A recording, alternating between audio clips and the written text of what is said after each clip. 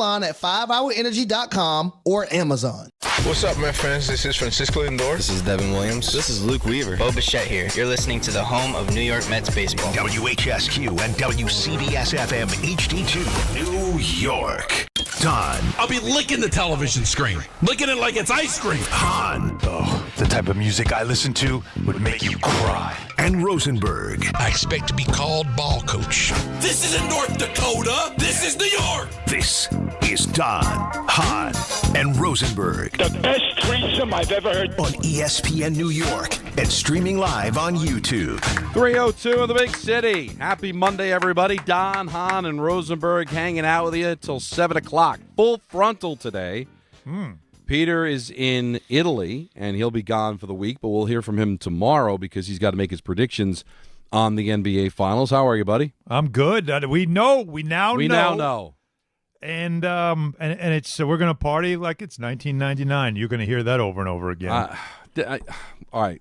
Does that annoy you? It annoys. Well, not the Prince reference. Just the whole idea of it revenge. Stop it. All revenge. Right? Yeah, you're hearing that. The only guy remaining from any of that is Rick Brunson. That's it. He didn't play.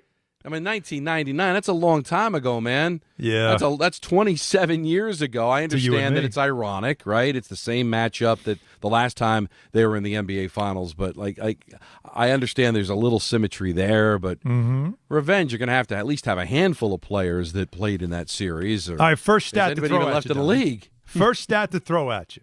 Yes. So because it's the second time these two franchises will meet in an NBA Final, it's the 35th time that's happened. Okay.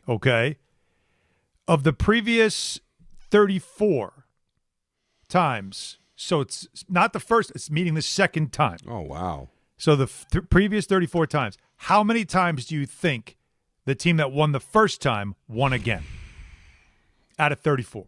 Out of 34. Again, it would just be a complete guess because I'm trying to think of all of the times repeat matchups, right? Celtics, Lakers, Knicks, Lakers. Yeah, that was a couple of times. You know, how many times did the Cavs and Warriors play? Oh, yeah. So I know there were splits with the Lakers and Celtics. There were no splits between the Lakers and Knicks, at least not in 70 and 73. I don't think it's that lopsided. Oof. There's a mess today, by the way. It's a bad Still look. looks. You find a way to make it look good. I'm gonna say 20 times the team close that won the first one won the second. Yeah, believe it or not, dead even. 17 and 17. All right, that doesn't surprise me. That doesn't surprise me. I was leaning on it being close, but the way you presented it, especially since the Knicks had lost. Yeah, the first one, that maybe there would be some kind of swing right. one way or the other. So, and listen, that doesn't apply here. Like you said, there's nobody left. It's 27 years. It's like it's not the same. It's like when the Celtics and Warriors met a couple of years ago. I think it was 2022 when Steph Curry won and finally got his Finals MVP. Right. It was the first. Those two franchises had met once before, also, when it was the Philadelphia Warriors.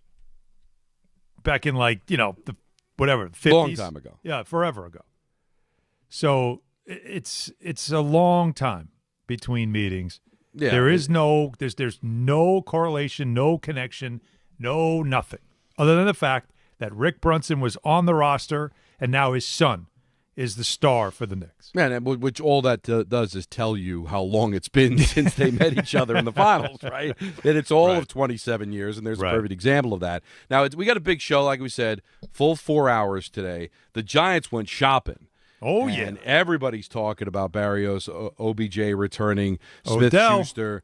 So they get a ton of help, wide receiver, special teams, obviously, with Berrios. We're going to get into that a little bit later on. The weekend that was with the baseball teams, good for the Yankees, great for the Mets. They swept the Marlins as the Mets now embark on their fourth Western swing, and it's just June 1st. It's kind of crazy. We'll get into the baseball. 4:30 is our weekend headlines, and another Anthony Pusick-led ENN coming up at 6 o'clock. Tim Legler is going to join us at 6:30. So we've got lots to do, baseball, football. But we're going to start now as we have the matchup.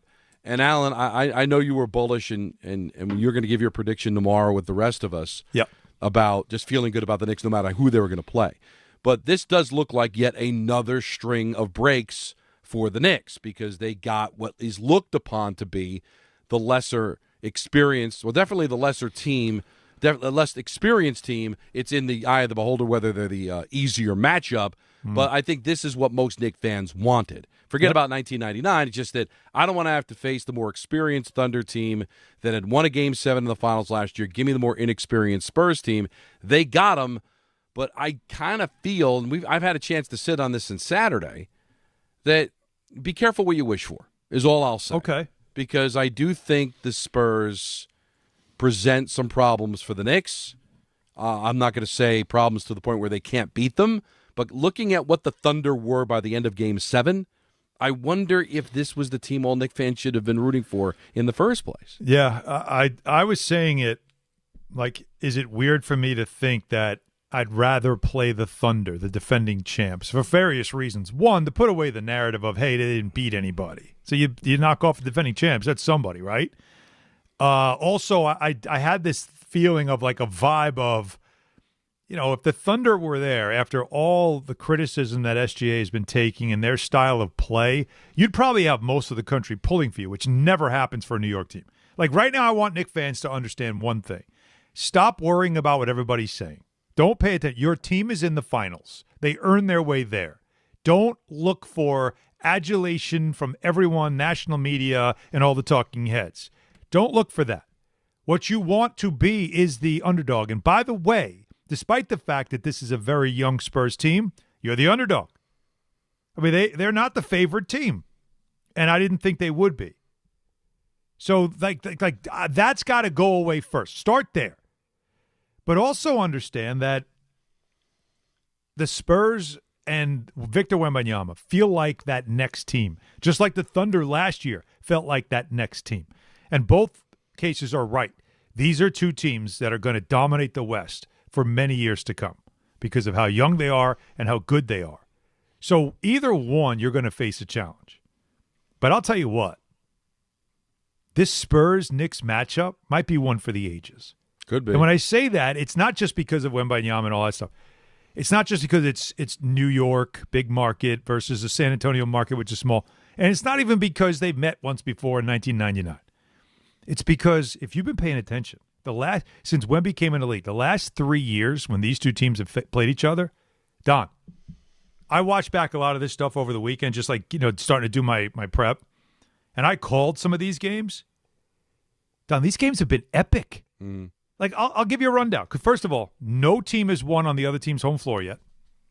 They've played 7 times, the extra being the NBA Cup, the neutral site. It's 4-3. That's all it is. 7 times they've played. The Knicks have won 4 because they have the neutral site win. But it's 3 on the home court, 3 losses on the road court. Brunson had a 61-point game back in March of 24. It was an overtime, unbelievable game. He went for 61, and the Knicks lost. Wemby went for 40-20 in that game. Then there was a Christmas Day game in 2024, Mikal Bridges' breakout game. He went crazy in that game. Christmas Day, national audience. It was a wild game, a lot of fun. That's a game where Wembanyama was hearing chants from the Garden Crown of overrated. Then we go to later that season, March 25, where there's no Wembanyama. He was hurt. No Brunson, and this guy named Mamushkeravili went 7 for 7 from 3, and they had this wild fourth quarter. It was just an insane shooting performance, and the Spurs win.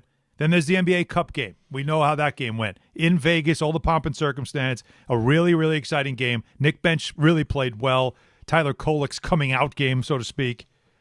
Then on New Year's Eve, just a week and a half later, at San Antonio, Julian Champagnie, kid from New York, goes 11 for 17 from 3. He went crazy from downtown. The Knicks blew a double-digit lead because he couldn't miss and they couldn't find him, and that was a wild ending of a game that the Knicks lost in a close game, which, by the way, Brunson hits a corner 3 in front of the Spurs bench as time expires.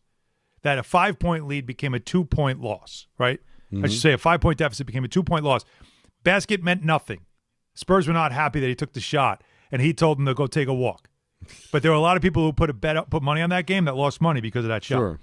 And then there's the last game we saw in March 1st at the Garden. Spurs come in on an 11-game, as Dom would say, toot.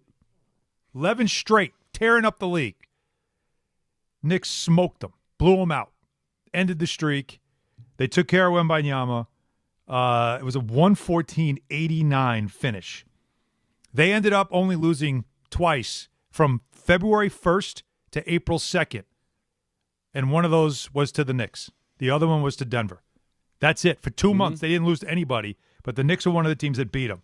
So these games, man, have just always had something going on. And it just makes you feel like this series is going to be a lot like that. Two very good teams that are playing their best right now, that have really good offenses, a lot of depth, and every time they seem to play each other, crazy stuff happens. And I think that's going to make for a fun series. Now, listen, I'm as guilty of it as anybody. You look at Vegas, because Vegas hardly ever gets it wrong, right? At least it feels that way. But I do think sometimes Vegas can get caught in bias and stubbornness.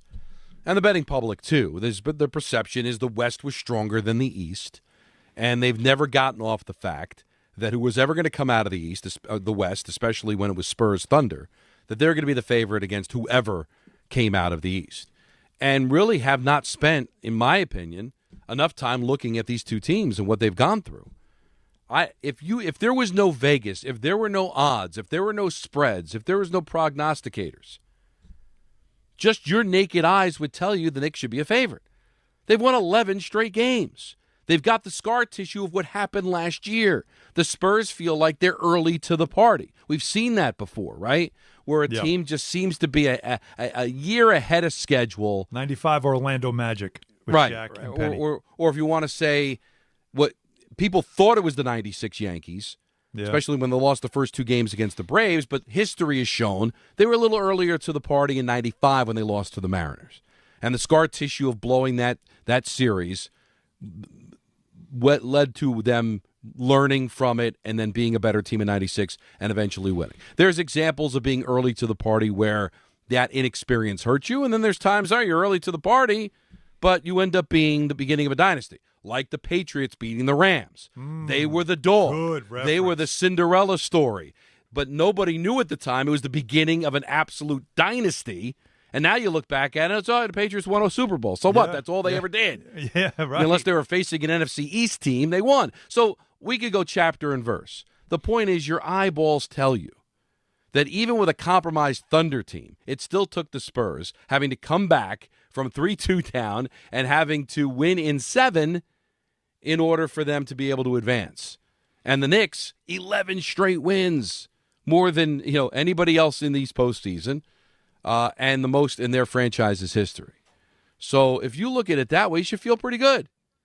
But at the same time, I'm sure the Spurs are also thinking to themselves, all right, let's have at it, man. We just beat the defending champions. We might be a year early, but we're ready. Yeah. And you just said, head-to-head, I don't know if the regular season means anything. All of a sudden, the regular season meant something in the West, right? Because the Spurs pounded on the Thunder in the regular season, and what happened in the postseason? They ended up winning 4 of the 7 and advancing. So pick and choose there, but still, everything is telling you that whoever you think is going to win, this should be a lot of fun and be pretty epic. It will be. Again, it's the next generational star who's a box office must-watch player coming into play against a New York team that the whole city has fallen in love with and playing at some point in the middle of the series on the biggest stage in basketball, right? So first and foremost, if you're ESPN ABC, if you're Disney, how thrilled are you to have this series? Probably. Are you kidding me?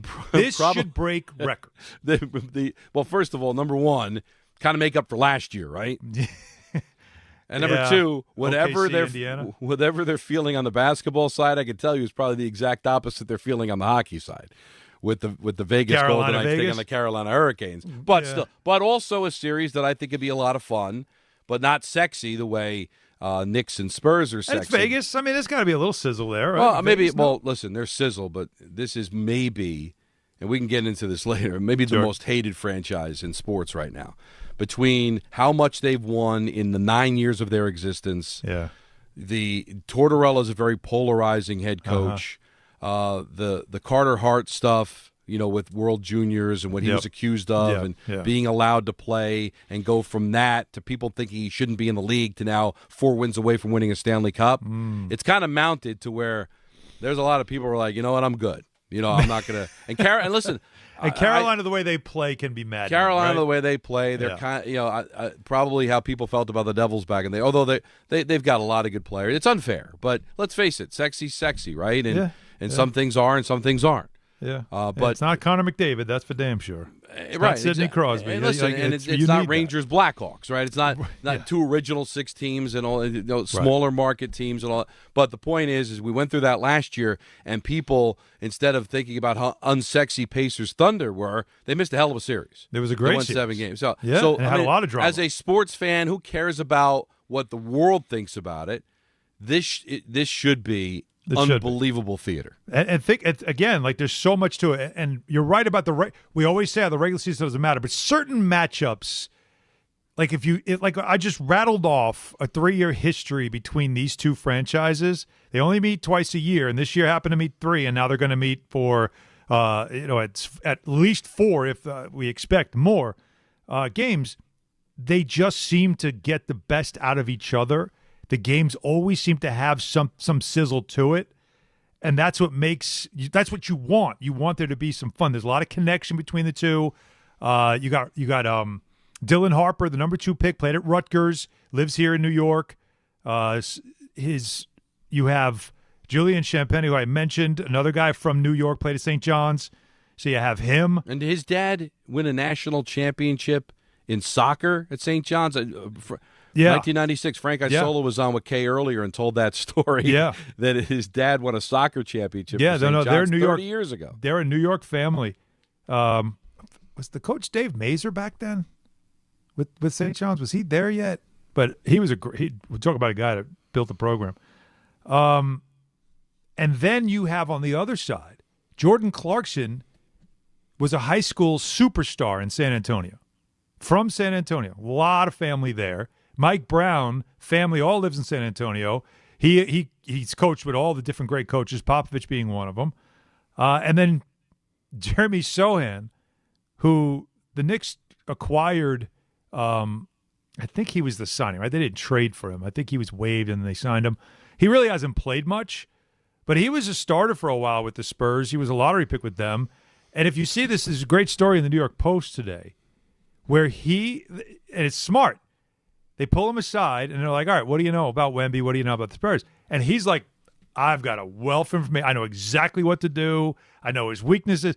And so you talk about having you have a sleeper cell. You got a guy on the inside that has, really a lot of notes about that team.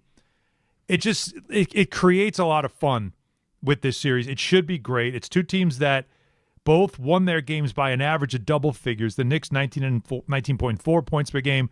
The Spurs, 10.3 points per game. You don't often see 2 teams meet in the finals that are smoking teams by double figures on average. So that's like I said, this should be an all-time series. It should be a lot of fun. There should be a lot of back and forth. And this is one of those series you don't overreact to the game 1 loss. You don't overreact to being down 2-1. I don't feel like it's going to be I think this series is going to feel like a heavyweight fight and adjustments from game to game. Yeah, for sure. And the one thing you don't want to have happen if you're the Knicks is what happened in Game 1 against the Cavs because of the long layoff. Now, I think part of what happened in that Game 1 against the Cavs was the combination of the long layoff for the Knicks and the short turnaround for the Cavs. Spurs didn't have that short of a turnaround. They played Saturday, so they got Sunday, Monday, Tuesday off. So and they're home. They don't have to travel. And so they're good in the sense, Alan, that that's kind of like a maximum rest you'd have in a regular season. Yeah. I think you're ready to play on that 4th day. So I don't think that will happen. But if they were to fall behind 20, I would think they'd be dead in Game 1. But still, you never know. You could have said the same thing a couple of times against Boston last year, and it didn't happen. But I think it's going to be a fun series. Want to get your thoughts on it at 1-800-919-3776. We're going to do some Giants in the 4 o'clock hour. Big day for them as they've added not 1, not 2, but 3 offensive weapons. 4:30, we've got the weekend headlines. ENN's at 6 o'clock. Tim Legler is going to join us fresh off his flight to San Antonio at 6:30. We're taking up until 7 o'clock. Then it's Dan Grassa. Or is it going to be Dan Grassa or Ty Butler? It's Ty Butler. Ty Butler. Ty Butler's going to be on, and he's excited about this series. Yep. He's going to take you right up until 9 o'clock.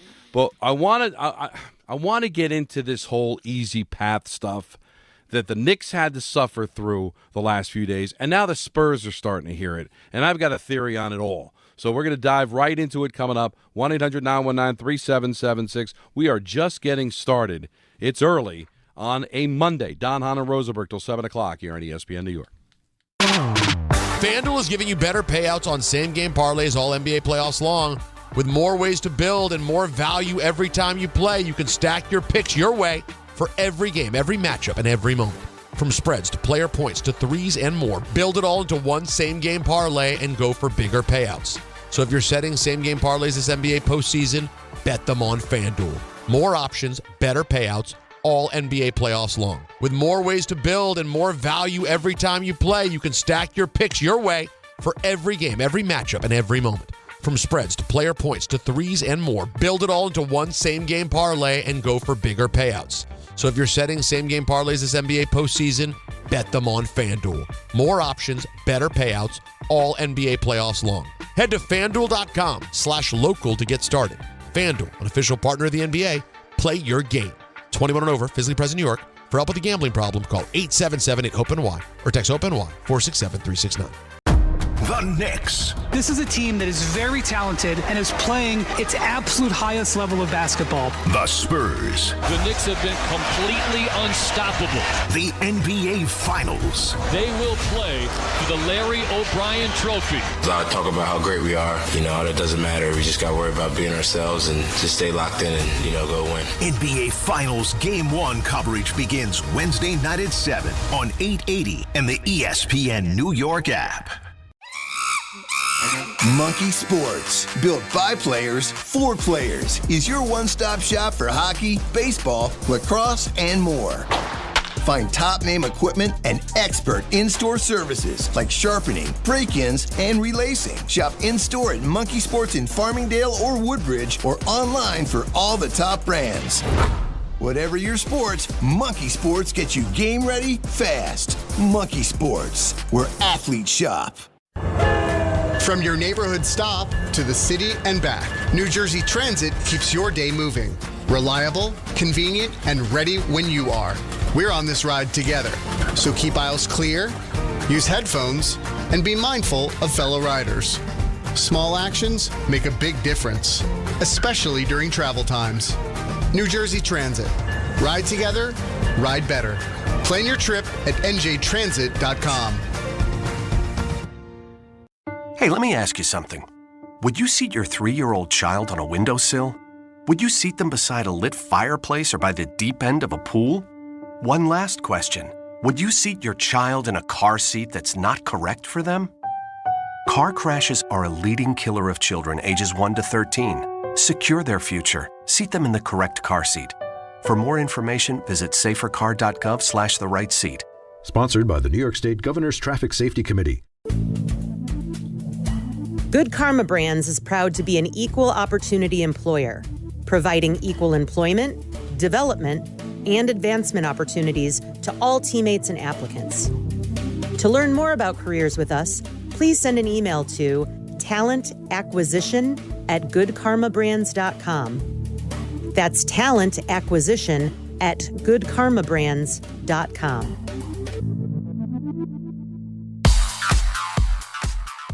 Now let's take a look at the traffic with Brandy Scott. Thanks a million, guys. Good afternoon. Already jammed on the belts eastbound in Queens. A crash over by Sunrise Highway. Been out there for a while. Traffic is at a standstill there from JFK. After that, if you're getting onto the eastbound Southern State in Nassau County, bumper-to-bumper ride approaching the Meadowbrook, picking up a crash from the right lane.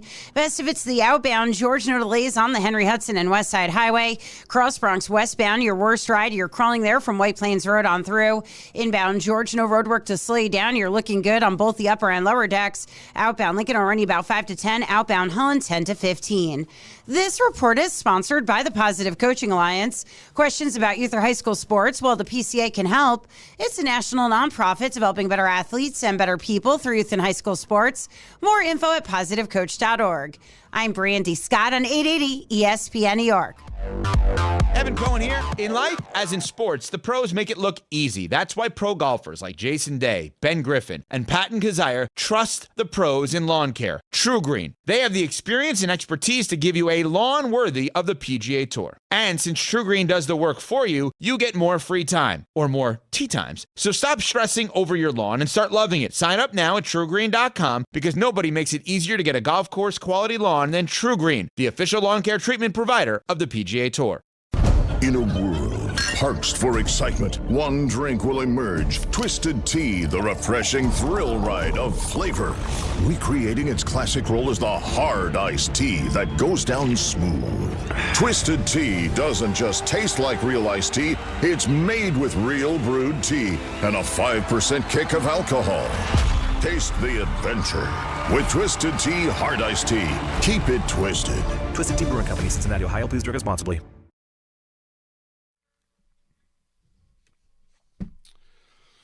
Don, Hahn, and Rosenberg up until 7 o'clock.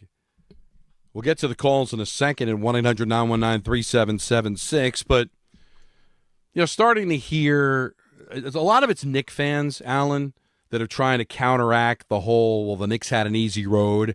And now you're seeing, the Spurs didn't play anybody either. And they finally played the Thunder. Yeah, they were the defending NBA champions, but look how banged up they were. If they were healthy, different story. So it's like the two fan bases kind of going at, no, this is an easy path. And I thought about it. You know what? This is the price of parity. This is going to be the 8th consecutive year where we don't have a repeat champion, which is unheard of in the NBA. You could pretty much predict in camp the two teams they're going to play in the final, especially when it was like LeBron was in Cleveland and Curry was tearing it up at Golden State. It's all right, Thunder, Warriors, just a matter of who's going to have home court. Now we've got parity. And with parity comes a lack of great teams, Alan. So that's what we have here is there's no more dynasties. Teams aren't repeating. You saw a lot of teams that were good that were banged up. The Lakers certainly weren't 100%. Thunder weren't 100% by their Game 7. A lot of teams were really Embiid obviously was hurt in that series against the Knicks. So the fragility of some of these players, the lack of great teams, you can make a case that anybody's path's easy because you're not really playing any great teams. You didn't have to go through a Dynasty Warrior team or a Dynasty Laker team or Cavalier team or Spurs back in the day or Heat back in the day. That's what parity is not having any super teams, not having any great teams. So you can make the case that anybody's path could be considered easy. Heck, the way people were talking about the Knicks all season long, if any of those teams had beat the Knicks, they'd say, well, you beat the Knicks. What do they ever win? That was an easy path.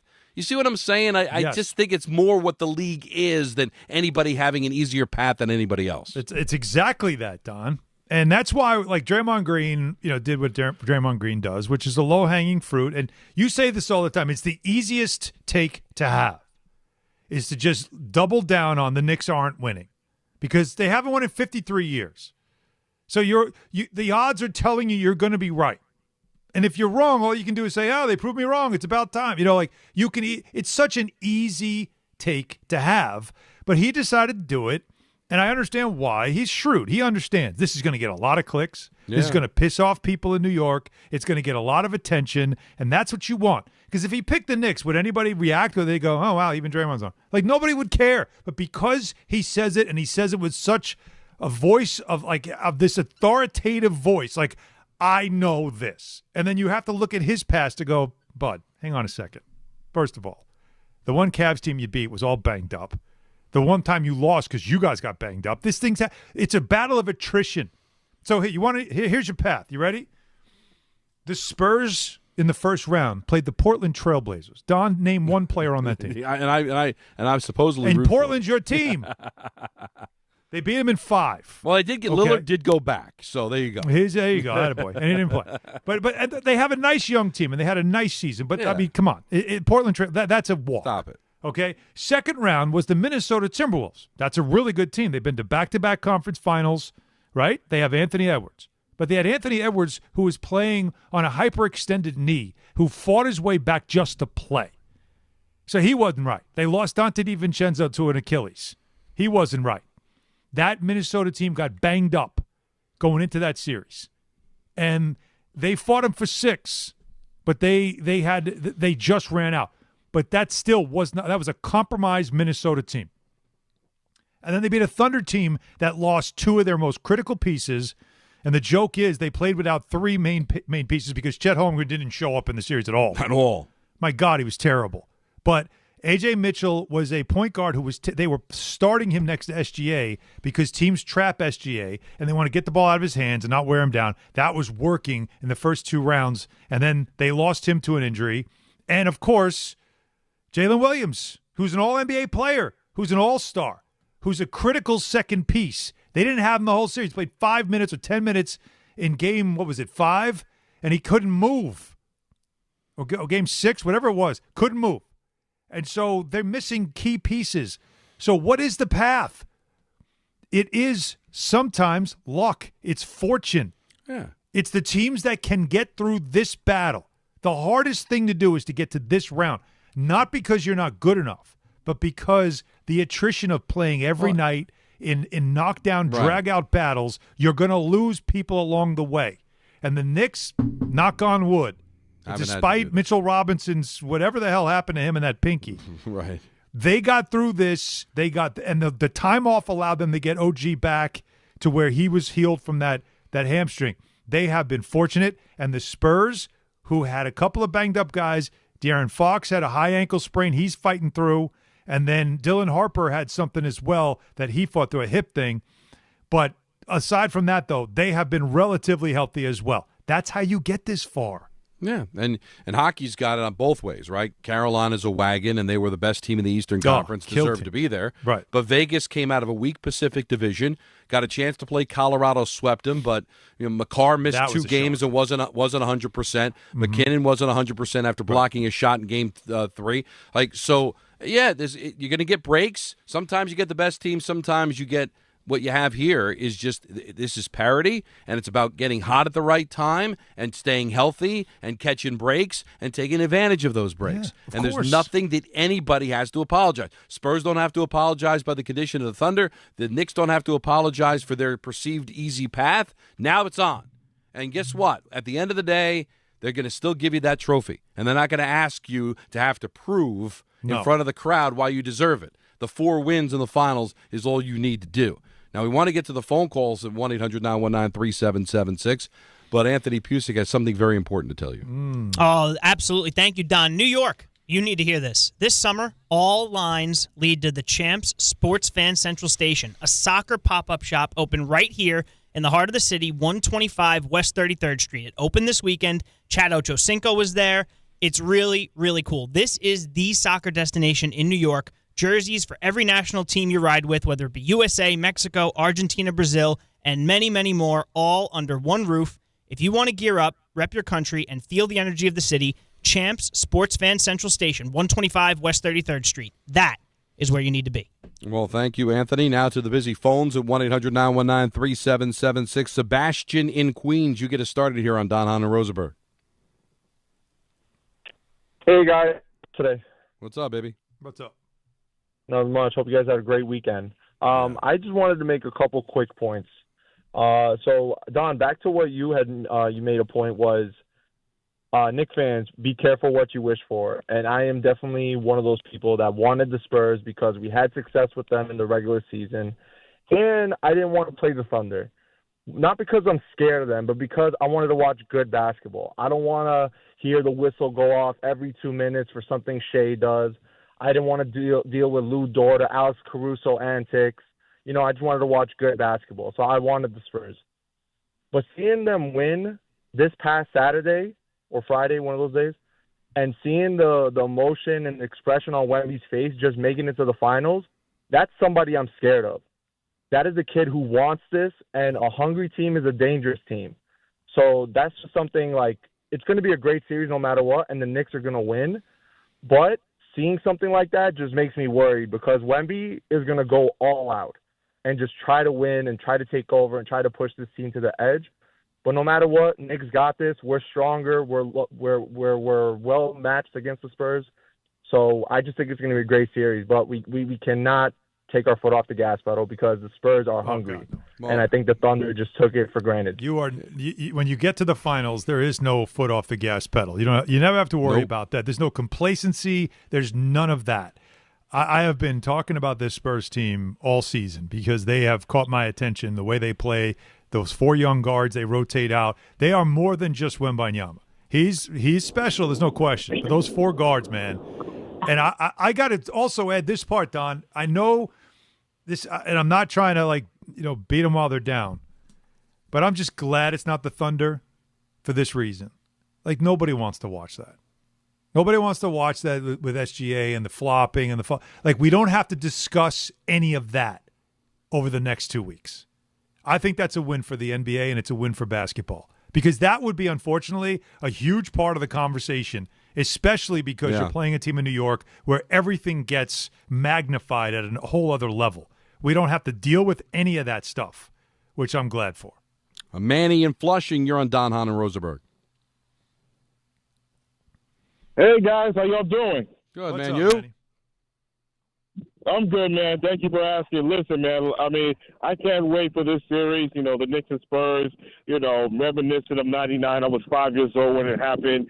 As a 5-year-old living in the Bronx, the Spurs beat the Knicks. I really start their quote-unquote, their dynasty. I think they won 4 after that, like most of the 2000s and the 2010s, but it is what it is. But, I can't wait for this series because, Al, you mentioned about the connect to the Spurs and Knicks. Don't forget about Harper, his daddy, Ron Harper. Yep. Yeah. Yeah, you're 1-4 with the Bulls and the Lakers. And also, And also, by the way, I'm happy example of a guy, by the way, that there was a game, and I'm trying to remember if it might have been the Knicks. It was against the Pelicans. Well, no, I'm just saying. He walked past me. He was leaving the building. He was there he might have been there with Dylan. This was not this season. This is obviously last year. And he walks past me, just stops. He goes, I can't watch this. He was so frustrated by the flopping and all that. He hated what he was watching. Yeah, I remember that. I remember you mentioned it where you were with Bart and Hahn. I think one of your last shows. I remember that because he mentioned it very, very well. And also, happy belated birthday to the great late Mel Blanc. Mel Blanc. How about that? You know what's so weird that he said that? Yeah. And thank you for the phone call, man. Yeah. I was not expecting a Mel Blanc reference. Mel Blanc. But do you know how, especially with no NBA, Channel 7, ABC to you and me, yes, they throw a movie on Sundays at 8 o'clock. The movie they threw on last night was Who Framed Roger Rabbit. Oh, wow. And I hadn't seen that since I saw it in the theater in 88. And so the kids were watching it. Mm-hmm. And I'm thinking, Mel Blanc, I think, had passed away that year, so I don't think he was doing any of the voices, but his son was. So there was a lot of Warner Brothers like Bugs Bunny and Daffy Duck and all that. So it's just, maybe they put it on because it was would have been his birthday today. But it was just interesting that Who Framed Roger Rabbit was on last night. Yeah, that's what made this like yesterday was such a relaxing day because it was watching the Yankees, and then last night it was like, oh, there's nothing on, nothing to do. It's like, yeah, and that's how we stumbled on it. We stumbled on it. Yeah. So, but Mel Blanc, how about that as a reference? And this summer I read his autobiography, which he wrote back in the early 80s. Of course you did. Oh, I read everything. You know that. I'm a sick puppy. Let's go to Spike in St. Pete. You're on ESPN New York. I am so happy, fellas. Alan, I tried to get in. I told Ant on Friday, but you had a 6:30 show. I want to personally thank everybody at MSG who gave us a perk like that. Now, look, I'm an odd person. Being such a Knicks fan, I'm very biased, but my children were brought up like that. And to have an extra hour, and then you said there's some additional MSG content. Well, we're going to start tomorrow night. We're starting tomorrow. Actually, tomorrow afternoon. So tomorrow on MSG, it's in the afternoon. We're going to have a live show from Media Day because tomorrow's Media Day in San Antonio, and so we'll have all the coverage, what the players are saying. That's live, and then 8 o'clock we start where it's on game nights. We have our game. We have the pre and post. Yeah. And then on the off night, starting tomorrow night, we're also having a separate show just breaking down everything in between the games. And so we're wall to wall every night now on the network all the way to the end of the finals. You're preaching to the choir, and let's not forget that Mike Brown and Mitch Johnson are both former San Antonio assistants, and now Mitch is the head coach. Yeah. So I don't know if that's happened before with Pop having 15 head coaches and 3 general managers. The chances of that, but I said before, I'm crazy with this stuff. You know that, and that's fine. That's my hobby, and the bottom line, all the people I talk to are pretty well versed in basketball. You're at the top of the list, and by Friday, everybody said that they felt San Antonio was going to beat Oklahoma City. Now, Shea played pretty good. But the kid from Gonzaga, Chat, just was a no-show. He pulled him out of the game, and I'm glad it's going down this way. You have a poised bunch of guys, and Don nodded his head at me because I was watching on the video.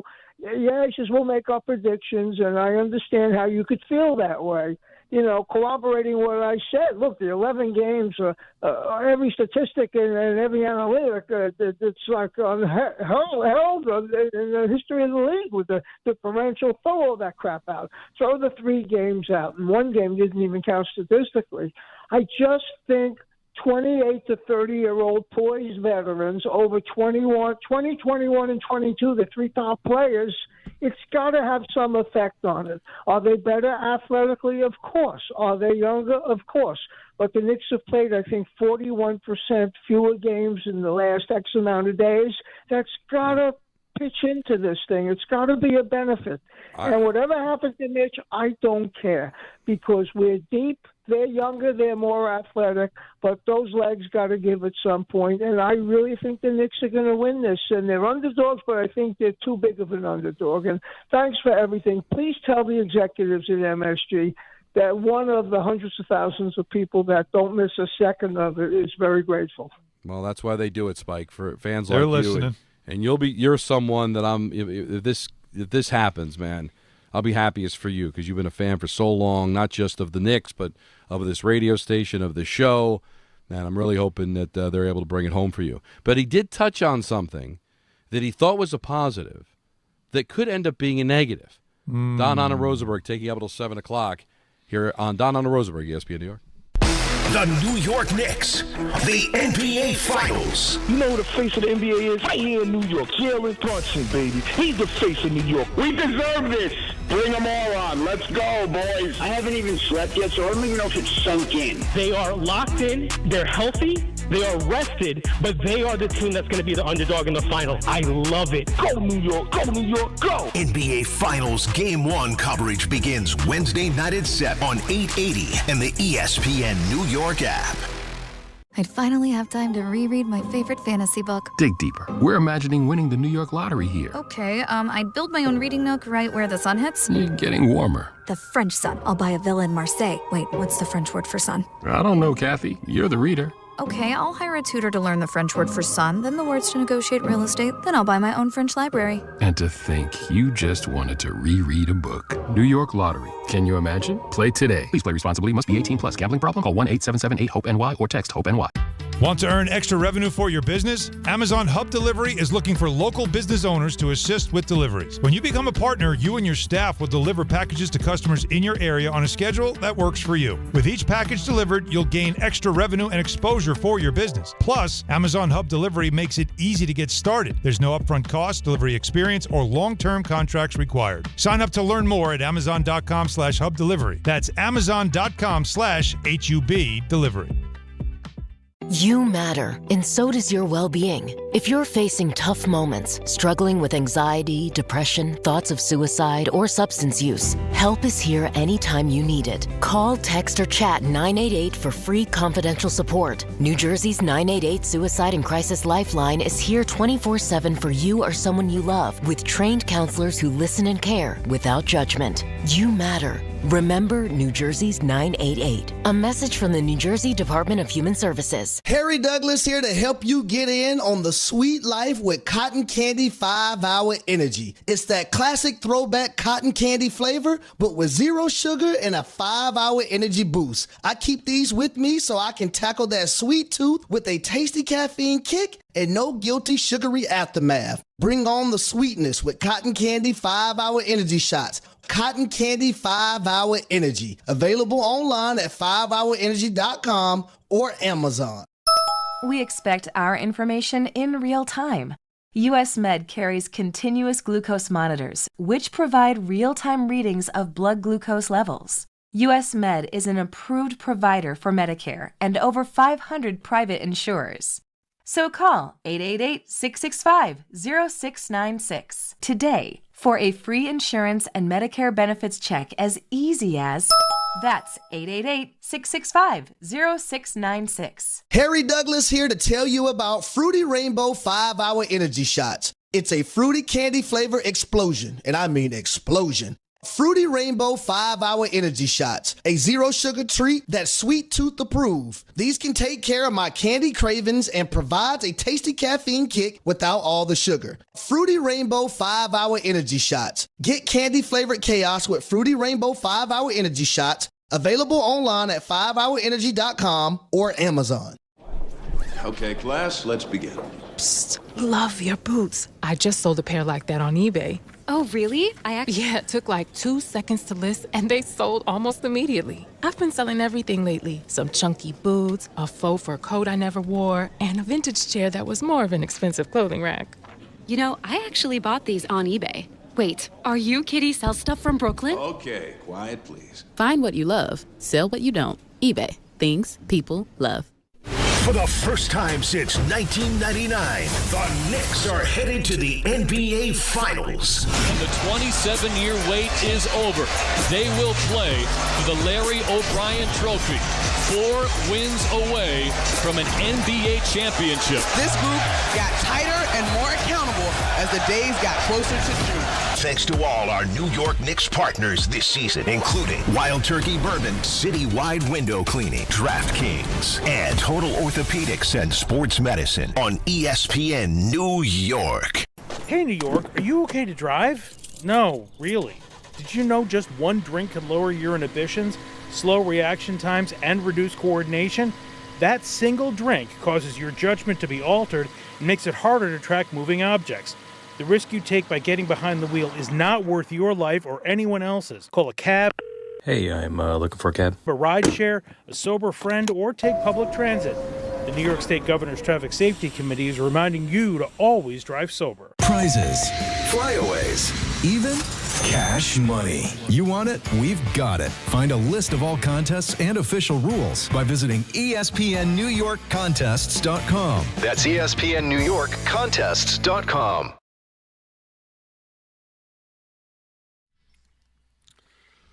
So Spike was talking about how the Knicks are older, more experienced. Mm-hmm. They went to the conference finals last year. More experienced? Well, that's debatable, but certainly because of their older, their veterans, and just recently what the Knicks have been able to go through. Yeah, as a group, yes. As a group. More experienced. Now, and Cat went to a conference final the year before in Minnesota. Right. So, and San Antonio seems like they're a little early to the party. A party that I think they're going to be running and being a part of for a long time. Yeah. But the one little level of concern, Alan, and I want maybe you to talk me off the ledge of this, is, the Spurs faced a lot more adversity in this postseason. I mean, just what they did, the defending champions, as banged up as the Thunder were, down 3-2, having to win Game 6 and then Game 7 on the road. On the road, just like the Corgi predicted. And listen, they had a lot of close games. They had to fight through a lot of stuff. I mean, during this 11-game winning streak, most of these games have been blowouts for the Knicks. We just talked about it being a hard struggle, classic series. That means a lot of close games, and the only 2 close games the Knicks really played in these playoffs were the 2 losses they had against Atlanta. They've never faced elimination. So as much as the Spurs are a little bit more inexperienced, they gained a ton of experience on this run and in this series. So I do think overall the experience is a huge advantage for the Knicks. But are they ready for this war, considering because of this month of not losing, They really haven't been in a struggle down late in the fourth quarter, having to hit a key shot late in the game. It's been a while since they've had to do that.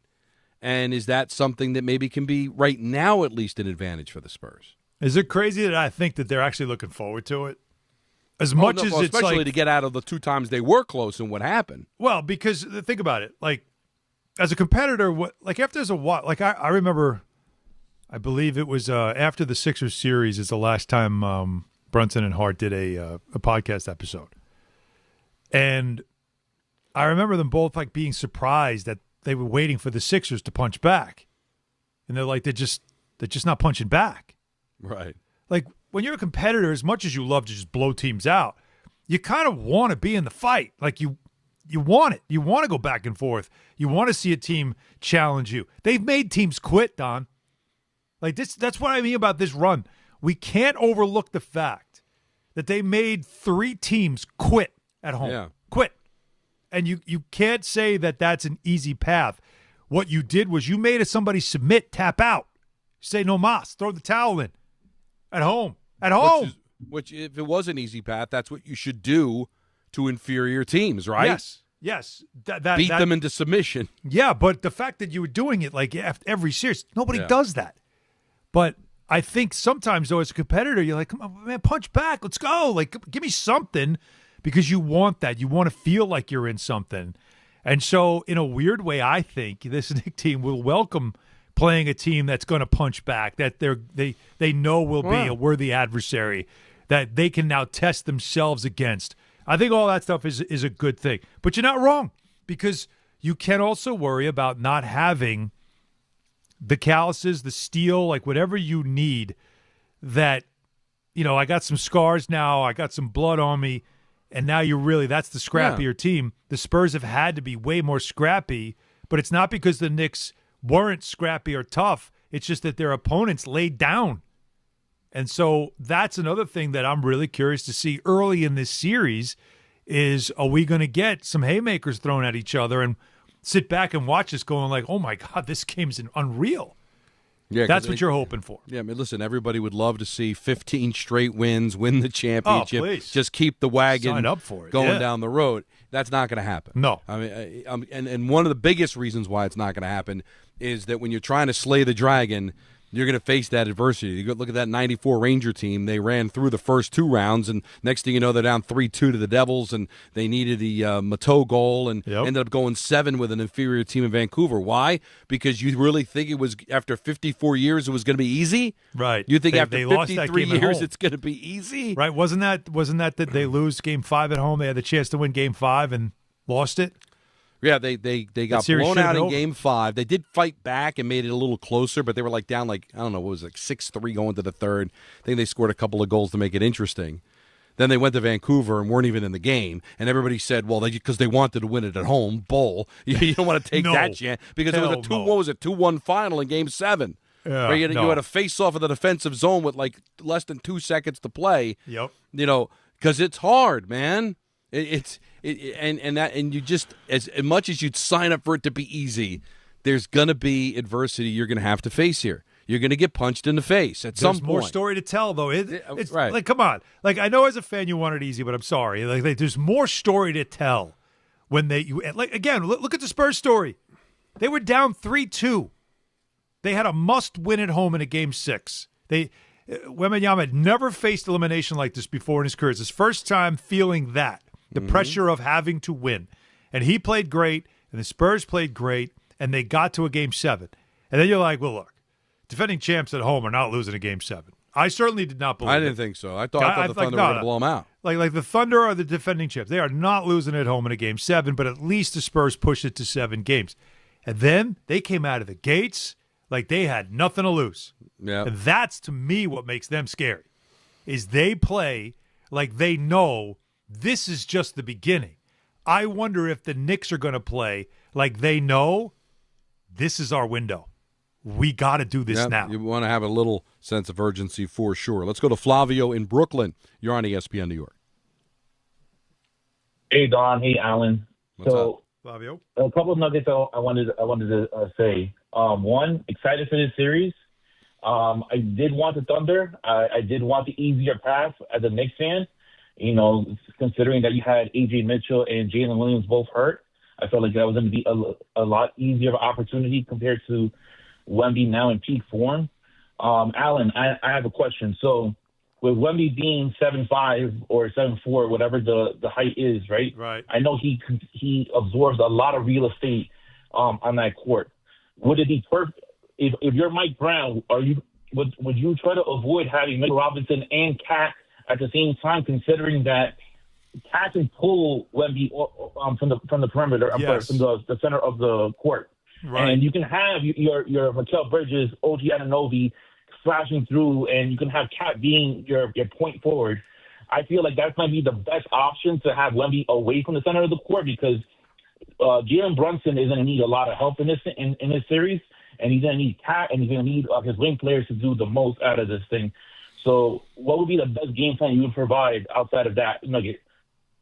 I would, like I said, I would keep them separated.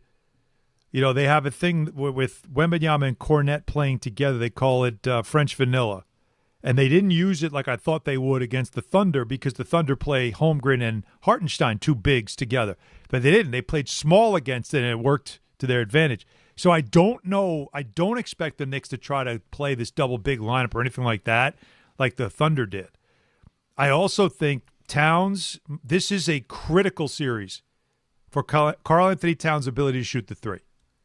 Because you're going to see Wemby's not going to guard him. He's going to guard Hart. And Hart's got to make the threes. But we saw early in the series, Chet hit a couple of threes, and Wembanyama had to go out and guard him, and that pulled him away from the rim, and it allowed them, the Thunder, to attack the rim. Now, they made adjustment, and Chet, by the way, just didn't want to shoot, was soft, couldn't make shots. Like, that was bad. But there is a strategy to what the Thunder were doing that you can use with Cat, who's a way better three-point shooter than Chet Holmgren. And that could be a critical piece in this series, maybe even more than anything Jalen Brunson's going to do. Towns' ability to shoot the three rather than drive is going to be a critical part of this series. Well, we're going to take more of your calls on this at 1-800-919-3776. Big day for the Giants. At 4:30, we've got the weekend headlines. 6 o'clock, we've got ENN led by Anthony Pusick. And then at 6:30, we'll talk to Tim Legler. Take up until 7 o'clock. And then it's Ty Butler leading into Mets-Mariners right here on ESPN New York. FanDuel is giving you better payouts on same-game parlays all NBA playoffs long. With more ways to build and more value every time you play, you can stack your picks your way for every game, every matchup, and every moment. From spreads to player points to threes and more, build it all into one same-game parlay and go for bigger payouts. So if you're setting same-game parlays this NBA postseason, bet them on FanDuel. More options, better payouts, all NBA playoffs long. With more ways to build and more value every time you play, you can stack your picks your way for every game, every matchup, and every moment. From spreads to player points to threes and more, build it all into one same-game parlay and go for bigger payouts. So if you're setting same-game parlays this NBA postseason, bet them on FanDuel. More options, better payouts, all NBA playoffs long. Head to FanDuel.com/local to get started. FanDuel, an official partner of the NBA. Play your game. 21 and over, physically present in New York. For help with a gambling problem, call 877-8-HOPE-NY or text HOPE-NY 467-369. When care matters most, experience matters more. The Allure Group is redefining rehabilitation and long-term care across New York with 6 convenient locations. Their expert clinicians create personalized care plans to help you recover, rebuild, and get back to what matters most. From short-term rehab to long-term care, Allure is committed to comfort, dignity, and results. To learn more, visit allurecare.com. The Allure Group, where care meets compassion. Hey, New York and New Jersey, Boost Mobile has an unlimited talk, text, and data plan that's only $25 a month forever, meaning you'll only ever pay $25 a month for the rest of your life. Who wouldn't want unlimited wireless when it only costs $25 a month forever? If you don't, you must be one of those people who enjoy overpaying for their phone plan. $25 a month forever is truly as good as it gets, so go online and switch now at boostmobile.com. After 30 gigabytes, customers may experience slower speeds. Customers will pay $25 a month as long as they remain active on the Boost Mobile Unlimited plan. This is the story of the one who keeps multiple buildings running smoothly day after day. Plumbing that flows, HVAC that hums, cleaning supplies that keep surfaces sparkling. That's why she counts on Grainger. With easy reordering online and 24/7 support, Grainger helps her keep the products she needs on hand. So shelves stay stocked and buildings stay ready. Call 1-800-GRAINGER, click Grainger.com, or just stop by. Grainger, for the ones who get it done. Twisted Tea Hard Iced Tea just got harder with Twisted Tea Extreme. The hard iced tea taste you know and love, but with an 8% kick of alcohol. Twisted Tea Extreme is made with real brewed tea, goes down smooth, and brings your daytime drinking to the next level. Just look for the bright yellow cans in the cooler and get ready to dial up the fun. Big flavor, extreme kick. Twisted Tea Extreme. Keep it twisted! Twisted Tea Brewing Company, Cincinnati, Ohio. Please drink responsibly. This is your home for the Eastern Conference champion New York Knicks and the NBA Finals. WHSQ and WCBS-FM HD2, New York. Game Time is brought to you by Tullamore Dew Irish Whiskey, because when it's game time, Alan.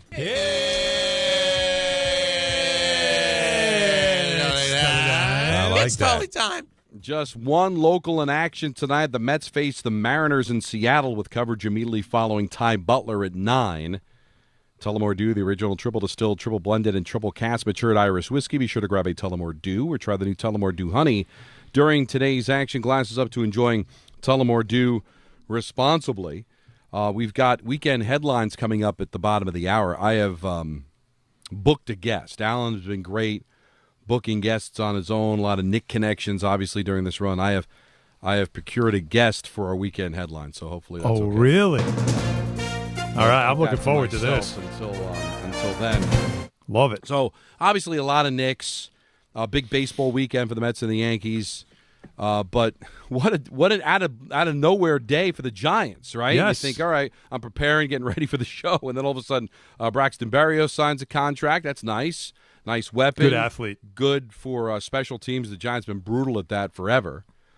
JuJu Smith-Schuster signs. That's a nice veteran, a guy that's kind of been around the blocks, been in the postseason, something I think a little bit of experience. But the big deal was the middle one they did, and that was bringing back OBJ. Shouldn't be that big of a surprise. There was a connection when he played for Harbaugh in Baltimore. Yeah, they've been flirting. And they've been talking about it. And to his credit, he has passed every test. They worked him out, and it's a homecoming for him. There's a lot of feelings that, unfinished business here, as he was unceremoniously traded to Cleveland by the previous regime in Gettleman, and he wanted to come back here. He wanted to go full circle. And from a football standpoint, Alan, I got no problem with it. I mean, there's no risk. And if he's able to produce and help the young quarterback Jackson Dart get some first downs, he did win a Super Bowl in Los Angeles with the Rams. I have no problem with this. I really don't have a problem with OBJ being back here, and hopefully, it'll end better than it ended the first time around. Okay, of course. What I'm a little surprised about, and maybe it's a generation thing, is how many people are just over the moon about his return. And what's the response? I haven't seen much of a response to this. Just people just exciting memes, he's back home.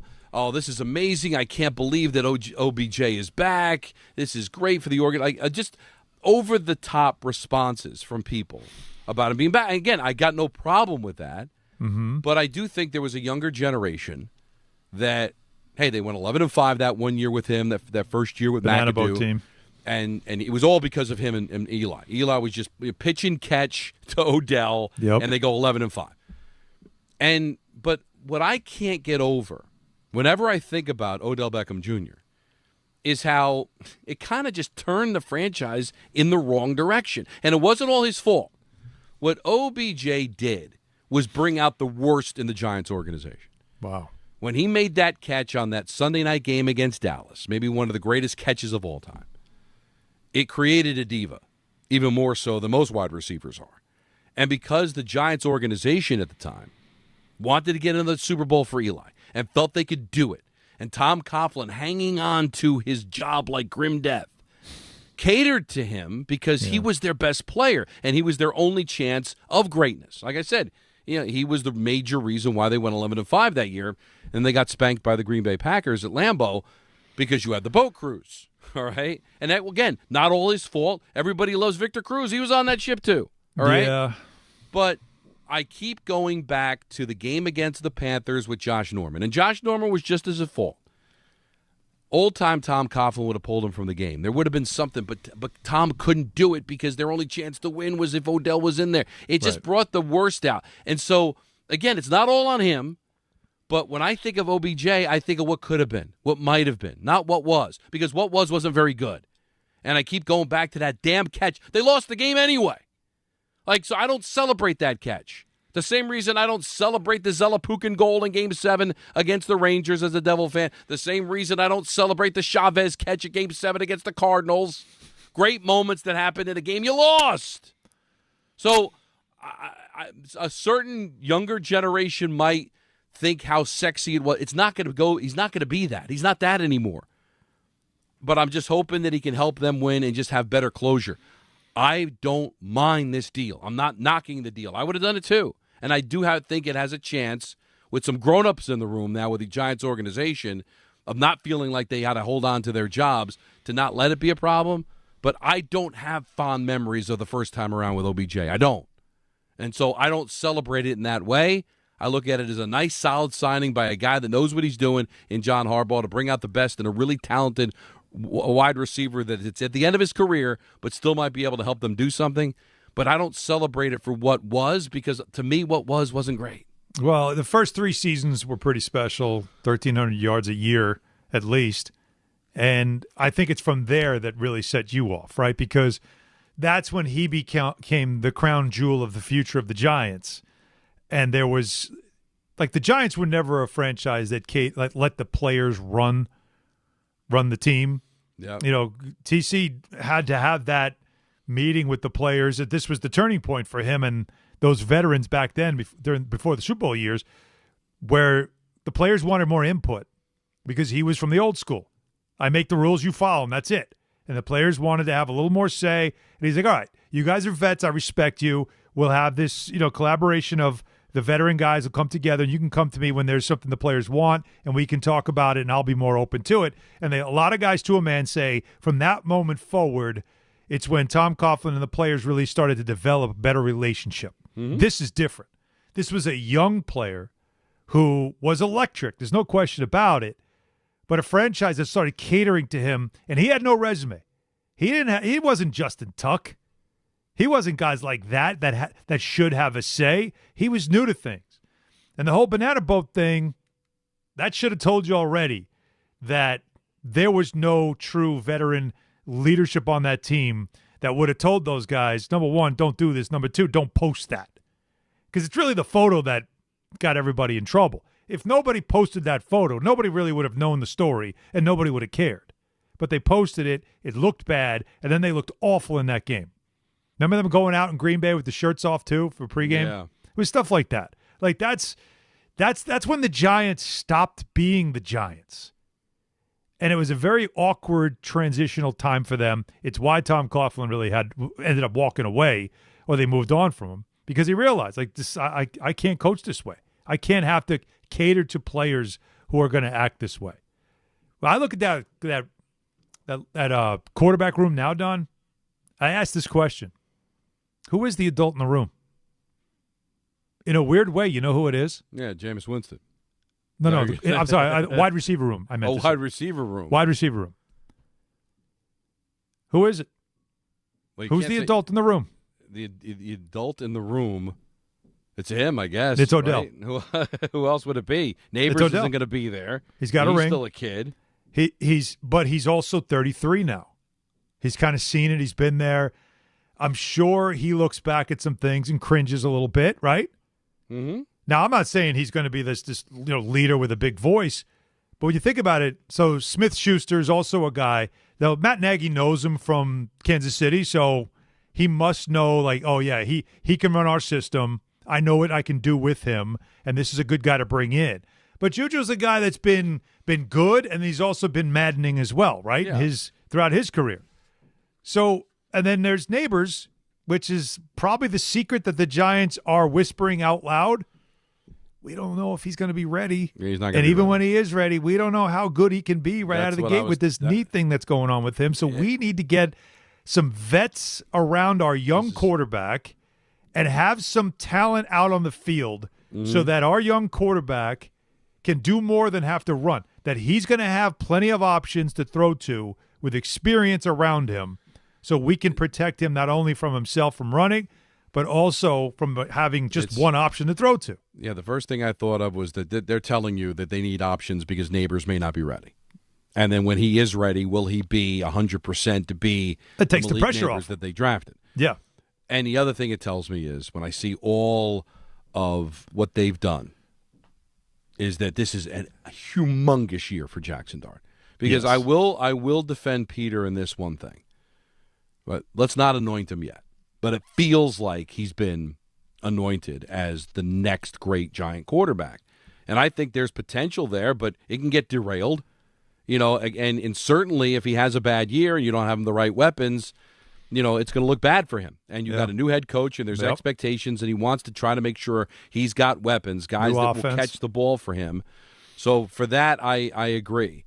But, and again, I feel like I'm repeating myself, but I really want to send this home is that it's not a poor reflection on Odell. He's older now, as you said. He's a Super Bowl champion now. It's different than when he was first here.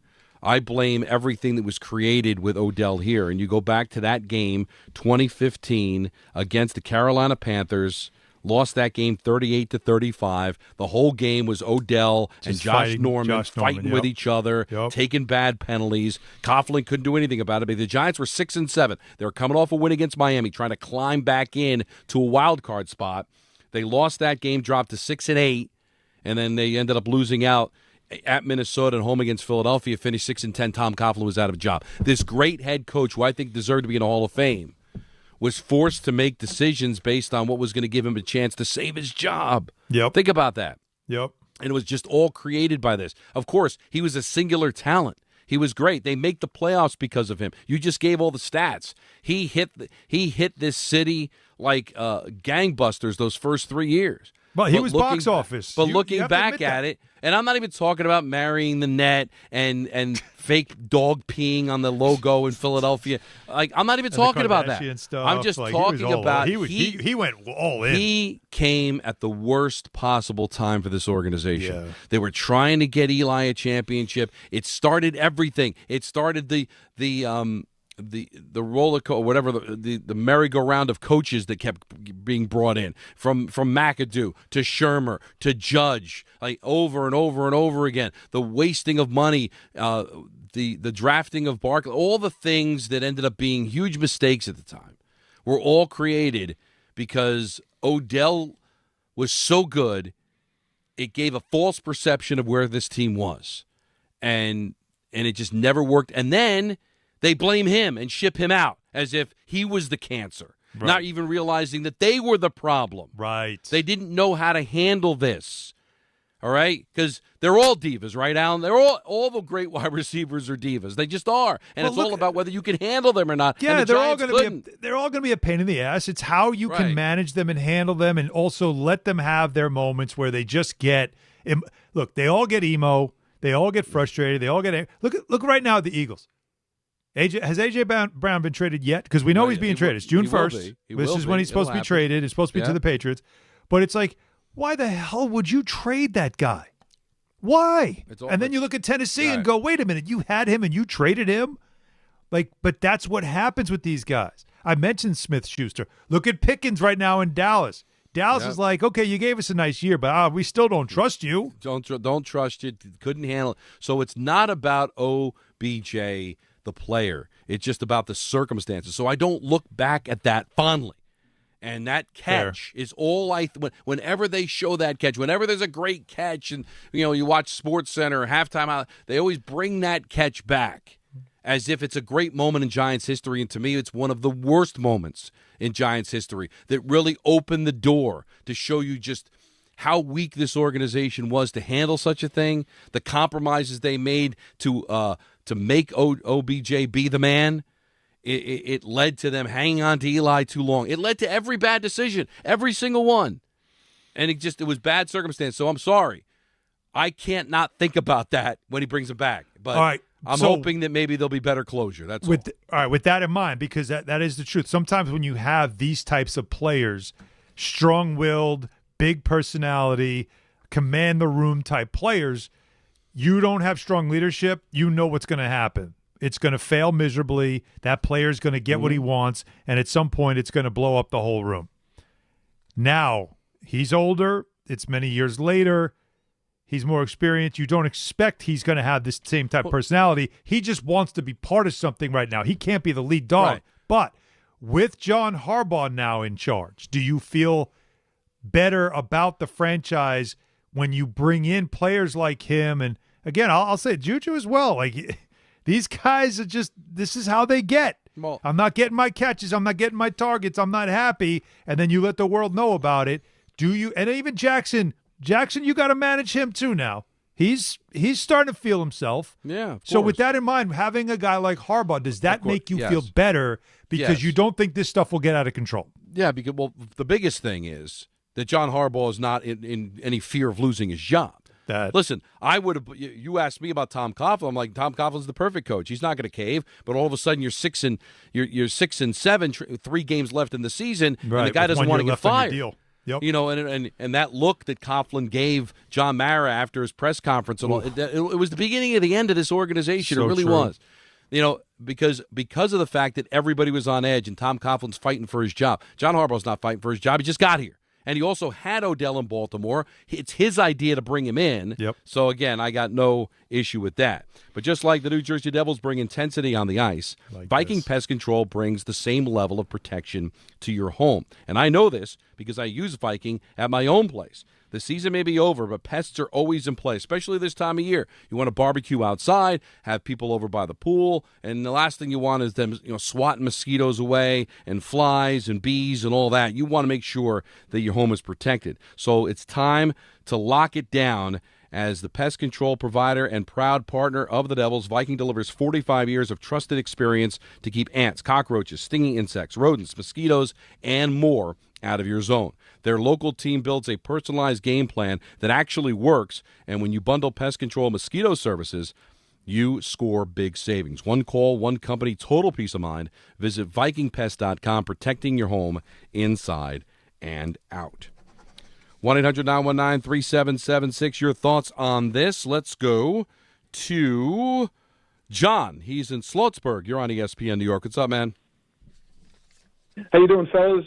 Good. Long-time Giants fan. Been a Giants fan for 63 years, and today is one of the most depressing days I've ever had in all the years. Wow. Odell Beckham, you can call him the adult in the room. The man is a cancer. He's got a bad attitude, and he's going to corrupt my brand-new quarterback. No matter what you say about he's grown up, he's been with John Harbaugh. The man's all about himself. He's always been all about himself. That's never going to change. It's corrupt narcissism built into his psyche. That is never going to change. You can't coach that out of him. It's going to come out eventually, and it's going to end up hurting my brand new quarterback. Well, think about this, John. Well, here's the thoughts. All right, he's near the end. He's been given a lifeline by John Harbaugh, who had him in Baltimore. All right, he was on that Rams team, didn't derail the championship. Actually, played pretty well in that Super Bowl, helped them win a championship. I don't know if he's mature. He's older. We know that, and the hope is he's more mature. But here's the deal: the second he becomes anything of a problem, he's gone. There's no risk here, all right? They didn't invest a ton of money. They're not making him the number one receiver. They didn't pay him boatloads of guaranteed money.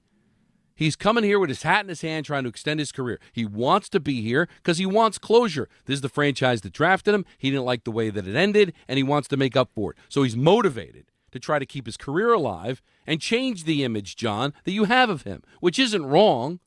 But the second he gets out of line, the second he does anything that could mess up Jackson Dart, he's gone, man.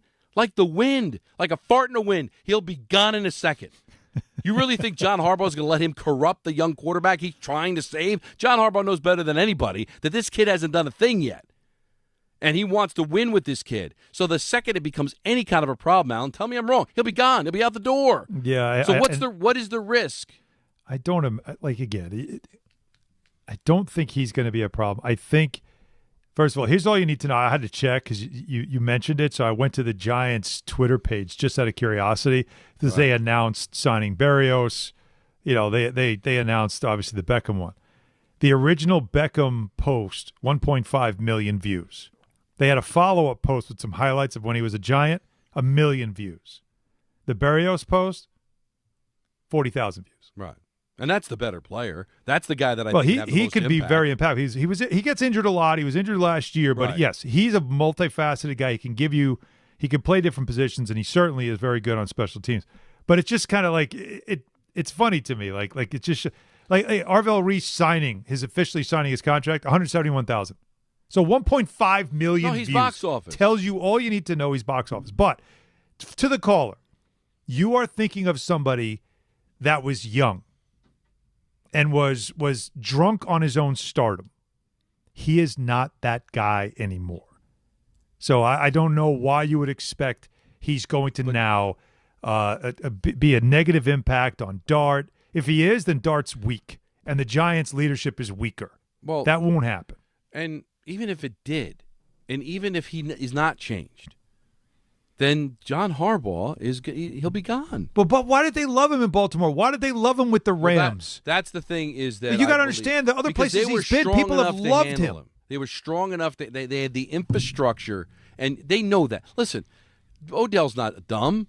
He understood where he was with the Giants when they drafted him. He understood the kind of box office he was, and he got away with what he was able to get away with. That's how everybody blames the guy that gets out of line, right? And you shouldn't get out of line.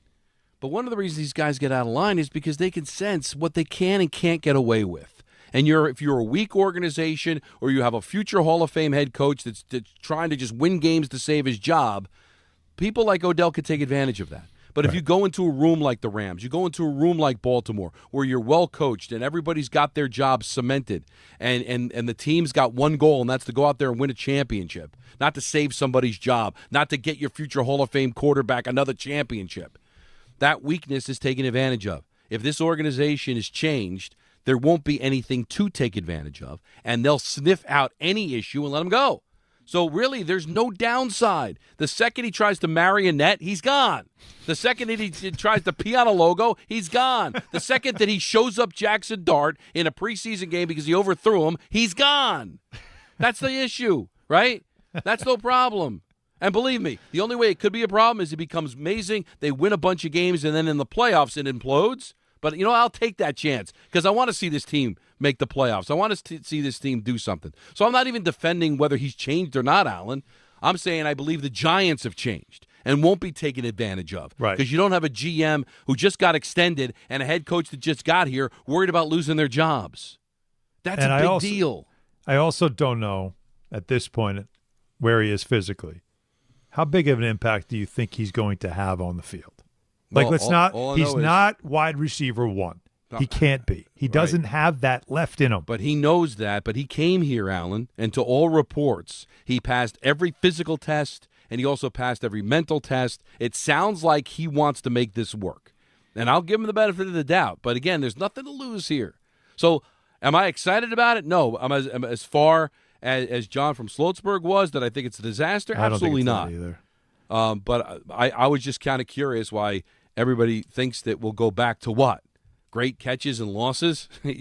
I want to see that. I've never been a big guy of getting excited about individual efforts on losing teams. I want to see the great efforts result in wins. So I never cared about that catch because they end up losing to the hated Cowboys on national television. Well, you know what? Like they always do anyway. Maybe he'll make a less spectacular catch, but it'll be more impactful for the Giants this year. That's my hope. And that's what you hope for. That trade I was waiting for has happened. Okay. A.J. Brown to the Patriots for a 28 first-round pick and a 27 fifth. Oh. Yeah. Oh. And that's not even, to me, the biggest trade of the day in the NFL, by the way. Oh, we're going to get into that. Woo. Again, Philadelphia wins again. We'll get into that. Pick, right? We'll get into that huge deal between the Browns and the Rams a little bit later on. But we do have weekend highlights, or headlines, I should say. Headlines. With a special guest. I can't wait for this. Hahn Rosenberg till 7 o'clock. Then it's Ty Butler on ESPN New York. The Knicks. This is a team that is very talented and is playing its absolute highest level of basketball. The Spurs. The Knicks have been completely unstoppable. The NBA Finals. They will play for the Larry O'Brien Trophy. I talk about how great we are. That doesn't matter. We just got to worry about being ourselves and just stay locked in and, go win. NBA Finals Game 1 coverage begins Wednesday night at 7 on 880 and the ESPN New York app. Knicks fans, it's time to hit the court with BetMGM, an official sports betting partner of the New York Knicks. Download the BetMGM app today and add a boost of excitement to every New York game day with same-day parlays, live betting options, player props, boosted odds specials, and the best daily promotions in the business. With the BetMGM app at your fingertips, you can experience the excitement of betting on your favorite players and get in on all the blue and orange action as your New York Knicks drive the lane. Find out why basketball fans love BetMGM, an official sports betting partner of the New York Knicks. BetMGM. Make it legendary. BetMGM and GameSense remind you to play responsibly. See BetMGM.com for terms. 21 years of age or older to wager and physically present in New York and New Jersey only. Subject to eligibility requirements. Gambling problem in New York? Call 877-8-HOPE-NY or text HOPE-NY 467-369. For New Jersey, call 1-800-GAMBLER. Partner with Amazon Hub Delivery to earn extra revenue for your business with your business. Assist with local Amazon deliveries and get paid for each package you deliver. When you become a partner, you and your staff will deliver packages to customers in your area on a schedule that works for you. You'll gain extra revenue, increase exposure for your business, and connect with your neighbors. Plus, it's easy to get started with no delivery experience, long-term contracts, or startup costs required. If you're interested in learning more, visit Amazon.com/Hub Delivery. That's Amazon.com/HUB Delivery. It's summertime, so why are you still living with pain? If you're dealing with neck pain, back pain, joint pain, or nerve pain, don't wait any longer. Call Dr. Jay Shaw at Soundwell Pain. He's Ivy League trained, double board certified, no surgery, no long recovery, no relying on pain medication. Just non-surgical image-guided treatments that help you get your life back. With offices in Woodbridge, Livingston, and Inglewood, and most major insurances are accepted. Help is close. Go to SoundwellPain.com. Feel better this summer, not someday.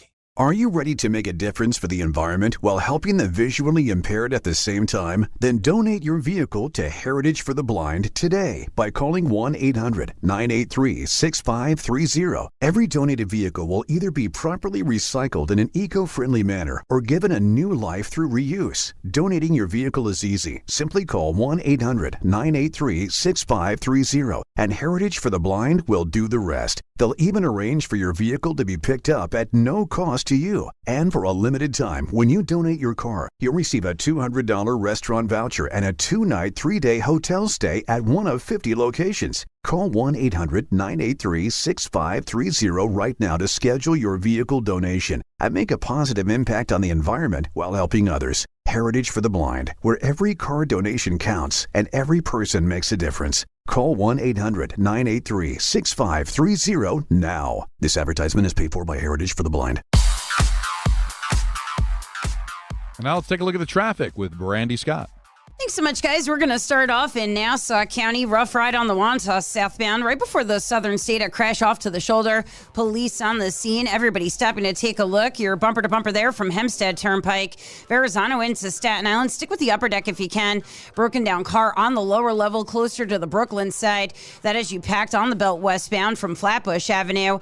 Inbound Georgia, about 20 to 30 for both the upper and lower decks from 80-95. Definitely better from the 4 and 46 approaches. Heaviest ride to the outbound George Cross Bronx westbound. You're crawling there from the Bruckner on through. Outbound Lincoln Ernie about 15 to 20. Outbound Holland 20 to 30. This report is sponsored by the Positive Coaching Alliance. Questions about youth or high school sports? Well, the PCA can help. It's a national nonprofit developing better athletes and better people through youth and high school sports. More info at positivecoach.org. I'm Brandy Scott on 880 ESPN New York. Harry Douglas here to help you get in on the sweet life with Cotton Candy 5-Hour Energy. It's that classic throwback cotton candy flavor, but with 0 sugar and a 5-hour energy boost. I keep these with me so I can tackle that sweet tooth with a tasty caffeine kick and no guilty sugary aftermath. Bring on the sweetness with Cotton Candy 5-Hour Energy Shots. Cotton Candy 5-Hour Energy. Available online at 5hourenergy.com or Amazon. Okay, I have to tell you, I was just looking on eBay where I go for all kinds of things I love, and there it was. That hologram trading card. One of the rarest, the last one I needed for my set. Shiny like the designer handbag of my dreams. One of a kind. eBay had it, and now everyone's asking, ooh, where'd you get your windshield wipers? eBay has all the parts that fit my car. No more annoying, just beautiful. Millions of finds, each with a story. eBay. Things people love. This is the Michael K. Show. You don't knock the Knicks for beating the teams that were in front of them. The teams that were in front of them were the teams that beat the teams that you didn't want to play. Not the Knicks' fault. It's those teams' fault. And if you don't like it, and if you're looking for the negative, you know what you are? You're one of two things. You either don't like the Knicks, and that's fine. Not everybody's a Knicks fan. Or you're a hater. You're a troll. You're just trying to get a rise out of people. The Michael K. Show. Weekdays at 1 on ESPN New York and streaming live on YouTube.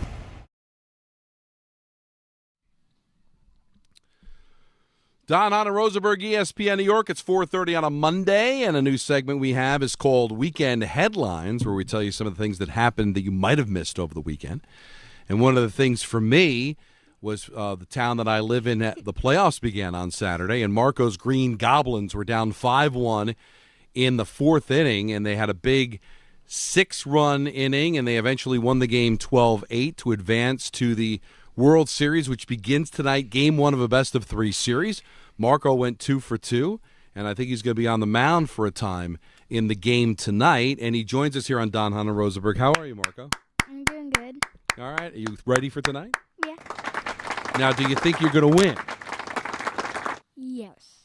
Now, you didn't think you were going to win on Saturday, right? No. Because it was a better team than us. And what did I tell you? That I had a chance to win the game. That's right, because you don't ever give up, and you didn't, and you won the game, and now it starts tonight. So you excited about possibly pitching? Mm-hmm. What position do you want to play besides pitcher? Probably catcher or first base. Yeah, because that's the action positions, right? Something's always going on. All right. You win today. Then you got game 2 on Thursday, and if you win Thursday, then it's over. But the if necessary game is coming up on Saturday, so pretty excited, right? All right. The nodding your head doesn't work on radio, but the piece the people on YouTube got to appreciate. All right. I know you got Mommy bought you some McDonald's, which is a great pregame meal for a World Series game. Oh, yeah, of course it is. So I'm going to ask you, what is the key to winning this game tonight? What are the keys to winning the game tonight? Throw strikes and hit strikes. There you go. Throw strikes, hit strikes. Like it. You spit on the balls that are outside. You don't help the pitcher out, right? Now, who's behind you, Donnie? All right, but Somebody. Marco, go get ready for the game. That was Marco LaGreca. Wait. Somebody is. But Jalen LaGreca. There she is. What is Ford? Who's got a big dance recital coming up on June 27th. But what do you think is going to happen tonight in the big game for the Green Goblins tonight? I think they're going to do good. Yeah, well is what you say, not good. And what do you think Marco's going to do in the game? I don't know. Okay, that's tremendous. All right, I want you to have a great day and go. You eat your McDonald's. What McDonald's you get? Chicken nuggets. All right. Yeah. All right, go have fun, all right? I'll see you later. Wave to everybody goodbye. That's Jalen LaGreca, and we're ready for the game tonight. But I was so proud of his big victory over on Saturday and advancing to the best-of-3 series, which begins tonight at 7 o'clock. You know what? It's also a great thing that you just said to him, too, about playing a team that's better than you, because there's so many times – you hear this stuff with kids in youth sports, especially when they're younger, and you always get that kind of there's always the one dad that knows everything about every team in the league, and he tells his kid, "Oh, this team, forget it. Nobody's beating this team. They got this kid, they got this kid." They tell you the whole thing, and their heads get psyched out. Oh my God, this team's really good. My dad said this. And it's like they don't think they can win. You're like, hang on a second. Okay, so they beat these other teams. Doesn't mean they can beat you, right? Like, just play it out, see what happens. Yeah, it was all day Saturday. And I love the fact that they got that. That, to me, is the most important. Confidence comes from demonstrated performance. When you know, wait, we beat a team that everybody said was better than us. We can beat anybody then. And that is the most important lesson. You love to see when that happens. So I love that he said that, too. He's like, we beat a team that was better than us. Mm-hmm. So that was what they thought going in, and then they realized they weren't better than us. All day Saturday. We're not going to win, Dad. We're not going to win. They beat us during the year, and I was like, it's baseball, Marco. You never know what's going to happen in baseball. The best teams don't always win, and I tried to tell him that you can't go in with that kind of an attitude. And by the time we got to the ballpark, he's like, you know what? I'm starting to feel like we can win the game. And they were down 5-1, but they kept fighting. They usually have rules, like a 4-run inning, the inning's over, right? But when you get to the playoffs, all bets are off. It should be. And it was only the one inning where anybody scored more than 4 runs, and it was that 4th inning where they came back and they took the lead. And one of the kids that they hit was a kid that was on the travel team and had beaten them bad the last time, and they ended up torching him for 6 runs because you never know, right? You just never know. Kid has a bad day. And you just got to be ready. So, again, they're going to take on a team that's perceived to be better than them tonight. And, all right, you lose tonight, you got another chance on Thursday. So that was my weekend. A lot of baseball, and that was a big day. I was very, very proud of him. He got the single that got the big 6-run inning started, and they come back and win, and we'll see what happens tonight. That's baseball, Marco. That's got to be the new phrase. I love it. But I like that. Pitch strikes, hit strikes. Yeah, even better. Spit on the ones on the outside. Yep. My weekend headline is something that happened yesterday, and it was very special because I got a chance to actually watch it, which is rare this time of year because, actually, as busy as I've been, I haven't had a chance to really just sit down and just take in a Yankees game. Just sit down and enjoy it. Yeah, right? This was start to finish. It's been busy. I've been trying to keep up with them as best I can. I'm normally doing last channel stuff. Maybe I'll catch an inning or two in between other things going on. But because there was no NBA to watch, there was no NHL to watch yesterday, and there was really nowhere for me to go. There was no hockey to take Callie to. Everybody was home. We're just chilling. And Stephanie told me, you're taking a day and you're shutting it down. You're doing nothing. So we sat on the couch and we watched some baseball. And I got to see the type of inning that you won't see for 100 years. And it was to me gratifying in one way. The Yankees scored everybody knows by now. The Yankees scored 13 runs in the 3rd inning against the Athletics. And the record for the franchise was 14. And that was a record that they set back in 1920. So, one more run would have been pretty special to do something like that 106 years. But still, the fact that they scored 13, 18 plate appearances, which is the most in 39 years, and the first 12 batters reached base, which was the most in a baseball game overall, Major League Baseball, since 1961, Don. Wow. So I got to see history. Yeah. History. And the best part of the whole thing is that they scored the 13 runs. How many home runs did they hit? Nary a home run. Yeah. Didn't need it. That's the best news. And that, of course, is the whole thing about the Yankees, and all they do is hit home runs, and that frustrates me all the time. So they were stealing bases, they were running, they were taking advantage of bad pitching, where you can't throw a strike, and when they do, you make them pay. There was a bloop single by Judge, who's the one guy that's been struggling lately. But just moments that was it was fun baseball to watch. Now, obviously, it's fun on my end. It wasn't fun baseball to watch for anybody that's an athletics fan. But the fact that we saw something like that says so much about what this offense can be when you're not always looking just to hit the home run. Now, was I happy with the fact that they didn't score any runs in any other inning? Which is so weird, right? No. But still, that's an inning you don't really you just don't see innings like that. Literally, as I told you, it's been how long? Since 61, for 40 years, and then 106 years. So there's a lot of special in that 3rd inning, and I had the opportunity to sit and watch a little bit of history and a nice win for the Yankees to finish up a road trip out in Sacramento. So that's my headline of the weekend. And not lost in the fact that they didn't score in any other inning. And I was listening to the end of the game. And Susan Wolven made a great point. It got because too dicey, too. It's 13-8. Yeah. Bednar's walking guys, and Jeff O'Neill had a tremendous at-bat, eventually struck out because it was like one out with the bases loaded. Yep. And so now you're like a grand slam away from all of a sudden just throwing a one-run game. I wanted to leave that part out. And Susan was like, they don't win easy, they don't lose easy. And it's true. Like, even in the loss the night before, the 6-4. walk. Like, walk in the ballpark, getting runs off, like, what, did he get 3 runs off a bases loaded walk? It was ridiculous. And they're losing the game 6-4. Like, they don't go away, but they don't, even in blowouts, it feels like teams kind of hang around. Their bullpen is not what it used to be. Bednar is going to be a thrill a minute. I can't wait come postseason time. Yankee fans are going to be flipping out. Do you think Brian's got thrill a minute? Like, I thought they found their closer when they got Bednar last year, and he seemed like a guy that was more of a bulldog, can handle the pressure.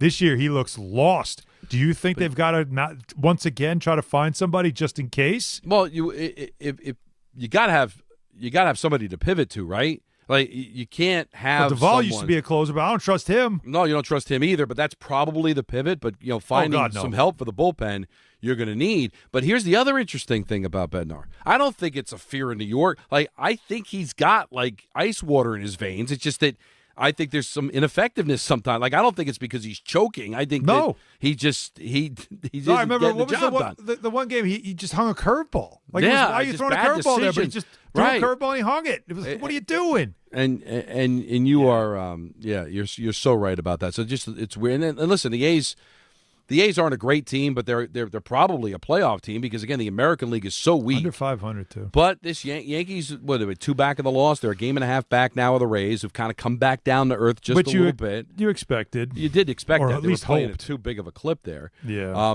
Just a quick pivot to the Mets. They had a really nice weekend. They sweep the Marlins. They've won 4 in a row. But now they're going out west again. Mm-hmm. I think this is the 4th time they've gone out west so far, and it's June 1st. But that's what happens. You got to play everybody. So they're taking on a Seattle team that's won 8 in a row. They're taking on San Diego, one of the best teams in baseball. So if they're for real, come back, go 4-2. Don't go 1-5 on the 6-game road trip with the Cardinals waiting back at Citi Field.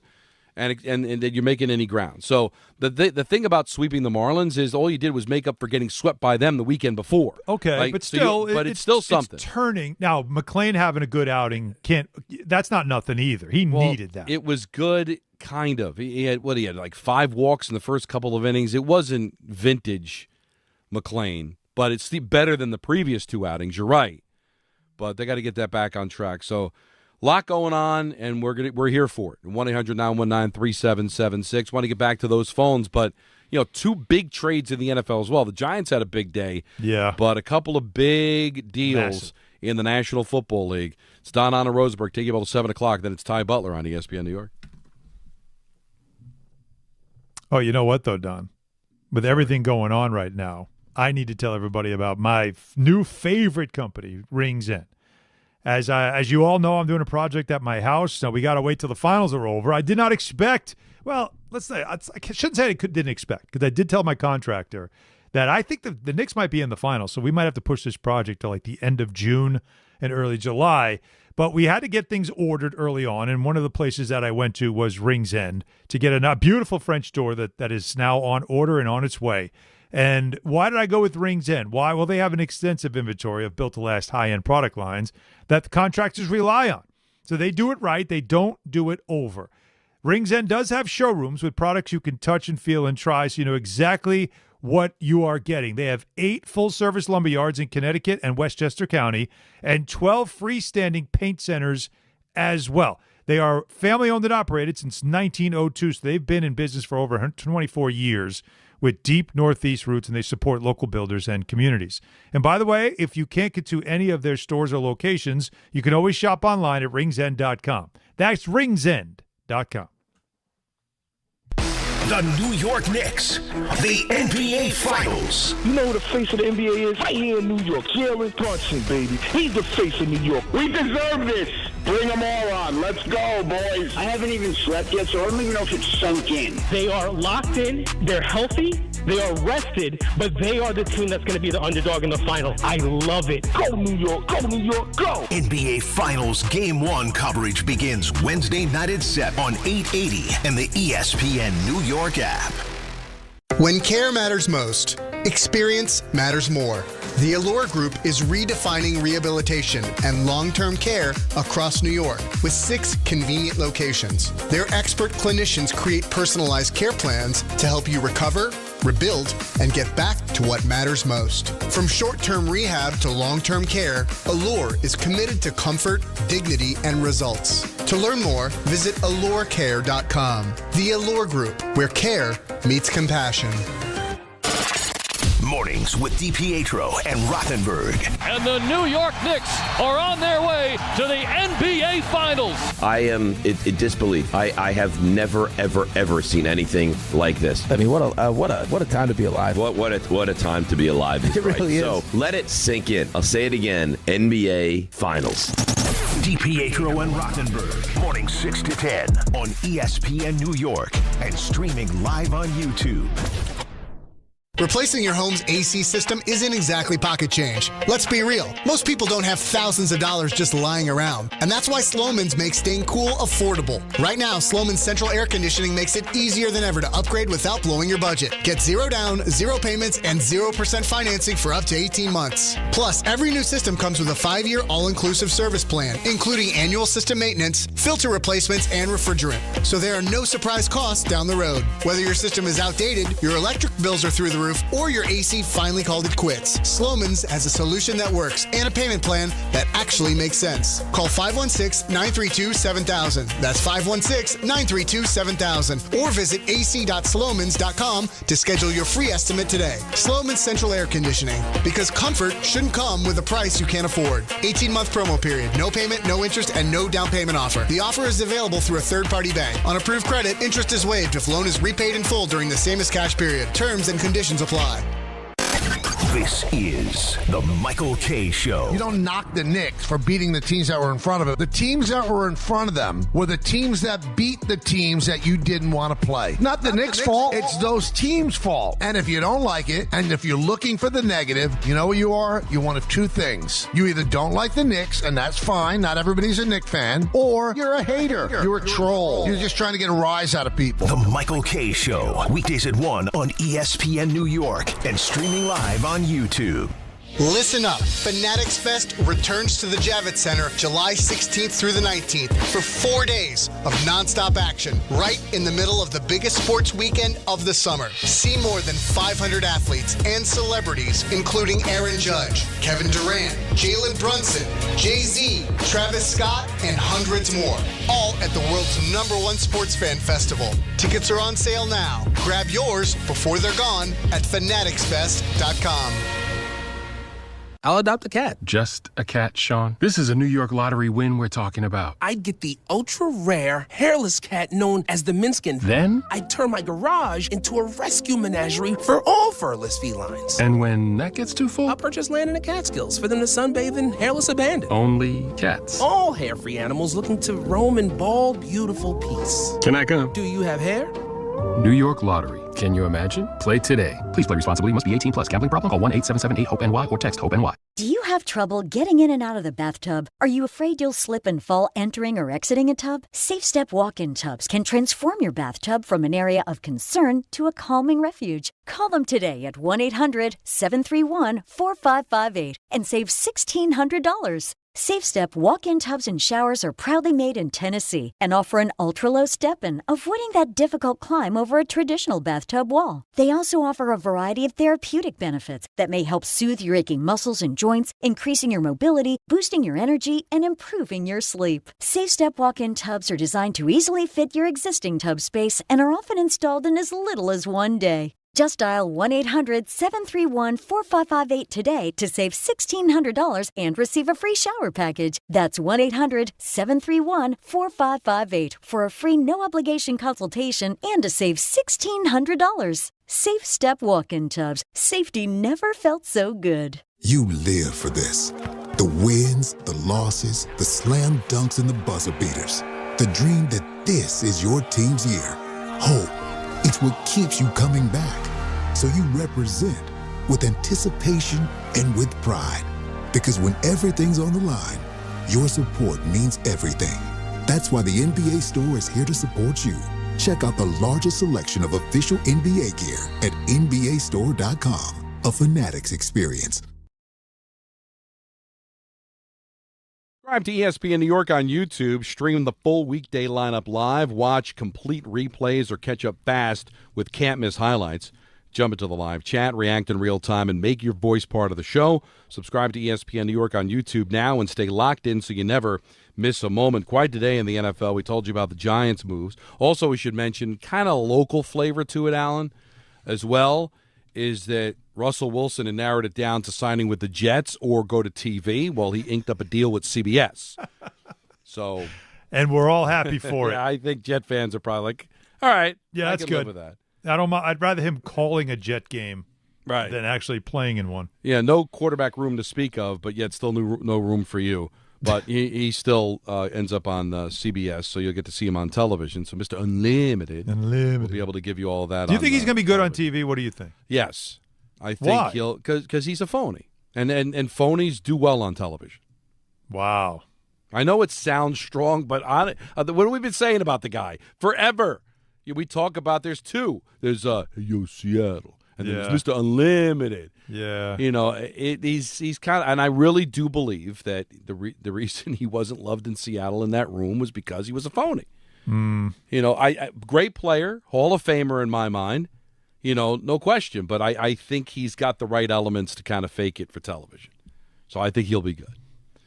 I wonder if he'll be a little boring though. I don't know how insightful he could be, right? Like I the guess. depth, right? The storytelling that you need from a good analyst, the wit. I don't know if any of that exists. I think he'll be very cliche-driven. Maybe. But, there's no doubt he's been there, right? He's won a Super Bowl. See who he works with, too. That'll also matter. I think if you got the right people around him, it certainly could work. Now, the biggest deal of the day, outside of the Brown going to New England, is Myles Garrett going to the Rams. Now, if I were to ask you, there's no wrong answers because it's all just opinion. But who would you say are two of the biggest or the best defenders in the last decade? Best defensive players? I won't include J.J. Watt because I'm talking about like over the last decade. If you want, but J.J. Watt could be a guy, although I think it would be more. He hasn't played in a while.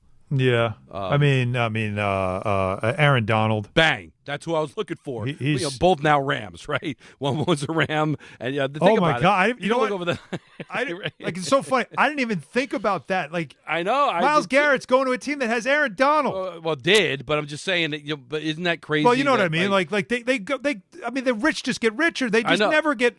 It's almost like when Stafford does retire. They'll get Patrick Mahomes. Like it'll be something like it's almost to that level. Yeah, it does have that feeling. Like it's not a direct comp because a little bit of a gap. But it's like Montana to Young. It's like Lundqvist to Shesterkin. Like it just. But it's just that two of the best defenders over the last decade could say they played for the Rams. So Myles Garrett's now a Ram. It comes at a price. Because Jared Verse is not nobody. He's not Myles Garrett, but they also have to give up a first-round pick. Which 27 next year, who cares? Right. But it doesn't because the Rams are going to be competing for a Super Bowl, so they'll be gladly give up what could be the 32nd Again, pick can I get back to that about draft picks and how can we stop? Can we stop with the value of draft picks? This is the value of draft picks. Currency. It's just money, Don. I know. It's just money, Donnie. Like people look at draft picks like you have to hoard them and hold on to them. For what? For what? For moments like this. That's why. Yes. See, that's what people don't realize. We brought it up last week talking about the NBA. You use your draft picks to either select a player or use those picks to acquire a player.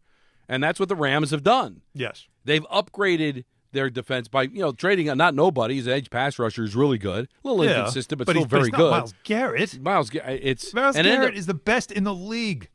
Best in the league. You just wonder, because everybody wonder, like, why did he sign a deal with the Browns? He's one of the best defenders that we've seen in a long time. He should have wanted out. And he's going to want out. But what do you think they told him? Listen, sign the contract.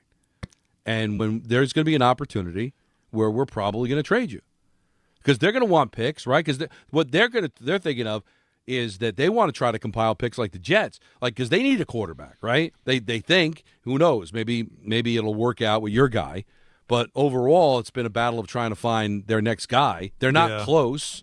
Myles Garrett was going to play out his contract on a team that at best is going to finish 500 or close to it, right? Yeah. They're going to finish 7-10 every year. No one in the NFL wanted to see him just mire through, just going through another season with just a bad team where you're just such a stellar player, and the team just sucks. No one wanted to see that. They told him, listen, during this contract, if the opportunity presents itself, we'll send you to the right place. Yeah. Wait, is that the right place? And now Now I would think, even though there might have been a little something because they, with Stafford and all that, and they didn't draft a quarterback, hey, they're going for it, man. Right? They drafted. I'm sorry, they drafted a quarterback. They did, yeah. There was the issues between, now coach can feel like, all right, listen, I got a good enough team to maybe squeeze another Super Bowl. And I tell you, if he wins another Super Bowl, McVay, he's gone. He'll be right there sitting next to. He'll be the guy trying to make Wilson better. He's going to be going. No, I think he's itching to get out. He's got this. It's the John Madden thing, right? When you start that young, you almost feel like you're going to burn out, and that could happen. But if he gets another one, so it's be his third Super Bowl appearance. If he wins, that's his second ring. And you could now. And he's so young and he's good looking, and he did well in the Campbell Soup commercials. I guess he would do all right on television. Guys have gotten TV gigs with less experience. But doesn't it feel like the Tiki Barber, Jason Sehorn, like guys that just know that beyond their, in the case of the players' playing career, here at coaching career, that there is going to be a glorious opportunity at the end of it, and he's itching to do it. And you know what? His life is going to completely change. From living and breathing football to now following the sport, getting paid a crazy amount of money to do what, a tenth of the work? But right? For some of these do guys, work, though, but not compared to a head football coach. But for some of these guys, the itch to like it means more to be in it and to be in the fight and to coach. Like some guys can't, like they don't want to do the media stuff. They do it because they have to, but they're dying to get back in. Then there's some that if you have great success and you kind of hit a wall and it just becomes I can't function. I could totally see. And I think he could be one. Because wasn't that John Madden's story, Donnie? Yeah. Didn't Madden kind of burn out? Well, he burned out. The travel issues he just couldn't handle anymore. Right, couldn't fly. And I don't know any of that to be true for McVay, but you look at him and you hear stories about him wanting to get out. And you see how hard it is to do and how much time it takes up. And he's still young. And if he's able to get another Super Bowl ring, I mean, what more is there to accomplish? What's left? I've got to be Bill Belichick and coach for the next 30 years and break records? Mm-hmm. Or do I do like Bill Cowher? You get out relatively young. You go work the next 20, 30 years on television making really good coin. Doing, listen, you got to do the work, but a lot less work and a lot less travel that you have to do as a football coach. The one thing, like Joe Girardi used to always tell Michael Kay when he was doing Yes, and he's back to doing Yes now, but before he left to go to the Marlins and eventually coach the Yankees again, is that as close as he was to baseball, you weren't keeping score. It was hard for him to be involved in a baseball game in which he didn't win or lose. Yeah. But some figure, all right, listen, I did it.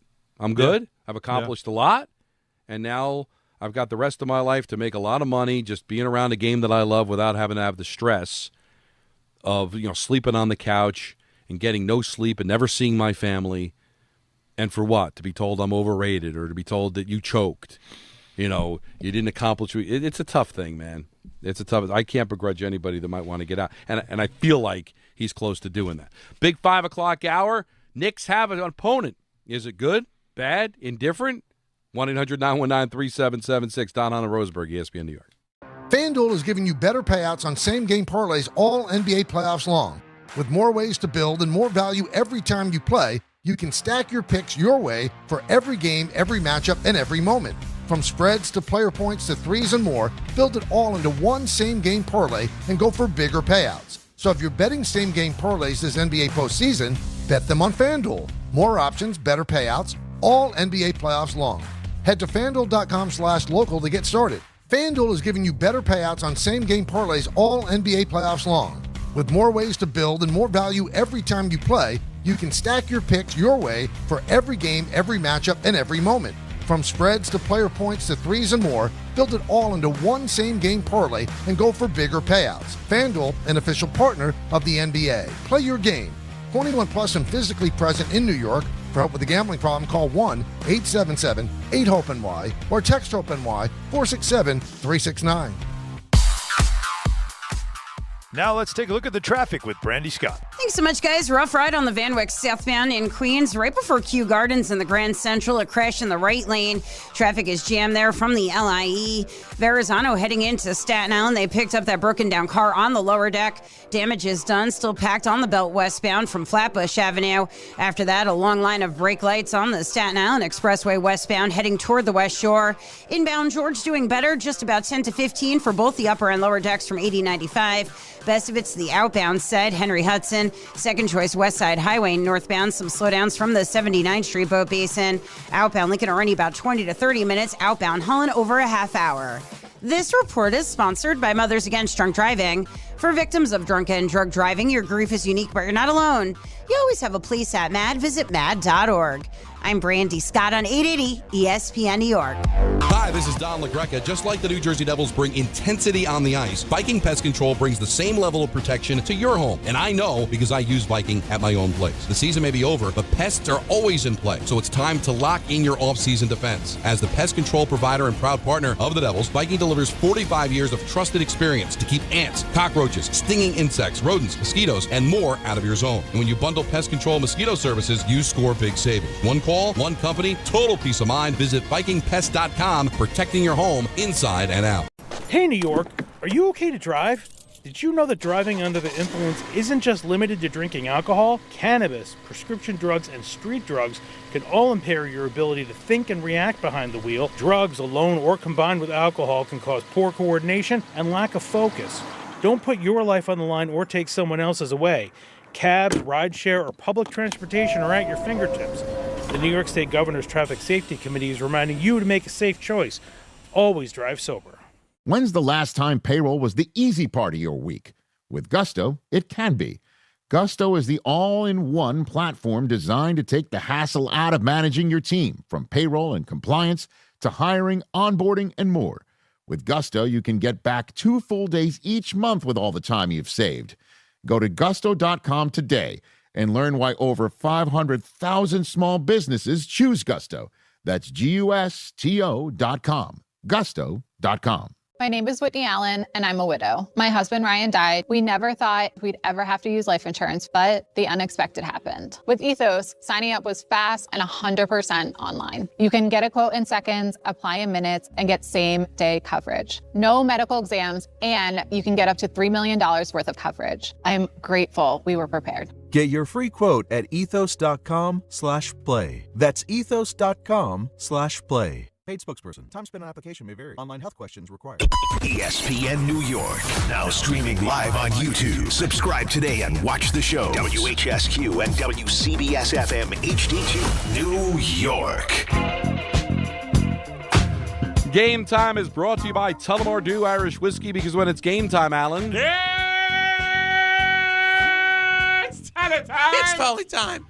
Just one local in action. You're going to have to stay up late to see it.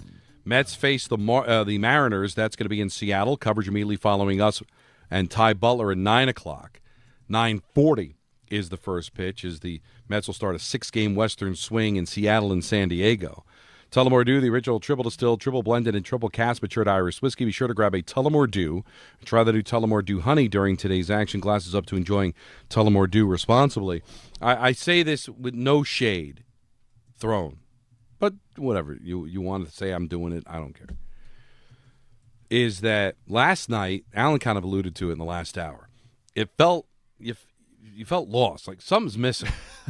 Right? I should be checking on something. There's nothing going on. The Yankees gave you a little bit of a late feel. Like that game didn't end until like close to 7:30.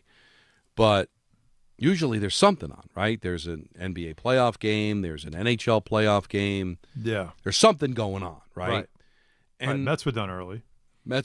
Yankees were we're 4 o'clock start, but it was over. It's like, but like you're sitting there, it's like 9 o'clock. Like I should be checking on something, right? It's weird. Like, you go from, there's 4 things to check on, right? You got Mets, you got Yankees, you got Stanley Cup playoffs, you got NBA playoffs. There's like a million things going on. To all of a sudden having nothing. Like last night was really strange. Like the night before, you had Game 7, right? Yeah. On Friday, you had the Mets and Yankees playing. So didn't it feel odd last night? Friday was hockey, too. After 8 o'clock. Yeah, and now you got, then you go from everything to nothing. And you got Mets tonight, but again, it's 9:40, so you can still have that feeling like at 9 o'clock. Yeah. You're sitting down like, all right, look, put the kids to bed, right? You just finished up whatever you had to do. No, but this time of year, because of the playoff, because you do get into this, you get conditioned for every other night. There's Western Conference, Eastern Conference, Western Conference, Eastern Conference, and it through all the rounds, and then you have both sports. You have hockey and basketball, so there's just nonstop stuff going on, plus the baseball tossed into it. And all of a sudden, it just kind of got real quiet real fast. Now, that's going to go away, though, of course, as we know. Oh, yeah. In the next couple of days, and then we'll have that every other night. But on top of it, Don, this coming weekend, not only are the NBA Finals coming to New York for Games 3 and 4, you're also getting the U.S. Open coming to Shinnecock, and then, of course, the World Cup. I know, 2 things that, honestly, what the hell? It's what the hell from a traffic standpoint, but then the Greca home, again, if it's happening in my backyard, I'm turning the hose on. All right, so you're talking about 2 things that I do not care, and I'm not even going to listen, if it gets me, I can't feign. And why would you want to know what Don LaGreca thinks on those 2 things when I'm telling you there's zero interest? No. None. Nothing. Zero. Not Zero. interested at all in your take on if Peru could make a run in the World Cup? No, I don't even know if that's a thing. Is that a thing? I don't either. I know it's a country. I don't know. I thought about a country and that probably plays soccer and just went there. First thing I think about Brazil Peru, would be too easy. That's like obvious. Argentina, those are easy. The first, and it just shows you how uncultured I am.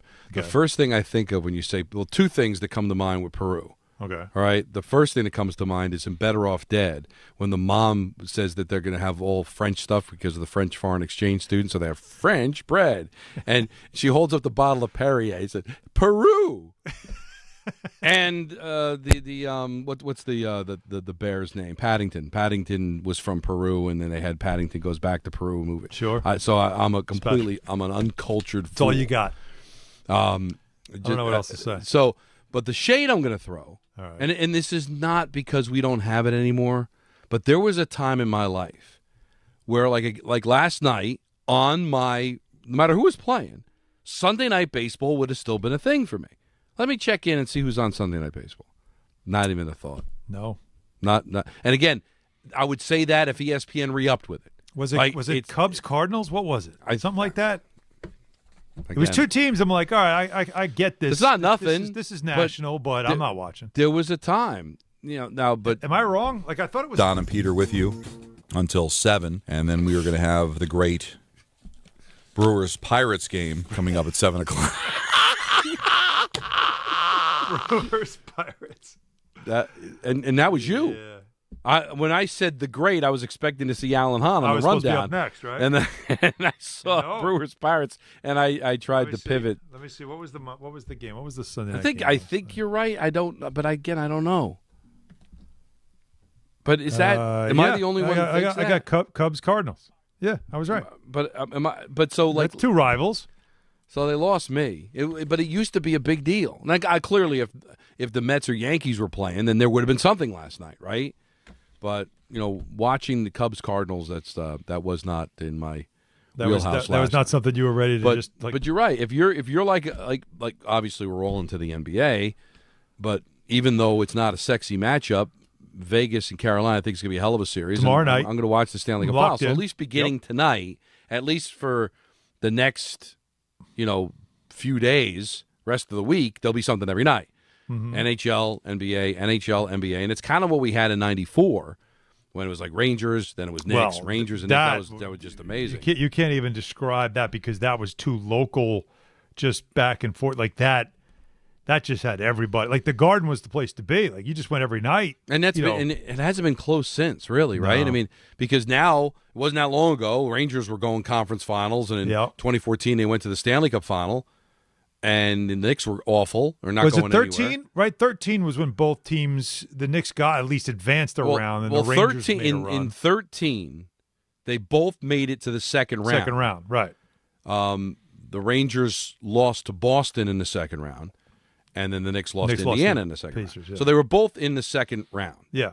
But since then, it's like one's good, one's bad. Is that the last year both teams won a playoff series in the same year? It has to be because, all right, before the Knicks played, obviously lost to the Pacers. Well, no, more recently. No. It was. What am I saying? It was a couple of years ago. Because I remember joking the Rangers had the year that the Knicks were supposed to have.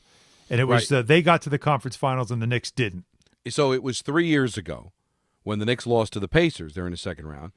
The Rangers, they advanced to the conference final. There it is. So they both played in the second round. The Rangers advanced. Because I remember I did 3 of the 4 games of that series against Washington in the first round. And so I was basically in D.C. for like 3-4 days doing games 3 and 4 of that series. And on the off nights, I'd be at the bar, watching the Knicks. Knicks were playing the Sixers. Yeah. So that was kind of a cool back and forth. But it still felt like the Knicks maybe, but the Rangers were gonna right like felt like the Rangers they won the President's Trophy that year and they were gonna make a run.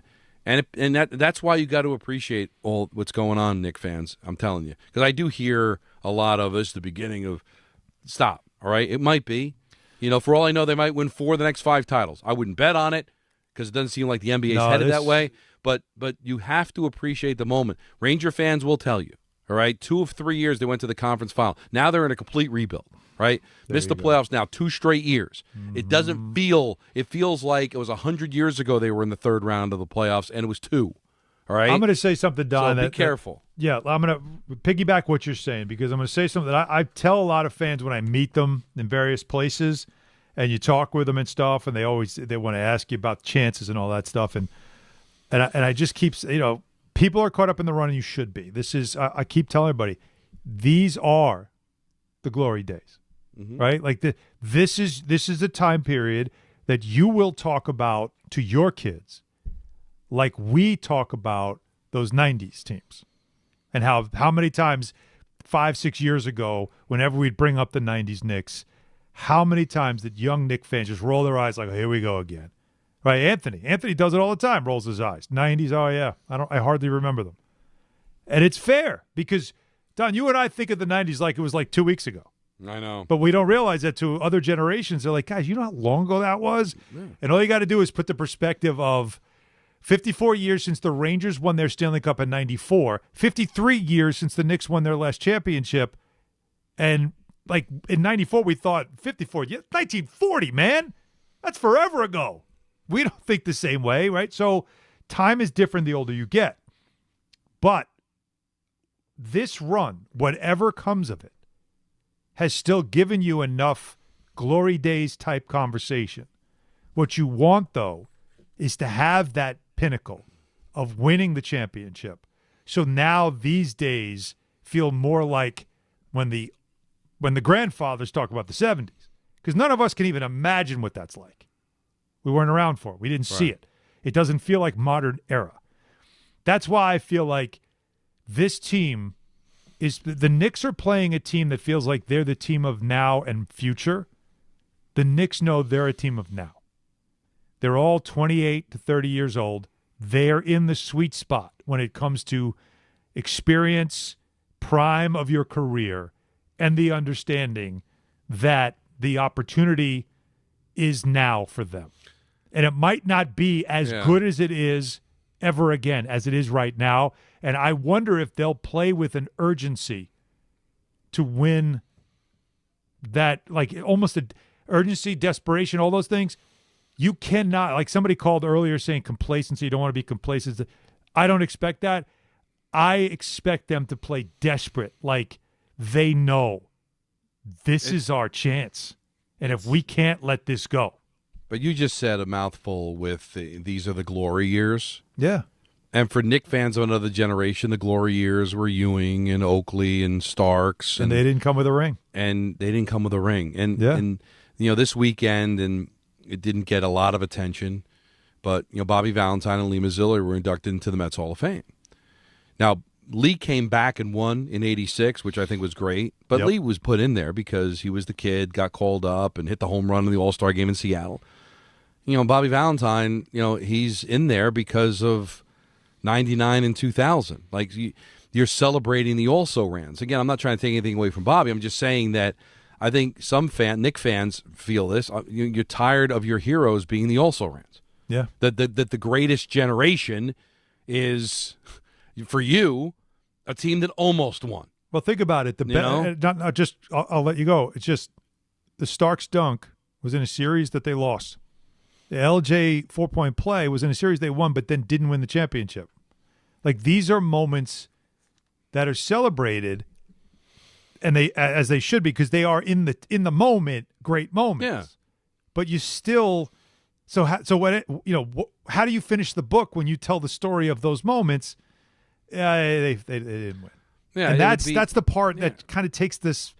It takes the wind out of it. All the stuff that happened in '86 with the Mets, all those miracle games and unbelievable comebacks and Dykstra home run, obviously the Buckner play, but that's beyond that. I'm talking about the Houston series before that. They led to an epic win. And that's what I'm trying to tell these fans is why you want the championship so badly. I'm able as a Mets fan to look at the Ventura Grand Single as an embarrassment because I saw the '86 World Series. So to me, I'm not taking any gratification of extending a series they eventually lost anyway. And as great as Piazza was, and as great as Alfonso was, and as great as Al Leiter was, and like all these guys that were a part of those '99, 2000 teams, and to a certain generation, they are the gold standard. To me, it's also ran. So if you're like an older Knicks fan that lived through 70 and 73, I wonder if you still hold that those 90 teams in high regard, or do you just look at them as the All-Star? Of course, and the same goes for in other teams too. Like I've talked about it with Dave Maloney. Like, those 72 and 79 teams for the Rangers were celebrated. And then once 94 came, it's kind of forgotten about. It's a shame for Dave because they almost won in 79, almost won. But once you win, that becomes the thing. And it would really be a shame to have Cat and Brunson and OG fall into the Ewing, Starks, Oakley category of the also-rans. This franchise deserves to have that moment, and these fans deserve it. 53 years. I venture to say, 90% of our audience wasn't around in 73? 80%? Something like that? I don't know. It's going to be a high number. I mean, obviously Spike was around. Richard was around. There's certain guys that call. But you got to be over 60 to really remember. You got to be over 60 years old. And even the people that were around in 73, hey, is it too much to ask that every half a century you win a championship? Right? Is it too much to ask? Jet fans too, man. Like I'm no Jet fan, but I worked 16 years for them. Talked to their fans for 2 hours after every one of those miserable losses. Like they deserve it. Certain fan bases deserve it. Mm-hmm. And I'm not saying that that Yankee fans shouldn't celebrate a championship or Giant fans shouldn't celebrate a championship. It's but different you know what? though, Don. But dude, man, when you've never seen it and you're a grown ass man and you've got kids and grandkids possibly and haven't seen your favorite team win, or when you did see them win, you were in diapers or in first grade. Come on, man. You deserve this. This is going to hit, first of all, I do, without giving any predictions away, I do feel really good about this team. I really do. I feel good about their chances. There's something about a team of destiny, and when a veteran team just kind of they've been through some wars and some losses and some pain, and they just know like this is our time. Like we got to go. Again, Herb Brooks now go out there and take it. Right, that's kind of what it feels like. It feels like that, but you got to go out and do it. But you have to do it, but for me, from a personal standpoint of what you're talking about fan bases and people who have been through staying with a team, is that I've seen the Yankees win 6 championships, 7 in my lifetime. And I was a fan throughout all of it. I've seen the Islanders win 4 in a row. and really get to the fifth one, which I thought for sure they were going to win because they had the number of the Oilers. It's just they ran out of gas. They got old. They broke down, and they lost that final, but they lost it with dignity. But still, that was a hell of a run. We'll never see again. So with that in mind, I still feel like this one, like I'm thinking about it just to prepare myself emotionally because I have to be on air. If they win, I'll be on air moments after it's over. How will I handle it? Like, how will I feel? I don't know. Because this will hit totally different than anything I've ever experienced in my life when it comes to following professional sports. I'm so envious of you because, listen, I got the runs with the Rangers. I was able to go. Well, I was there in 14, 15. I was there, calling games, in 22 and 24. Well, doing the Kings, that was amazing. What an experience. No, it was just and the being over. I don't think. God, I was just so nervous in they were in overtime, game 1, Stanley Cup final. I mean, I was like, oh my God, I can't believe I'm doing this. Yeah, but it still wasn't my team. It became my team because I wanted to see them win, of course. And I had been with them since 2008 and it's natural, to know Don. the players it's natural. and stuff, but it still wasn't my team. The Yeah. Jets, the same thing. Right. Conference final or the championship game in 2009 and 2010. Me and Buttle doing shows. We traveled to New England. We traveled to Pittsburgh. We traveled to Indianapolis. We were there, and it was amazing. And it would have been incredible if they had won the Super Bowl to be at the Super Bowl. And the Jets. It wasn't my team. Mm-hmm. And we'll see if the Devils ever get there, what I'll be doing, because I'll be doing the games in the first round, but I don't know if they'd have me doing as much that you're doing if they ever did make a run. But to be able to do what you're doing for a team that you grew up following, I mean, that's amazing, man. You'll be one of the guys that I'll be the happiest for. Spike's going to be up there. But to work it, and that is going to be must-see TV. When that clock zeroes out and whatever game they win the championship, you got to watch MSG. You got to see my guy Alan Hahn, how he handles it.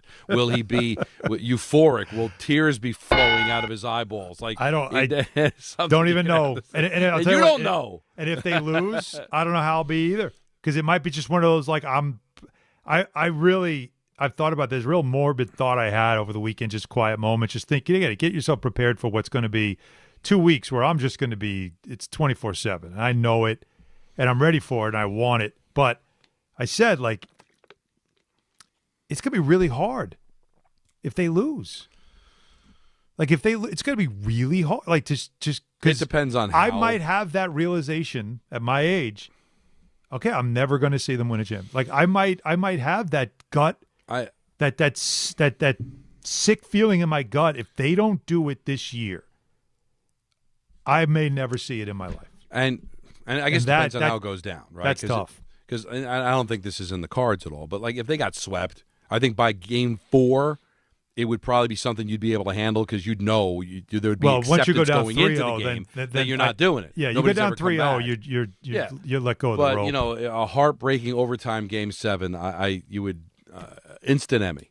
At least you'd have that, right? That you didn't pass out. They'd give you an Emmy. I don't know, man. that. And Breen too. I'm curious. Honestly, yeah. Breen's admitted it. But and Breen's a pro's pro. Yeah. But can you imagine the emotions of he's him calling that? Oh, no. I and even because we talked about this, and we'll get into it more as the series goes on. There's only a handful of people that have been able to call a championship on television nationally for the team that they do play-by-play for during the year. Doc Emmerich comes to mind, and Doc did a phenomenal job. But Doc didn't grow up a Devil fan. There were no Devils when he was following the sport. He was emotionally committed to them. But when they won in '95 and he called it for Fox, he had only been doing the Devils for 5-6 years. Obviously, Joe Davis. He's only been doing the Dodgers for a couple of years, and then he got to call the championship the last 2.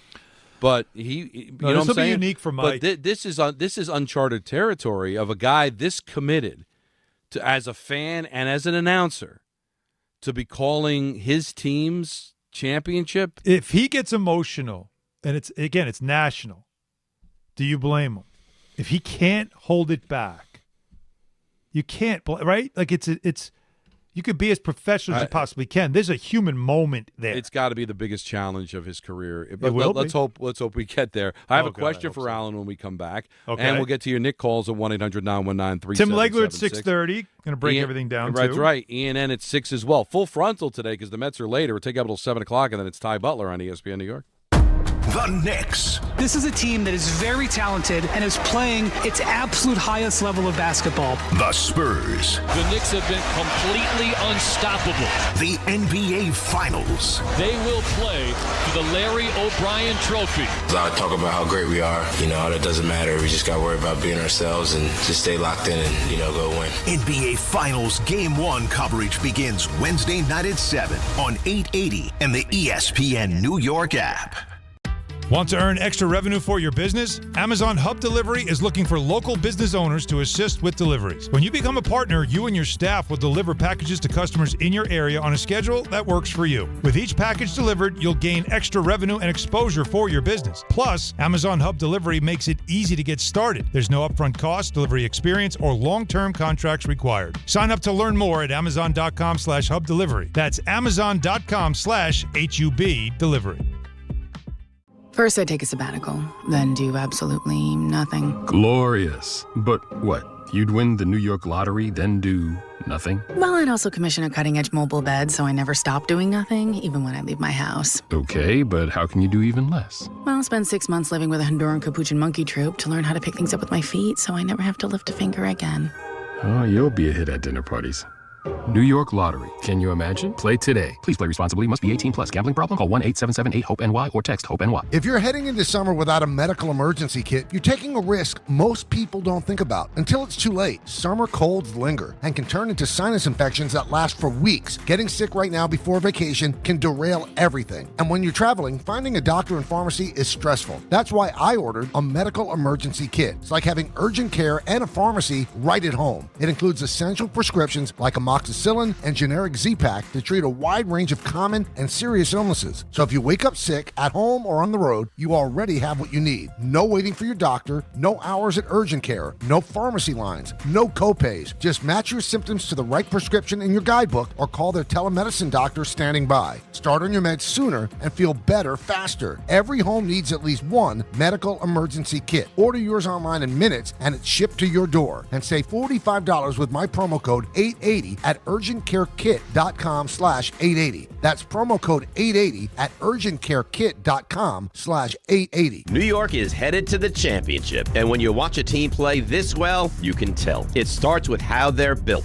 Depth, leadership, execution, doing the little things right. That's how Tricon Construction builds too. Whether it's medical, industrial, multifamily, or commercial, Tricon brings the right team and the right plan to every project across the tri-state area. So if you're looking for a construction partner for your next project, don't overthink the pick. Choose Tricon Construction. Every phase, every detail, done right. Visit TriconBuilds.com. No matter your age or career stage, SUNY Canton delivers education at the speed of life. With flexible, fully online degree programs, you can earn your credential on your schedule. Ready to get started? Apply now for a summer start in high-demand programs like applied psychology, cybersecurity, healthcare management, and more. Our admissions team is ready to help you review transfer credits, explore degree options, choose courses, and navigate every step of enrollment. Email admissions@canton.edu today or visit canton.edu to learn more.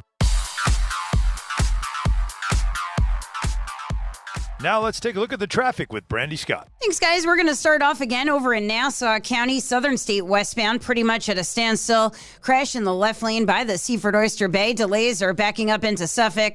After that, not too bad on the westbound side. Looking pretty good heading over to the Belton, Cross Island, and Queens. Hutch northbound, not moving much. Right after the drawbridge in the Bronx. Broken down car blocking a lane. You're crawling there from Pelham Parkway. Worst ride to the outbound. George Cross Bronx westbound. Jam from White Plains Road on through. Inbound George, stick with the lower deck, upper level, about a 15 to 20 minute ride from 8095. Outbound Lincoln and Holland tunnels are only at 20 to 30 minutes each. This report is sponsored by the Positive Coaching Alliance. Questions about youth or high school sports? Well, the PCA can help. It's a national nonprofit developing better athletes and better people through youth and high school sports. More info at positivecoach.org. I'm Brandy Scott on 880 ESPN New York. Pete's back on the links with all new golf clubs and hopefully less swearing. Dang, sliced it. He worked with Empower to help him get good at money, so he can be a little bad. Heads up! Oof. Talent sold separately. Guy said these were slice-proof. At least he has money for lessons. Invest well, live a little. Start today at Empower.com.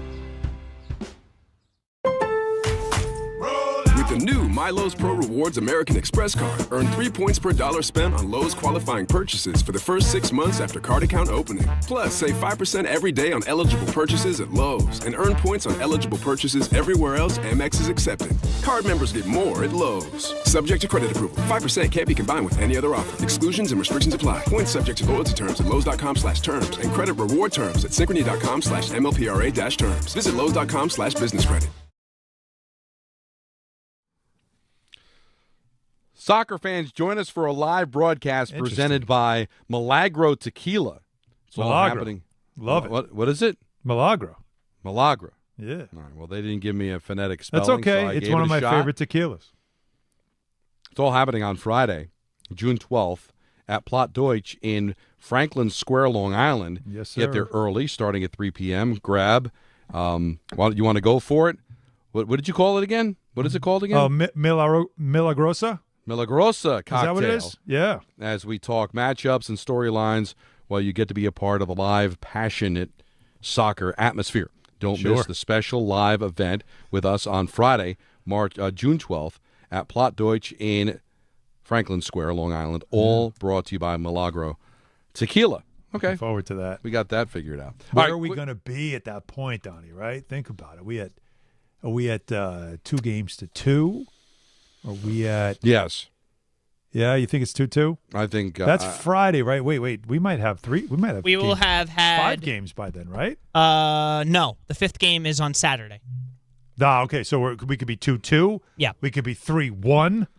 Could be 1-3. Again, I'll have my prediction tomorrow, but the way I'm feeling it, the winner of game 1 wins the series 70% of the time. But I think the reason I say that is because I think it's going to go every other. Oh, like it's going to go Knicks-Spurs, Knicks-Spurs, Knicks-Spurs, so Knicks. Go back and forth, huh? Spurs also have never lost an NBA Finals game 1. I mean, none of these guys were on those teams. I know. I'm just listen.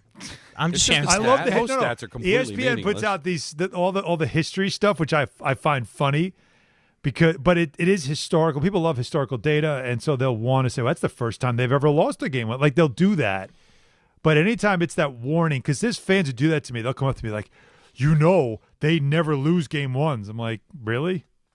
Like, is Sean Elliott playing this game? No. Like that doesn't matter. But after the fact, you could say, hey, this franchise just never loses game 1s. That's... Wally always kills me for useless stats on the MSG postgame show when I come up with stuff like this. So I will agree that that's one of those useless stats. Yeah, but I think all stats are useless because the moment everything resets, right? Yep. In life. Yeah. But it's a way to, what's the old Vince Scully thing about like a stat is like a drunk leaning on a lamppost that should be for illumination, not support. Something that's yeah. That was Josh Hart said that. Yeah, but Vince analytics Scully, are like a lamppost, right? Yeah. They're good to lean on, but they won't get you home. Right. It's the same, but it's a nice little foundation. But it is. And listen, that 70% stat to me is way more important. Like in history. Well, how about this one? So teams that sweep, that face a team that went to a 7 game. So right. Mm-hmm. So the Knicks are the team that swept. Right. Spurs are the team that went to 7. When they meet in the finals, this will be the 9th time that situation happens. Right. How many times do you think the sweep team wins? 8. In the first 8 times. I'll say 8. All 8 times? Yeah. No. What's the number? 5 out of the 8. Okay. Yeah. 5 and 3 is not as remember not what you think. Because history, especially with the NBA, where there was only a handful of teams that could win, and you usually kind of go off of the same, not that it's scripted, but the same script of like the best teams win. Yeah. Like the NBA was the one sport where the best teams win. So if you're so good you swept the conference final and you're going up against a team that had to go 7 in their conference final, most likely the team that swept is a way better team. Yeah. But I wouldn't say that's the case here. Knicks could be better, not way better. So I don't know if that's as much of an indicator. And plus with the rest that the Spurs are still going to get without having to travel and 3 full days off, they should be okay. They should be fine. But it's still interesting. I just think it's going to be a great back-and-forth series. It's going to be a lot of fun. Now, my quick question before we go to the busy calls is that Joe Davis got a lot of heat last year, if you remember, for hosting the Dodgers parade. Yes. But Breen would have to host it if the Knicks won, right? Oh, my God. Who's at the – no offense to Tyler Murray. He's been here 5 minutes compared to Mike Breen. Yeah. But is he going to get the same shade? Well, first of all, if you're doing the Canyon of Heroes thing, and then you got to go to is it City Hall or Gracie Mansion? Which one is it? City Hall. They do it at City Hall, right? Yeah. So if you go to City Hall and you're going to do the whole thing there, who's doing the introducing? Who's emceeing this thing? You can't. Who's I don't the think voice Breen of the would do Knicks? I don't think he would do it. It's Mike. I don't think he'd do it. Well, then who does it if it's not him? Bill Pito. Oh, damn. Well, because Troutwig did it for the Rangers, right? Yes. So You're Bill Pito is the new Al Troutwig. It should be Bill. I mean, listen, I'd love you to do it. I felt the way, though. Felt the way that you didn't even pause. You didn't even go like, But did you see? I was just going by the logic of the roles, right? For the record, I'm joking. All right. We'd be on remote somewhere. You'd be out. Sorry, Alan. Yeah, fair point. Alan we'll be doing a remote from a float. But No, I'd probably be too drunk anyway. I got to be honest with you. Now, I might not be right that day. And again, Tyler would do a terrific job. Or knowing me, I'd have get up and then we'd have a remote to do, so I wouldn't be able to go to the parade. Be too busy. But, Now, Bill would be perfect for it because first of all, he's as invested as anybody emotionally. Right, and he's taken over the Troutwig role, so I would think that would be logic. And Troutwig did stuff for the Knicks and Rangers, just like Bill does stuff, for both. So yes. I just think that listen, Alan would be terrific at it. No, you said Bill without even pausing, like it's almost if you drove right over me as an option. But I think Breen will be asked, and I think Breen will decline. You think he will politely decline? But just for that reason is that, you know what, there's got to be separation here. Yeah. And that's why I think you were talking about how emotional he might get if I don't think he will. I think inside he will, but he will do a after because professional he'll call. hold it in so well, yeah. But it is a very unique situation to be in for sure. All right, 1-800-919-3776. Blanderson Hooper, you're on Don, Hahn, and Rosenberg. How are you, gentlemen? Good, Don't say anything crazy. Don't worry. Nothing crazy this time. Don't worry. All right. So, listen, I've said to you guys before, I've been watching since 87, since I was 9. And 94 broke my heart. 99, I didn't think we had any chance. So it was not the same kind of thing. I'm feeling relatively confident about this. I think it's going 6 or 7. I really think it could go either way. I mean, I'm crossing my fingers because, I think that if they were to weep, Alan, you're talking about how emotional you'd be on camera. I think I might weep like Michael K. weeps when he has the chicken fingers at MSG. But I wanted to ask you, Alan, about one person on the Spurs in particular, and that's Stephon Castle. Mm-hmm. And obviously he's a really good young player. But, I mean, you've been watching him. We've all been watching him over the last couple of weeks, and he has a tendency to play with a little bit too much emotion. He gets a little bit out of control. He does. And they do, Dylan Harper had to pull him back or hold him down the other day. And I'm just wondering if that's something that the Knicks can try and exploit. Like, just get him off his game by going at him, maybe get him to do something that, he shouldn't, and maybe they can, take him off his game somehow. I don't think that's a weak spot for him. I think what you saw was just how maddening it is to guard SGA when it comes to the officiating and the stuff he gets away with, the pushes, getting elbowed in the side of the head when he's doing a push-off and they don't call it, and then they call you for the foul because you lunge forward. Like that make you crazy. 7 games having to guard that dude will set you off. And I think Castle, that was emblematic of him knowing my job is to try to slow this guy down as best I can and deal with everything that comes with it, including the whistles. He was also turning the ball over a lot, which was getting in his head. He's, like I said, this Spurs team all season long, those who have watched Get Up have heard me talk about them since March. And I'm telling you, I have said to everyone who will listen, that team and those 4 guards, never mind Wemby, he's special. But the 4 guards they have, all of them, and Castle's one of my favorites, but I love all 4 of them for each thing that they bring. And he's really good and tough. He's 6'6", strong as hell, and he's going to give Jalen Brunson a lot of work this series. Like, he is going to really, like, he's going, think about this, Don. Stephon Castle at 21 years old, who is a great player at UConn, he is going to go from having to guard Shai Gilgeous-Alexander for 7 games. Mm-hmm. Now he's got to deal with Brunson. Like, that's a lot for a 21-year-old to deal with. Every game, your job is to deal with somebody that is, seriously, it's like trying to hold sand in your palm, trying to keep it in your fist. Like, it just there's no way to hold on to it. And that's what it's going to be. It's going to be maddening, and it's a different type because SGA is more of like slithery, and then he'll pump fake you into like drawing foul. He'll draw cheap fouls. He'll flop. Brunson is footwork and pump fakes and just little hesitations and then power that can drive you crazy and make good defenders look bad. So for Castle, if he doesn't have a migraine at the end of this whole thing, I'll be surprised because that's a lot of pressure to put on a young player. Let's go to Bobby. He's up to it. Bobby in Jersey City. You're on Don, Hahn, and Rosenberg. Hey, what's going on, guys? What's up? I had a point to make on the Knicks. Don, can I give 20 seconds on the Odell thing that you were talking about earlier? Because I think I have a reason for you. Sure, go ahead. I think everything you said is right about how Odell exposed the dark parts of the Giants organization at the time. Mm-hmm. I think the fan reaction to him coming back, he was the first Giant athlete to go viral.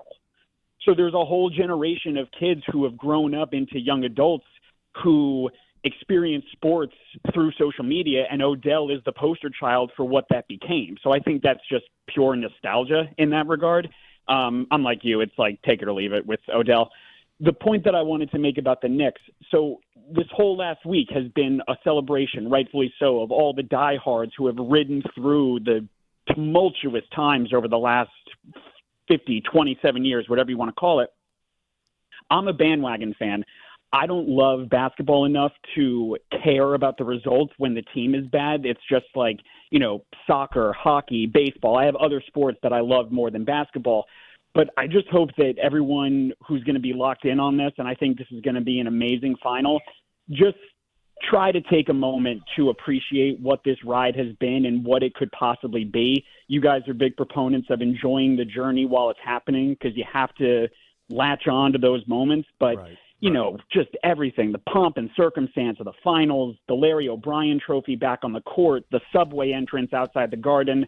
I just hope that all the people who have ridden so hard for this, that deserve this moment, just try to enjoy every second about it. And game on. Let's go. It's a great message. It really is, because we don't do that enough. And a rare situation too is you've had 8 days to kind of bask in the glory of a conference championship rather than you had to get over it within a day, right? Like that this has been at least the opportunity to enjoy the moment and to have this feeling for a whole week of accomplishment before the last and final, the most important level, right? This is the biggest level. This is the most important one to accomplish. But rare do you get the chance to just spend more than 2 days of really basking in it, enjoying it, celebrating it, sharing. Now I can't pass a Knick fan who doesn't yell out an obscure Knick player's name.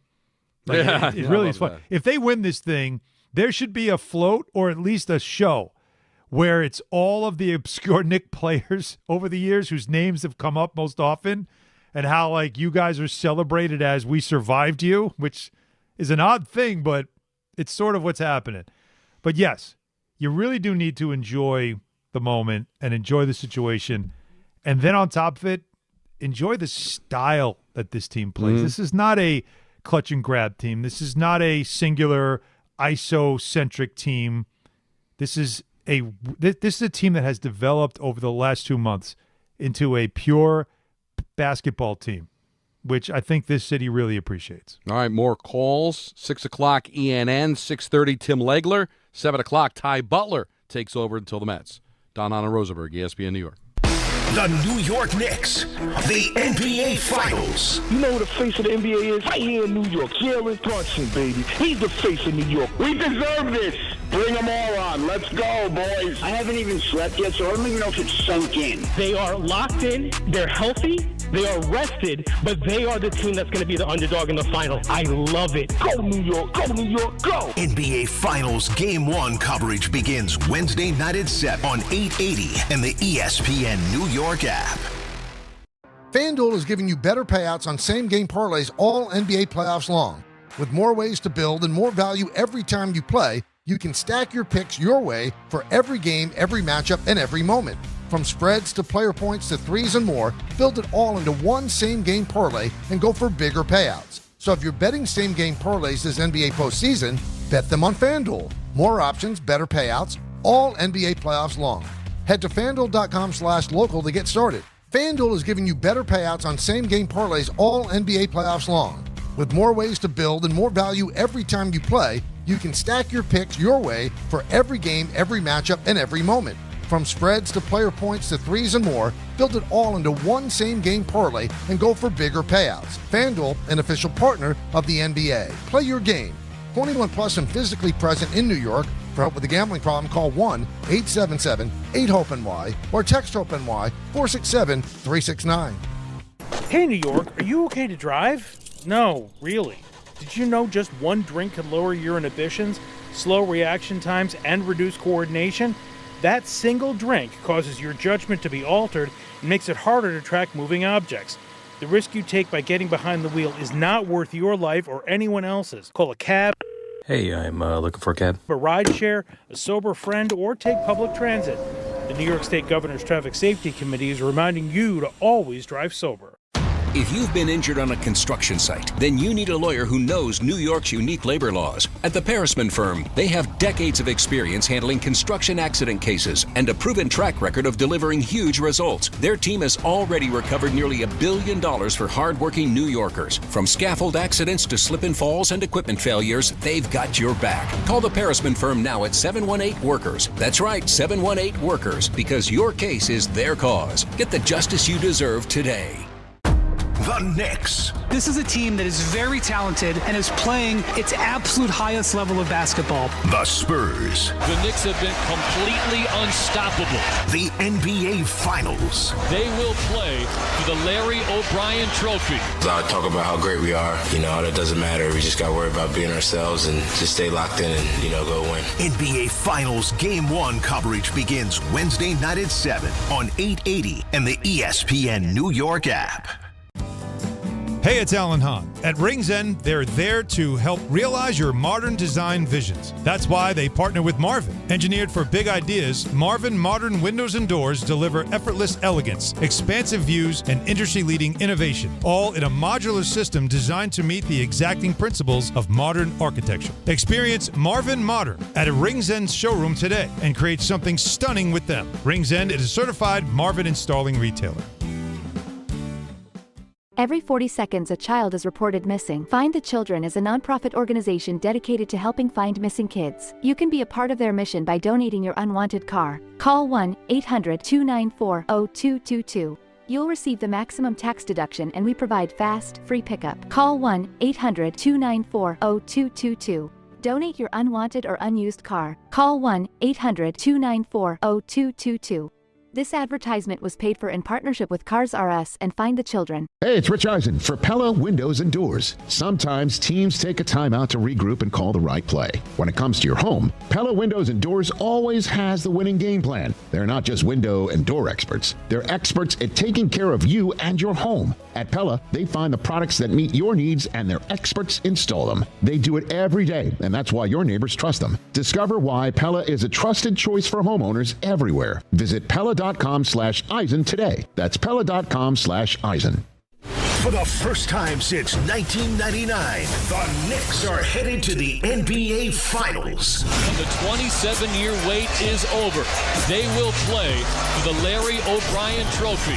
4 wins away from an NBA championship. This group got tighter and more accountable as the days got closer to June.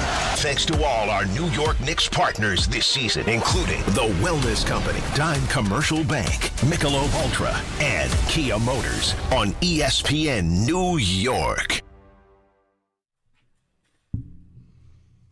All right, so Jacob's in away today. Yeah, he's giving us some yacht rock today. Yeah. I don't mind this, though. What you got going on, Jake? It could be the mood. It could be the weather. Oh, yeah, I was feeling it today. It was a beautiful day today. Honestly, anytime after Memorial Day weekend, it always feels like these days when you just want to ride with the top down. Hell yeah. So you know.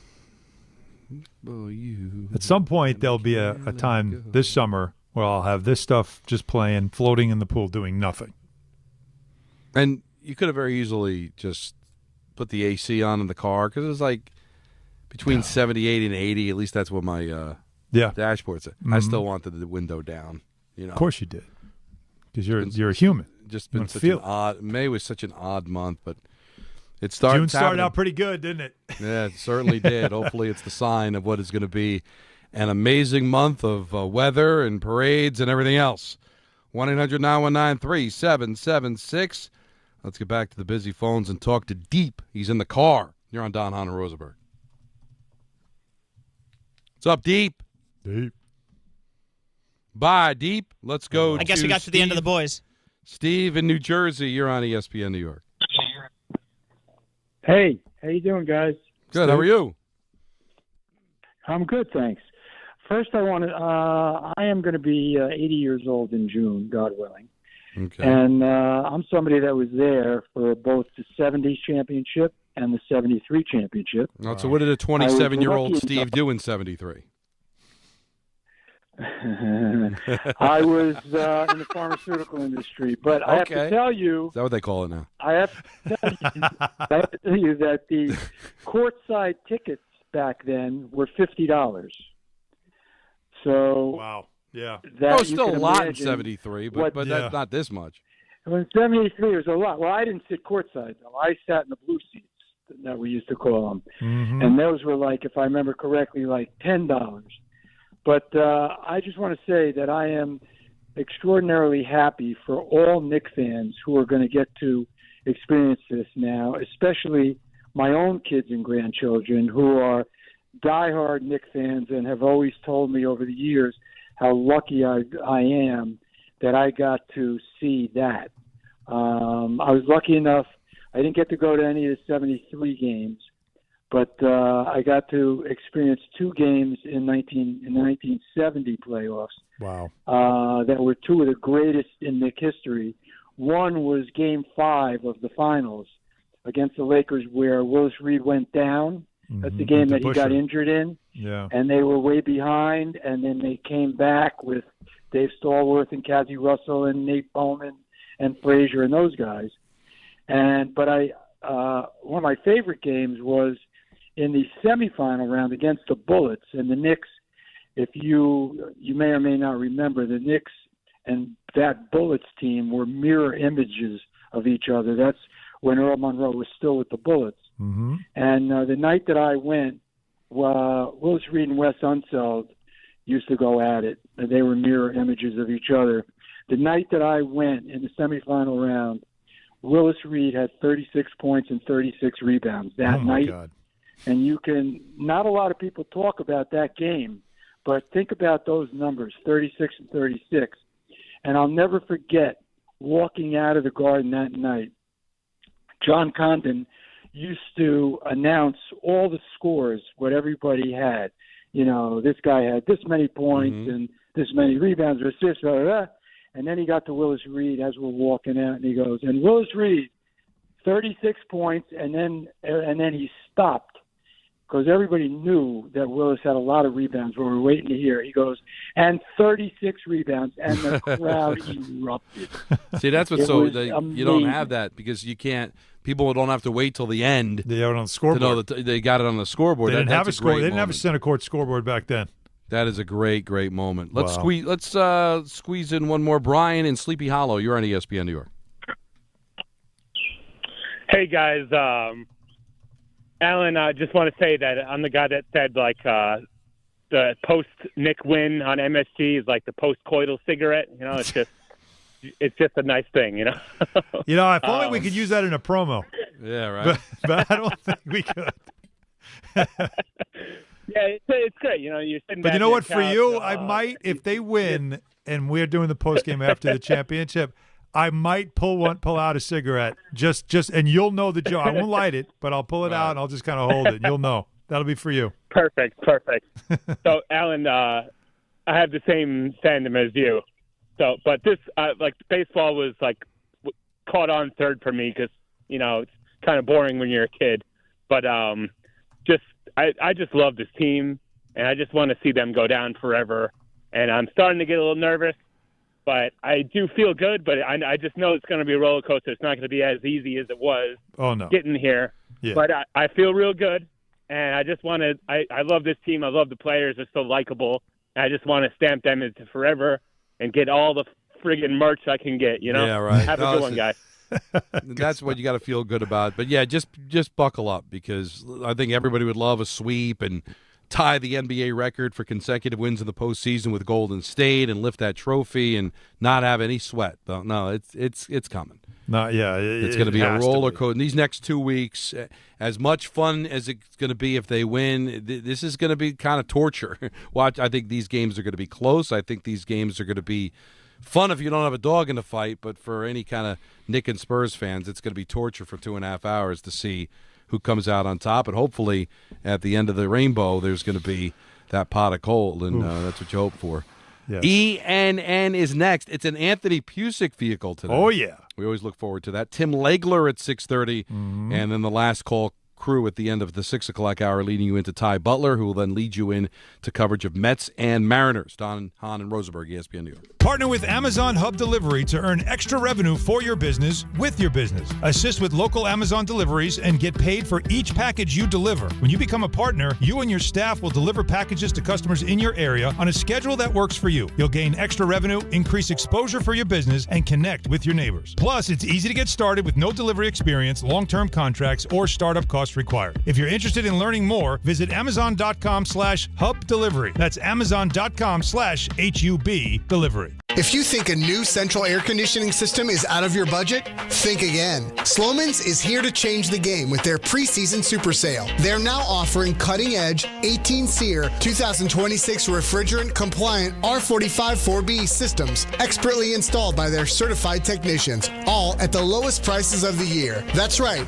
Get started with zero down, zero payments, and zero interest for 18 months. Plus, they're including a comprehensive service plan for 5 years, including annual system checks, filter replacement, and refrigerant to keep your AC running smoothly all summer long. Call Slomin's today at 516-932-7000 for your free estimate. But hurry, these cool savings won't last. That's 516-932-7000 or visit ac.slomans.com. 18-month promo period, no payment, no interest, and no down payment offer. The offer is available through a third-party bank. On approved credit, interest is waived if loan is repaid in full during the same as cash period. Terms and conditions apply.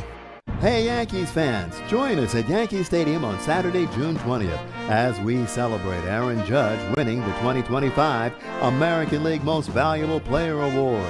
It's Aaron Judge MVP Bobblehead Day, presented by T-Mobile. The first 18,000 guests through the gates will receive a special bobblehead commemorating Judge's MVP season. The Yankees take on the Cincinnati Reds Saturday, June 20th. Get your tickets now at Yankees.com/tickets. And now let's take a look at the traffic with Brandy Scott. Thanks a million, guys. I hope you have an awesome rest of the night. We've got a new problem spot in Brooklyn. Belt eastbound right before Knapp Street. A crash blocking a lane. Long line of brake lights there from the Verrazano. New collision on the Cross Island northbound in Queens right after the Grand Central. Bumper to bumper there from the UBS Arena. Messy ride in Nassau County, Southern State eastbound. Watch out for an accident right before Eagle Avenue. Packed there and backed up into Valley Stream. Westbound Southern State still have this collision over by the Seaford Oyster Bay.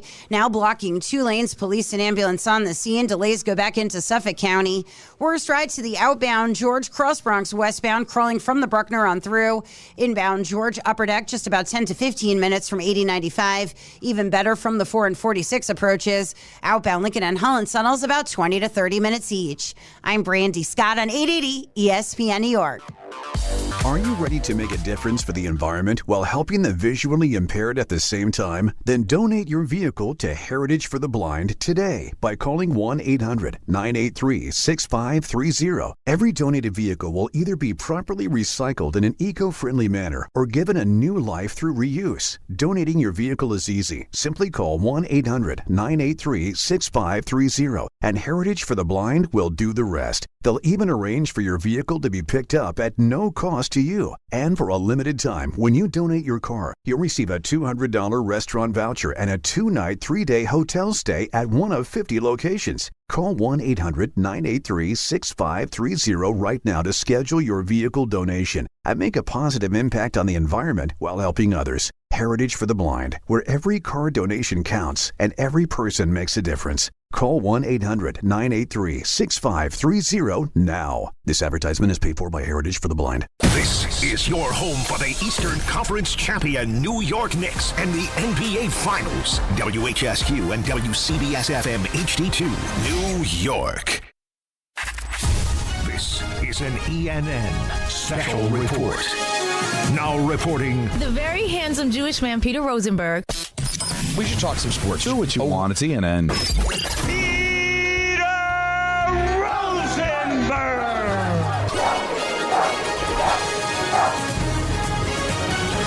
Peter Rosenberg is out on assignment this week, so filling in is the great Anthony Pusick. Time now for ENN, brought to you by Fanatics Fest NYC. Take it away, Anthony. Oh, thank you, Don. Hello, Alan. Thank you, Peter. I like that. I like that that's how we start this. This makes me very happy. It makes me able to do this properly. That's what I was telling you. You don't want to give encouragement to people. Take the pressure off. Tell them they've got no shot of succeeding. There's literally no way this could go any poorer. What better way to start your first week of ENN, or first day of ENN for the week? You suck, Pusick. Well, thank you, Peter. Speaking of Fanatics Fest, new photo and autograph slots are available now. So you can go on fanaticsfest.com right now, get your ticket. This is important. You have to get a ticket for the event, and then you can buy your photo and autograph slots, including Gronk, Cam Schlittler, Cody Bellinger, David Wright, and all the WWE superstars you can imagine, like Becky Lynch, Seth Rollins, Go Knicks! Danhausen, Dominic Mysterio, Drew McIntyre, and so many more. Get your tickets now, fanaticsfest.com. Of all the people that you mentioned, there's only one person on that list that I'd want an autograph from, and that's David Wright. Listen. So I'm not a Yankee fan. I don't like wrestling, and what do I care about Gronk? Well, listen, Don, I don't know if this was geared towards you. I apologize. I guess not. No. I'll try. You know what? How about this? I don't think they had me in mind for I'm going to go on the Fanatics Fest website, and I am going to find people that I think you would enjoy. That would be something. Let's play that game. How many names before Don goes, yeah, I'd like his autograph? Right. Bruce Driver. Well, no, Bang, see, you got me. I could play that game.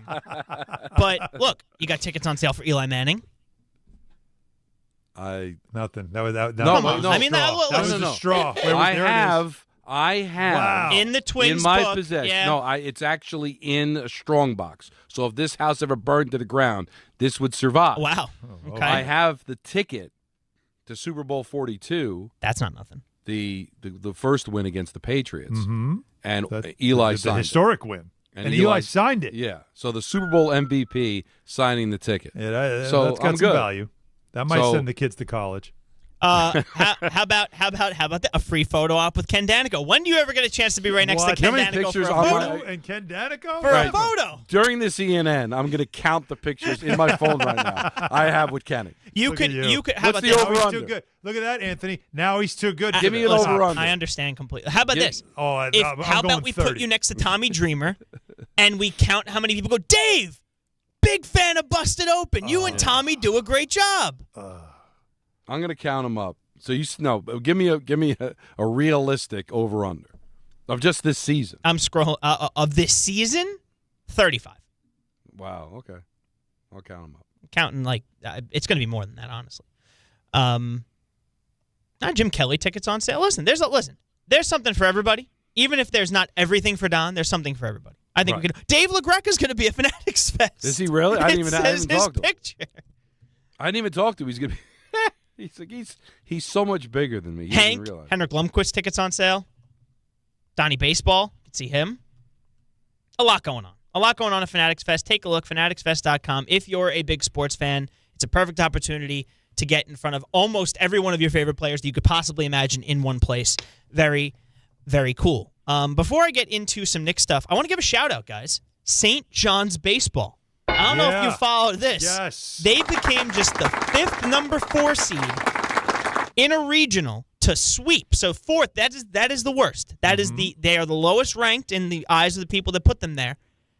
And least likely to make it out. Well, they swept the regional thanks to a go-ahead grand slam from Adam Agresti against host Florida State today. They are moving on in the College World Series, so congratulations to them. That's pretty cool. Yeah, that is very cool. So we'll keep an eye on them. A lot of possible championship opportunities for New York teams as we move forward here. Now, of course, since it's 6:06, as is tradition, it's time to say good evening. So good evening to Don. It's baseball, Marco. And Marco, what do you have to do in baseball? Throw strikes and hit strikes. That's right. That's a good job. And for more, with the inside scoop, we go to our resident insider for Marco's baseball team, Jay Lynn. What do you think Marco's going to do in the game?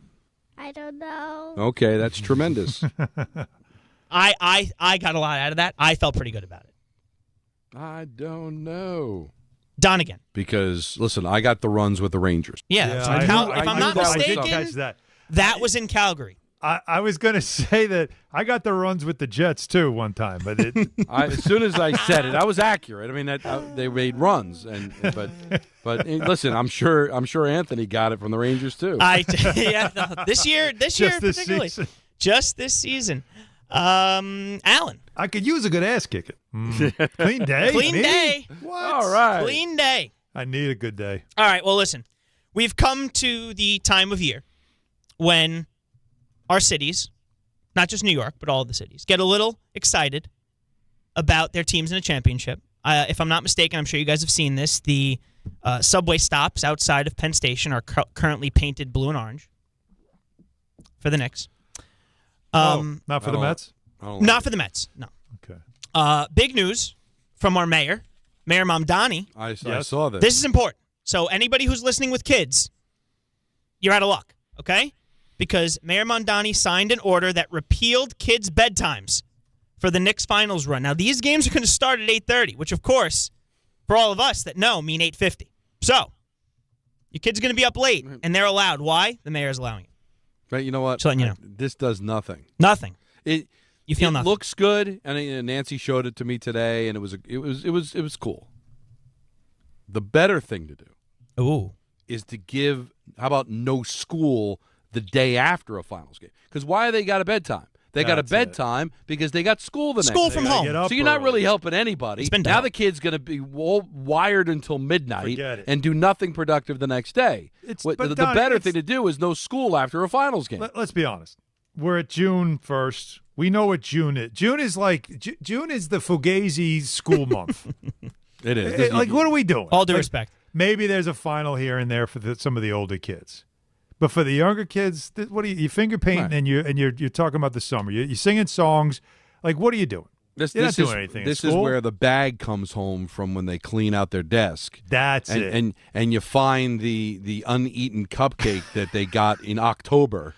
Right. But for the most part, it's field day, which, by the way, field day tomorrow for Marco. There you go. Love field day. Everybody loved field day. Who didn't love field day? It's you're watching, but like what are you watching a movie in a class? No, but they still have to be like Marco's got to be at school at 8:10. Come on. So that still means getting up at 6:45. You want to really do something, at least for the first 4 games. A day off? No, this is what he could have done, and it makes sense. No school on Thursday. How about this? That's all you have to do. No school on Thursday. It's after game Knicks, 1. You don't have to worry like about this. Friday. Do it like this. Late start, right? We always have the delayed start. Delayed openings happen in the winter all the time. Do a delayed open after a game. Knicks win, day off. I don't hate it. You want to get the whole city rooting for a team? Yeah, all of a sudden Right? people By the way, have no idea what a basketball is. You'll find the Spurs team hotel and have all school bands outside all night just playing music. I was in high school for the Giants' last Super Bowl. I got news for you. Nobody was in school. Yeah, probably that happened too. You got that. And of course, it was cute though. It was nice. No, it was cute, and nothing better. And Don loves this too, than the bets between the politicians. I actually like God, this no, one's please, good though. No, this one's good. You know this All stuff right. sets me off. Texas State Senator Ted Cruz tweeted Senator Gillibrand, care to make a wager? If the Knicks win, not going to happen. The series, if the Knicks win, not going to happen the series, then you and your team get Texas barbecue, Shiner Bock beer, and Bluebell ice cream. When the Spurs win, loser wears the winner's jersey. Deal. Christian Gillibrand says you're on. If the Spurs somehow win the series, we'll treat you and your staff to world-famous Joe's Pizza and Brooklyn Lager. San Antonio gets the better end of that deal, but we all know the Knicks are going to win the series. But it's even better now. Now that I know Cruz is back, and forget it. We know we're winning now. Now, you think he's a Bush? But here's just playing around. The bets are stupid. But of course it's nice to have senators not tweeting, "I hope you die." Sure. The fact that they That's follow good. each other on social media and interact. Like honestly, with the political landscape right now, when Anthony sent it to me, I'm like, "This is cool." Excellent point. It's at least we can have fun with sports, which is what we're supposed to do, and take a break from reality and not hate each other over everything. In terms of the way that these go, these are the best versions of them. Okay. 2 senators say food. Something that's famous to us and wear the jersey. Done. Well, Done. Did Hochul do anything yet? Isn't that always a thing too? The governors and the mayors have to do something. I believe I saw Governor Abbott dunking over Kathy Hochul in his wheelchair. Yeah, that was as an AI picture. Did not see that. So that was kind of Send me that. Okay, I'll send you that. That was kind of. Send me that. They're not. I'll put it this way: I don't think they're taking it as lightheartedly as Senator Gillibrand and Senator Cruz. After the whole '93 championship team, I think Kathy Hochul's got to lay out. Just take the L. That's a where to go with that. By the way, folks. Yeah. Now, kids, cover your ears. Bullying works. We did it. The NBA Finals logo is back in the NBA Finals. Yay! With no fanfare other than a social media post, the NBA announced Sunday that the image of the Larry O, given to the winner of the finals, will be painted at midcourt for games at both Frost Bank Center in San Antonio. When did it get called that? And Madison Square Garden in New York. Let's go. For this season's title series. Also back, the script logo for the finals on either side of the court. They have no choice now in the Cup era because they put the Emirates Cup on there. Yeah. So you can't put the Larry O'Brien for like something that actually means something. But and by the way, a classic look. The big winner in this whole thing is Silver, because the fact that he's got the 2 participants in the NBA Finals were in the Cup final. You know he loves that. That's going to be a big. When does he bring it up? Because he'll do his address. I think tomorrow. 30 seconds in. Or they'll have somebody. They'll have a plant. Hey, ask the commissioner what he thinks about this being the first time 2 NBA Cup teams met in the NBA. I saw somebody too when the Spurs were celebrating. They said somebody in the background, one of the players said, "We got to get back for the Cup." Now, granted, if they didn't get to this point, nobody would have cared. But now that it's a thing, them it's after a thing. Losing the NBA Cup. We got to get back at That's them your revenge. for beating us in the NBA Cup. See, like, this there's is the going to thing be that some everybody's motivation. wondering now too. If the Knicks win this championship, do you put the Cup banner now up with it? Someone said put it up for Game 3. Have a ceremony you before do. Game 3. You don't put it up if you lose because Before Game 3. But why not add to it? Have everything, but put it all up. Your tip-off time is now 9:20 p.m. Your local news will start at 1. Oh my goodness! Here's what I'll say. Though. Come on. If let's say they sweep, all right, they would tie the record for the most consecutive playoff wins in NBA history with the Golden State Warriors. I would put a banner for that. I'd put a banner as Eastern Conference champions. And I'd put a banner up for the cup. Put them all up. And if you don't, then you just throw the Eastern Conference up there. So just the Eastern Conference one and nothing else. But if you win the whole thing, throw them all up. You put them all up because you want to show, like this year where we ran the table. We took it all. Yeah, anybody can win an NBA title. They do it every year. We swept who the whole else damn has thing. won 15 straight? First team ever to win a cup and the trophy. You could make the argument we are the best. How could you not be the best team in the league if you won everything that the league had to offer? Who else has done that? What else? What else is there to get? Yeah, you. I guess that's the reason to put up the cup banner. So again. Now, if I'm somebody with the Knicks, I kind of tell Adam Silver, hey, just so you know, we'll put the banner up if we get the championship. And then we'd be the first team to win both. So and then you're the first team to win both. If we don't win the championship, though, that banner's not going up. So how much you want this banner? Wait a minute. Wait. How much you want this banner up? I'm just saying. Silva, how bad you want this? Yeah, Silva.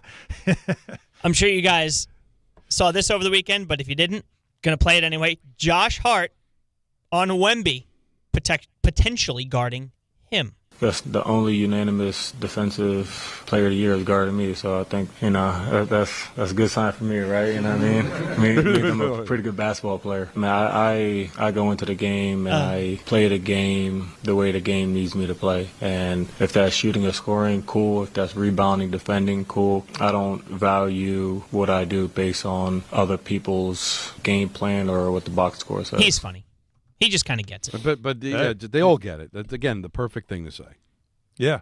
But he knows it, and we've seen it throughout the playoffs. This is what teams are going to do. He has to beat them by knocking down those shots. And that was, again, when you look at what Lou Dort couldn't do and what Alex Caruso did in some games, but not enough, and he wasn't good in Game 7. If Wemby's guarding you, and that means he's going to leave you on the perimeter because he's got to help in the paint. If you don't make threes, they win with that strategy. So Josh Hart made the Cavs pay when needed, and he made the Sixers pay. You've got to make the Spurs pay when they do this. And he knows it. He's got to make those shots that he gets, and because he's going to get them. And he's had another 8 days to keep working on that shot, so hopefully it's calibrated. Game 1 on this air, 880 ESPN New York. Coverage starting right after our show at 7. Why, you say 7? Why 7? Pat O'Keefe extended Knicks pregame. Not like our extended. Now we're an hour and a half extended. Pat O'Keefe, 7 to 8:30. Game Wednesday. It's almost here, boys. Work. It is all finally. Most here. Big preview tomorrow. Yep. We'll have all the sound from Media Day. Mm-hmm. And we are also going to have our predictions. Mm-hmm. Anybody want a sort of update on Mitchell Robinson from Mike Brown today? Yeah. All right, here we go. He just did individual work today, so I'm waiting on the medical staff to let me know what the next step is. He did stuff. Individual stuff. It's not great news. It's not. He's working on his own. I do think part of the reason why they're not having him do anything in the group as far as scrimmaging is, number one, he had a procedure, which means he probably had an incision, which means that has to heal. You don't want it to be infected, right? Oh, yeah. That's one. Two is you just don't want him to bang it on something and hurt it again. You know what I mean? Like, I think, of course, in a game, if you hit it, hey, whatever, dude, play through it. But I think you just got to kind of keep him in bubble wrap at this point. But is it great? No, it's not great. Not great, Bob.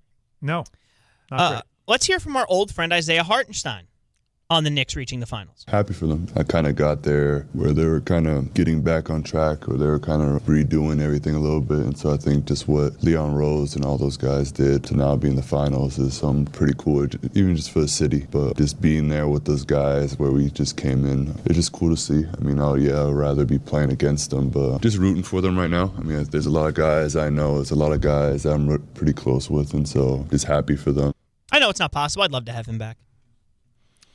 Yeah, it's fun. It's going to cost too much. He's just very expensive because he's very good at what he does. He's very good. But he was awesome. Yeah, and I don't know I don't think his future is in OKC. I think, they're going to make some financial decisions. Well, they have to. And he might be part of it. And it's a shame. Like, you'd love to get him back. He was such a great fit, not only on the court but in the locker room. And what he said there says a lot, right? So think about this. He's now all in on seeing the Knicks win because he loved that group. And we told you about Minnesota, and when they lost in the second round, all those guys talked about how they're now just going to put all their energy behind Karl Anthony Towns because they love him. So it says a lot about the group that the Knicks have. These are players that past teammates all want to see them have success. By the way, we didn't talk about this much. Chet Holmgren. That was... Boy. Did he play? No show. That wasn't very good. That's a bad look for him. And again, for a franchise that's got to start cutting corners and saving money. He's getting paid, too. Yeah. And I don't know if, again, Giannis is an interesting situation there. Very interesting situation. If you could make that deal, if he would say, yeah, I'll sign with them. I don't care, it's a small market. I'll sign with them. And you could get that's horrifying. Two of their young, they have a lot of young talent, and they've got 1 billion picks. And he'll love it because, again, there's no accountability in OKC. This is a place where a newspaper writer had to apologize to KD for ripping into him. Nobody even asked Chet after the game, like, what the hell happened? No. Right? Because, again, that's what you get. It's a small market team. It's a college kind of atmosphere, rah-rah. It's a great place to play, right? You got a chance of winning a championship. There's no real accountability to media. I mean, poor John Starks is still answering questions about Game 7 32 years ago. Yeah. Chet Holmgren chokes in Game 7 of the conference final, and they don't even ask him about it after the game. I'm sorry. That's a nice place to play, right? Where there's like no accountability at all. It's different. It's not a typical NBA market. Right. They really love their team to a point where everybody puts on the T. It's incredible. The T-shirt's on the chair, and no one needs to be told put it on. Maybe in Cleveland they had to put out a manifesto about put on the shirt, wear the shirt, celebrate, all that stuff. They do it in San Antonio too. Very similar, the way those fans are with their team. It's almost like small town high school. Yeah. Well, we all know the kids. They all live like there's something about it where it's very, very close, not typical that you see in bigger markets. Well, it's only one of 3 states that have only one Big Four team. Of the states that have a professional sports franchise. Well, the cities, you mean? No, states. Oklahoma City. I'm sorry. Oklahoma City. Yeah. So Oklahoma just has the Thunder. Yeah, it's all college. Everything's college there. So there's 2 other states that only have one professional sports team in the Big Four. It used to be Utah, but not anymore. Well, not Utah anymore. Not Utah anymore. He was Utah. It's not Seattle. It's not Washington anymore. Nope. Because for a while it was just the Seahawks. Oh, you got You're close. Portland. There you go. Oh, Oregon. So that'd be Oregon. And the other one, you're not going to get it because it's kind of Missouri? semantics. No. Because St. Louis. Missouri's got the St. Louis. Yeah. They got the Blues and the Cardinals. Semantics. So that means there's some kind of like that typical because they play in the state, but they don't represent the state. They play in the state, but they don't. That's why I thought it was like the Chiefs. I don't know. I don't think I know this one. No, they play in the state. That's what I'm going to give it to you. The state I'm going to give it to you. The other one is New Jersey. Huh? Because the Jets and Giants don't represent New Jersey. They're New York, so the Devils are the only team in New Jersey. Well, when you said they play in the state but don't represent the state, I was thinking that's the team you're talking about. But, okay, so you flip it and you're going that way with it. Yeah. The 2 teams that play there are called New York. Right. So it technically doesn't count. Okay. Right. We got to get out of Dodge here quick for Tim Legler. But you don't know this. But we know this. Remind me, the Brandon Sorsby story, I don't know if you guys have seen this, the Texas Tech quarterback that is trying to get back into playing college football or otherwise after betting, I don't know, over $90,000 over 4 years, including on his own team. We'll get to that. I don't have in a minute and a half. I really can't get to that right now. We'll try and do that tomorrow. I'm sorry. But we're on Serena watch. Serena Williams, after nearly 4 years since her last match, is officially making her comeback to professional tennis. The 44-year-old announced today she's accepted a wild card invitation to play doubles at next week's HSBC Championships. Didn't we speculate this? A 500-level event held at Queen's Club in London Town. Foggy London Town. And that's Ian. Very good. I don't know. Doubles doesn't count. She's back. It's a great story, but like if it was singles, it'd be different. But doubles. 44. Okay. Yeah. 44 is still something. But this is the way to get in, right? Yeah. Start with doubles, go from there. Well, Peter's already asked on our thread if I think we did have a Serena watch. We do not. I guess that's coming. We don't. So get to work on that. I will. That was Anthony Pusick doing a great job as usual filling in for Peter, and that was Ian N. brought to you by Fanatics Fest NYC. Fanatics Fest returns to the Javits Center July 16th through the 19th. See Aaron Judge, LeBron James, Jalen Brunson, John Cena, and hundreds more at the world's largest sports fan festival. Tickets available now at fanaticsfest.com. Tim Legler coming up next. Don Hahn Rosenberg till 7. Then it's Ty Butler on ESPN New York. The New York Knicks, the NBA Finals. You know who the face of the NBA is? Right here in New York. Jalen Brunson, baby. He's the face of New York. We deserve this. Bring them all on. Let's go, boys. I haven't even slept yet, so I don't even know if it's sunk in. They are locked in. They're healthy. They are rested, but they are the team that's going to be the underdog in the final. I love it. Go, New York. Go, New York. Go. NBA Finals Game 1 coverage begins Wednesday night at 7 on 880 and the ESPN New York app. FanDuel is giving you better payouts on same-game parlays all NBA playoffs long. With more ways to build and more value every time you play, you can stack your picks your way for every game, every matchup, and every moment. From spreads to player points to threes and more, build it all into one same-game parlay and go for bigger payouts. So if you're setting same-game parlays this NBA postseason, bet them on FanDuel. More options, better payouts, all NBA playoffs long. With more ways to build and more value every time you play, you can stack your picks your way for every game, every matchup, and every moment. From spreads to player points to threes and more, build it all into one same-game parlay and go for bigger payouts. So if you're setting same-game parlays this NBA postseason, bet them on FanDuel. More options, better payouts, all NBA playoffs long. Head to FanDuel.com/local to get started. FanDuel, an official partner of the NBA. Play your game. 21 and over, physically present in New York. For help with a gambling problem, call 877-8-HOPE-NY or text HOPE-NY 467-369. At Uline, they know firsthand the road to success is an uphill climb.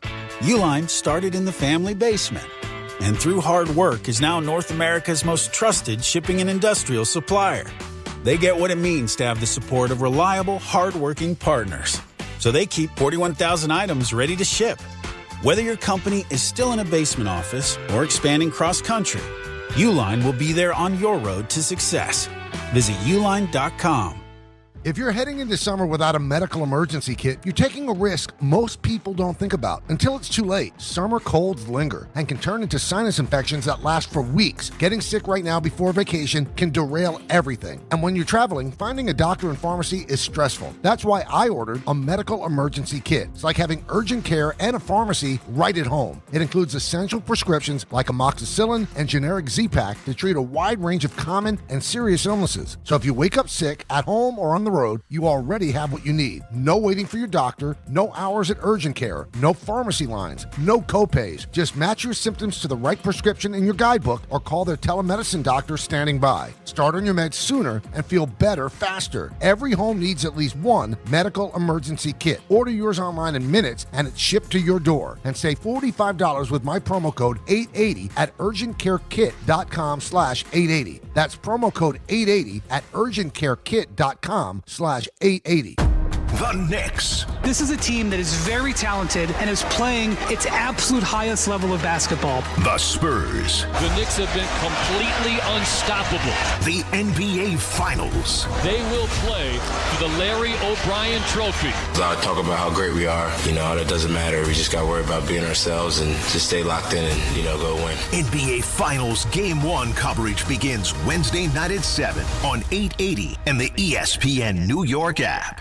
Hi, this is Don LaGreca. Just like the New Jersey Devils bring intensity on the ice, Viking Pest Control brings the same level of protection to your home. And I know because I use Viking at my own place. The season may be over, but pests are always in play. So it's time to lock in your off-season defense. As the pest control provider and proud partner of the Devils, Viking delivers 45 years of trusted experience to keep ants, cockroaches, stinging insects, rodents, mosquitoes, and more out of your zone. And when you bundle pest control mosquito services, you score big savings. One call, one company, total peace of mind. Visit VikingPest.com. Protecting your home inside and out. This is the story of the one. As a maintenance engineer at a beverage manufacturing plant, he starts his day knowing every line is ready to run because Grainger delivers the industrial-grade products he needs to keep mixers, conveyors, and packaging equipment moving. With Grainger's vast selection of bearings, belts, and motors, he keeps operations running smoothly, so nothing grinds to a halt.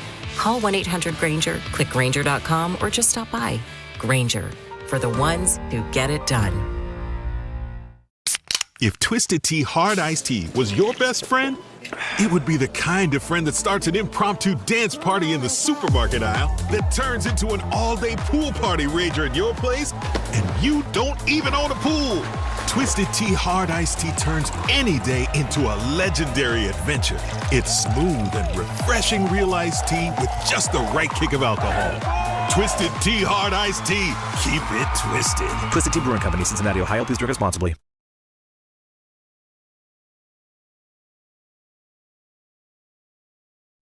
Don, Hahn, and Rosenberg take you up until 7 o'clock, and then Ty Butler till 9. Mets-Mariners coverage will kick off then. He's been good to us all year, and looking forward to what he has to say about the Knicks and the Spurs. He's Tim Legler, and he joins us here on Don, Hahn, and Rosenberg. How are you, sir? I'm great. Just arriving in San Antonio, Texas, man. I'm really excited about game one on Wednesday night. You know what? I want everybody to understand it. Leg's doing this for us means the world because it is a travel day for all of the media, right? Because tomorrow's media day. And the fact that he just got off the plane and agreed to do this. So, and I know you've got a lot going on. So, Legs, appreciate you, man. For you guys. Yeah, of course. I'm actually in the car, headed to the hotel as we speak. Perfect. So this matchup, like because I'm close enough to it. Since Wembanyama entered the league, I don't know how much you've watched these two teams play against each other. Legs, you're in for it. Every game they play each other, going back 2 seasons, 3 seasons, something crazy or epic happens. From like Brunson having 61 and Wemby going 40-20 to like Mamushketavili hitting 7 for 7 from 3, or Champagny going 11 of 17 from 3, or Bridges going for 41 on Christmas Day. And then the NBA Cup game, the Knicks ending their 11-game winning streak back in March. Like, it's unreal, the games these two teams have played each other in the last 3 years. Yeah, that's very true, all of that. That's a great recap of some of the craziness that's going on between these two teams, but I think at no point has the anticipation been greater than now because of the way the Knicks are currently playing. And I think, go back a couple months, I think there was a narrative kind of out there that whoever won the West was the foregone conclusion was your NBA champion. And I think at the time Denver was even kind of in the mix there too. People were even including them because no one saw a team in the East at the top as separating themselves from the other teams in the East, or certainly playing on that level that was worthy of giving one of these teams that came out of the West legit run for their money. And all that changed with the Knicks. The Knicks changed the narrative because going into the playoffs, you looked at those top 4 teams, kind of looked like, I think all of them are capable of beating each other. That's kind of what it felt like to me. And you go back to down 2-1 against Atlanta, and the way that series flipped on its head, and the way they have played since, they've completely changed the narrative over the last month. There now is a team that has made it to the NBA Finals that is more than worthy of facing whoever was going to come out of the West. And so even though they've had great matchups and they've had some guys go off on given nights in the past since Wemby came into the league, nothing compares to this because of the way the Knicks have transformed themselves into just this juggernaut buzzsaw offensively, going up against this team, the physicality on the perimeter defensively, funneling everything to this unique rim protector. It is going to be fun, and I am blessed and honored I have the best seat in the house. And you look at the conference final, and 3 bad games by Wemby, 3 losses. 4 great games, you win. Is that just the formula? Is there a world where Wemby can go off and the Knicks can still win? That makes it all really, really difficult. I was going to say impossible. Not impossible, obviously. It makes it a lot more difficult because if that happens, what you have to commit to him is going to make the game so much easier for a very deep offensive team. So when you go and look at him in the conference finals, I think in general this is the rule. And I was curious, and I went and had some people grab the data for me just on terms of where Victor Wembanyama initiates sets, where he sets his first screen, if he's going to run ball screen. Is he inside the three-point line, or is he out there 25 to 30 feet? Big difference in his productivity, efficiency, points per possession for the team, how much more pressure they put on you if he sets those screens closer to the rim. Why doesn't he some nights? Because of the way he's being played physically, being pushed off his spot as he runs out there to set the pick. If he's jammed up at the time by somebody that can get into his ribs, get into his hip, push him further out, the pressure on the ball on that given possession was better, so the guard couldn't quite manipulate the ball into the scoring area better. So, you say, well, why does he do it all the time? Well, that's why. Because on different possessions and different nights, some teams are able to pull that off to a higher level. The pressure on the ball, forcing it further on the floor, physicality with him, forcing him further on the floor where he sets the screens. It's incredibly different in terms of how their offense runs, how much pressure he puts on the back line and the help defenders with his dive when he's doing that from that 20 to 23-foot range, and he's one stride, he's at the rim, and how much differently you have to react as a weak side defense and how much help you have to create and how much better their offense is as a result. So I think it's a big factor in the series. I'm going to be watching for it very early in game one and as it progresses, but I think it explains some nights why he's not as impactful, because they're not initiating their offense in the best scoring optimal area of the floor for their offense or for him. That's incredible insight. And it's definitely something to watch as this series begins. And another thing to watch is, the contrast between the two leading scorers, the two stars on the team when it comes to Wembanyama, who's listed at 7'4". He seems bigger than that. And Jalen Brunson, who's listed as 6'2", and sometimes seems smaller than that. And, the size difference, as ESPN has shown us in the notes, is the largest size difference between two leading scorers going into the NBA Finals. And so while you broke down about Wembanyama, the question is, how do the Spurs handle Jalen Brunson? And how does Jalen Brunson handle the Spurs? Because as I said earlier, Stephon Castle just had to go through 7 maddening games defending a guy like SGA, and now he's got to deal with Jalen Brunson. So what do you see in that matchup? So I think here's where I think Knicks fans should feel good. Jalen Brunson is different than Shea in this regard. I think when you go to the series against the Spurs, and why was Shea Gilgeous-Alexander a lot less efficient than normal? He's so used to Shea coming up and getting into his action so quickly and attacking off the first action, whether that's a quick high brush screen and he goes, or he goes immediately into an ISO. He gets into his spots, elevates, gets his shot off, or gets to the line, or gets to the rim, whatever it may be, but it's quick. In the Spurs series, those guys were doing such a great job on him, not letting him get that early, that he was having to give it up. And then the second time he got it was deeper into the clock, and now he had to go. So he had to initiate these actions that take a lot of energy multiple times on the same possession. He's not used to doing that. He wore down. He was, to me, there were a lot of nights in that season. He was sensational in Game 7. You got to give it to him. The guy made an incredible number of tough shots. Yep. But he wore down other nights in that series because of what I just described. The good thing about Brunson, for the Knicks fans, is he's got a different type of game. He's got a grounded game. He's not elevating all night long on these mid-range jump shots that he's got to get off that are contested. That takes a lot of energy. Jalen Brunson's game is a little different. It's grounded. It's footwork. It's strength. It's balance. It's touch. It's IQ. And so he's not going to get ground down as much. And the other thing is, this team now with the balance they've achieved in their starting lineup, it doesn't have to be Brunson as much with the usage throughout the game as it does with Oklahoma City and Shea Gilgeous-Alexander without Jalen Williams, without A.J. Mitchell, without Chet Holmgren, completely disappeared. So it was so much on his plate. Jalen Brunson has a lot of help in this series, and he's going to be fresher later in the game because of his style of game. Talking to Tim Legler here, getting ready for the NBA Finals, which begins Wednesday in San Antonio.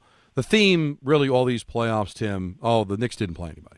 and now the Spurs beat a compromised Thunder team. So really, who did they play? Isn't this what parity looks like? This will be the 8th consecutive year of a non-repeat champion. Is this just what parity looks like in the NBA? Yeah, it looks a lot like this, and I think one of the other things that this is almost, there are two paths to this also. You kind of just look around the league and you go, man, this is what not being deep enough can do to you, because injuries now cripple teams more often than ever. Guys out, even if it's a night in a series, or guys at multiple games, or guys out for the whole series, or guys playing through injuries. Like even in the Cleveland Knicks series, I don't think Donovan Mitchell wasn't right. So he's trying to play through and give him credit. He actually played decently. Other guys on that team didn't play very well. But to me, it's about the depth that you have to sustain it, and the availability of your best players is everything. And the Knicks and Spurs have been able to navigate that for the most part. They've had some guys miss some games, but it's been nothing crippling. And I think that's really what you're looking at, why these two teams are the last two standing. That's a large part of it, but also they have multiple ways to beat you on a given night. They can play fast. They can play half-court execution. They're elite defensively. They can knock down threes at a high rate if they have to on a given night.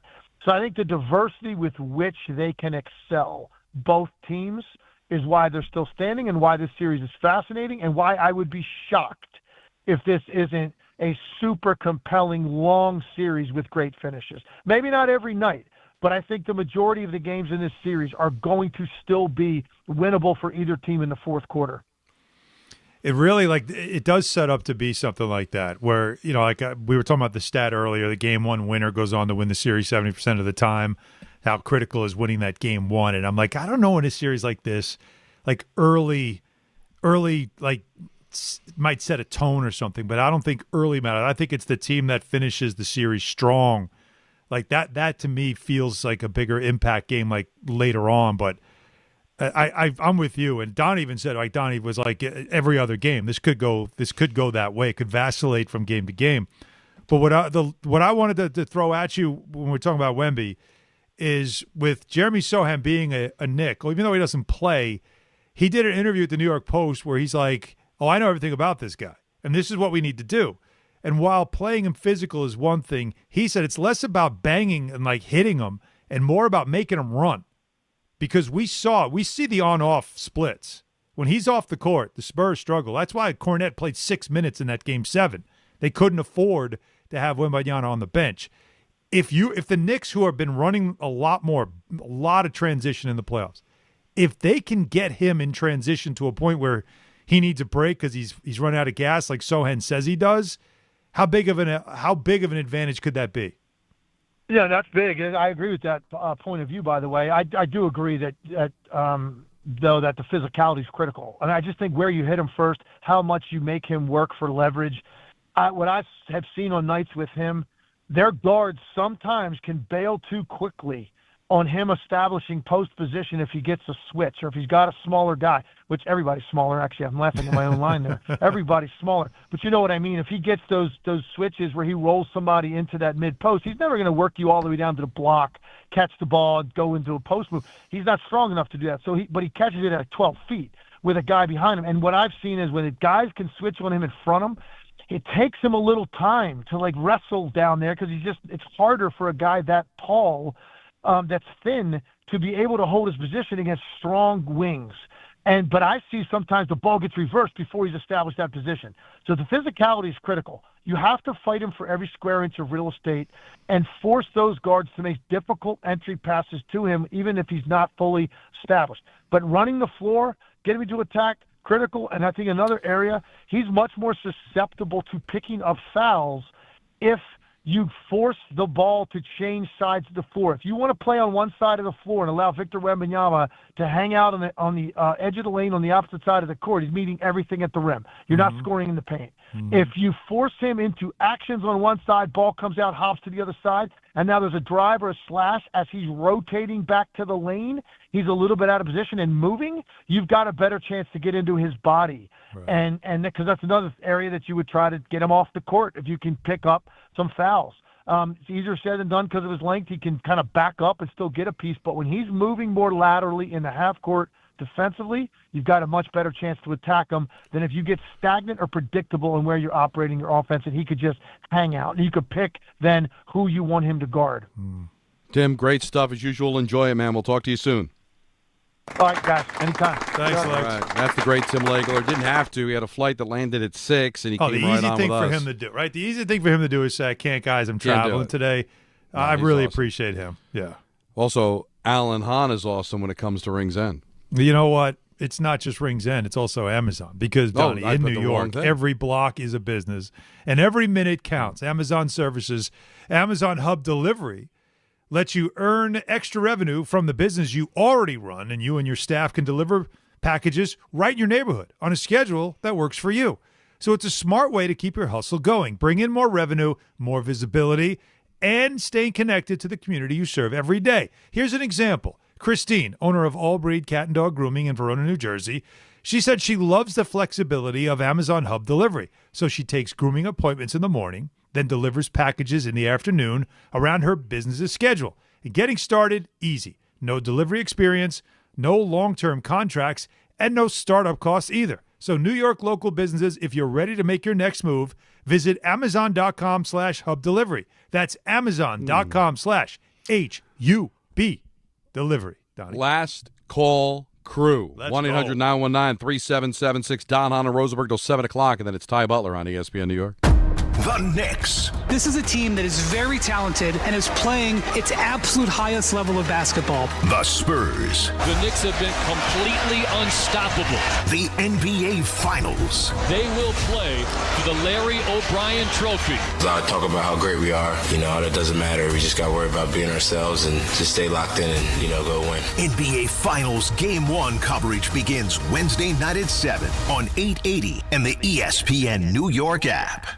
You matter, and so does your well-being. If you're facing tough moments, struggling with anxiety, depression, thoughts of suicide, or substance use, help is here anytime you need it. Call, text, or chat 988 for free confidential support. New Jersey's 988 Suicide and Crisis Lifeline is here 24/7 for you or someone you love, with trained counselors who listen and care without judgment. You matter. Remember New Jersey's 988. A message from the New Jersey Department of Human Services. Tickets are on sale now at fanaticsfest.com as Fanatics Fest NYC returns to the Javits Center on Thursday, July 16th through the 19th. The world's #1 sports fan festival puts you where sports, collecting, culture, and entertainment collide. See stars like Tom Brady, Aaron Judge, Jalen Brunson, and hundreds more, including live panels and podcasts, exclusive merch, and Fanatics games with $2 million in prizes. Go to fanaticsfest.com to get your tickets today.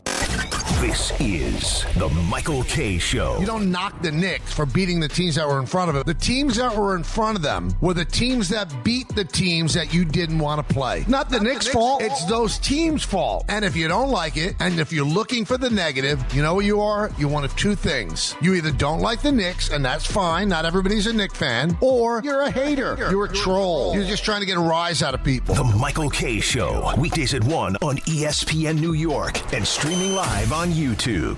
When care matters most, experience matters more.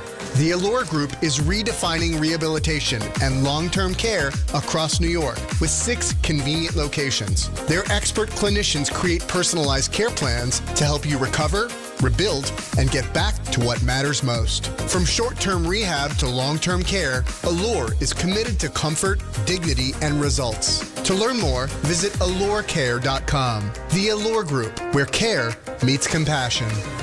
Harry Douglas here to tell you about Fruity Rainbow 5-Hour Energy Shots. It's a fruity candy flavor explosion, and I mean explosion. Fruity Rainbow 5-Hour Energy Shots, a zero-sugar treat that's sweet tooth approved. These can take care of my candy cravings and provides a tasty caffeine kick without all the sugar. Fruity Rainbow 5-Hour Energy Shots. Get candy-flavored chaos with Fruity Rainbow 5-Hour Energy Shots, available online at 5hourenergy.com or Amazon. Progressive presents ways to save money that aren't bundling your home and auto insurance with Progressive. Thanks again for taking me to the game, man. I can't wait to get in there. By the way, what's in the bag? Oh, I bring my own hot dog and peanuts. Saves a ton. Savvy. And what about the beach chairs? Why buy seats when you can save big and bring your own? We can't get in without tickets. Tickets? What do you think the portable TV is for? Don't save money pretending to go to the game. You could save hundreds by switching to Progressive. Get a quote at Progressive.com. Progressive Casualty Insurance Company, affiliates, and other insurers. Not available in all states or situations. Replacing your home's AC system isn't exactly pocket change. Let's be real. Most people don't have thousands of dollars just lying around. And that's why Slomin's makes staying cool affordable. Right now, Slomin's central air conditioning makes it easier than ever to upgrade without blowing your budget. Get 0 down, 0 payments, and 0% financing for up to 18 months. Plus, every new system comes with a 5-year all-inclusive service plan, including annual system maintenance, filter replacements, and refrigerant. So there are no surprise costs down the road. Whether your system is outdated, your electric bills are through the roof, or your AC finally called it quits, Slomin's has a solution that works and a payment plan that actually makes sense. Call 516-932-7000. That's 516-932-7000. Or visit ac.slomans.com to schedule your free estimate today. Slomin's Central Air Conditioning. Because comfort shouldn't come with a price you can't afford. 18-month promo period. No payment, no interest, and no down payment offer. The offer is available through a third-party bank. On approved credit, interest is waived if loan is repaid in full during the same as cash period. Terms and conditions apply. Welcome to basketball's biggest stage. Somebody will reach basketball immortality. Welcome to the NBA Finals. That's basketball at its finest. This is about more than a game, more than a series. This is about legacy. You are watching what greatness is all about. Tune in to see who performs under the brightest lights and who writes their way into history. The 2026 NBA Finals begin Wednesday on ABC.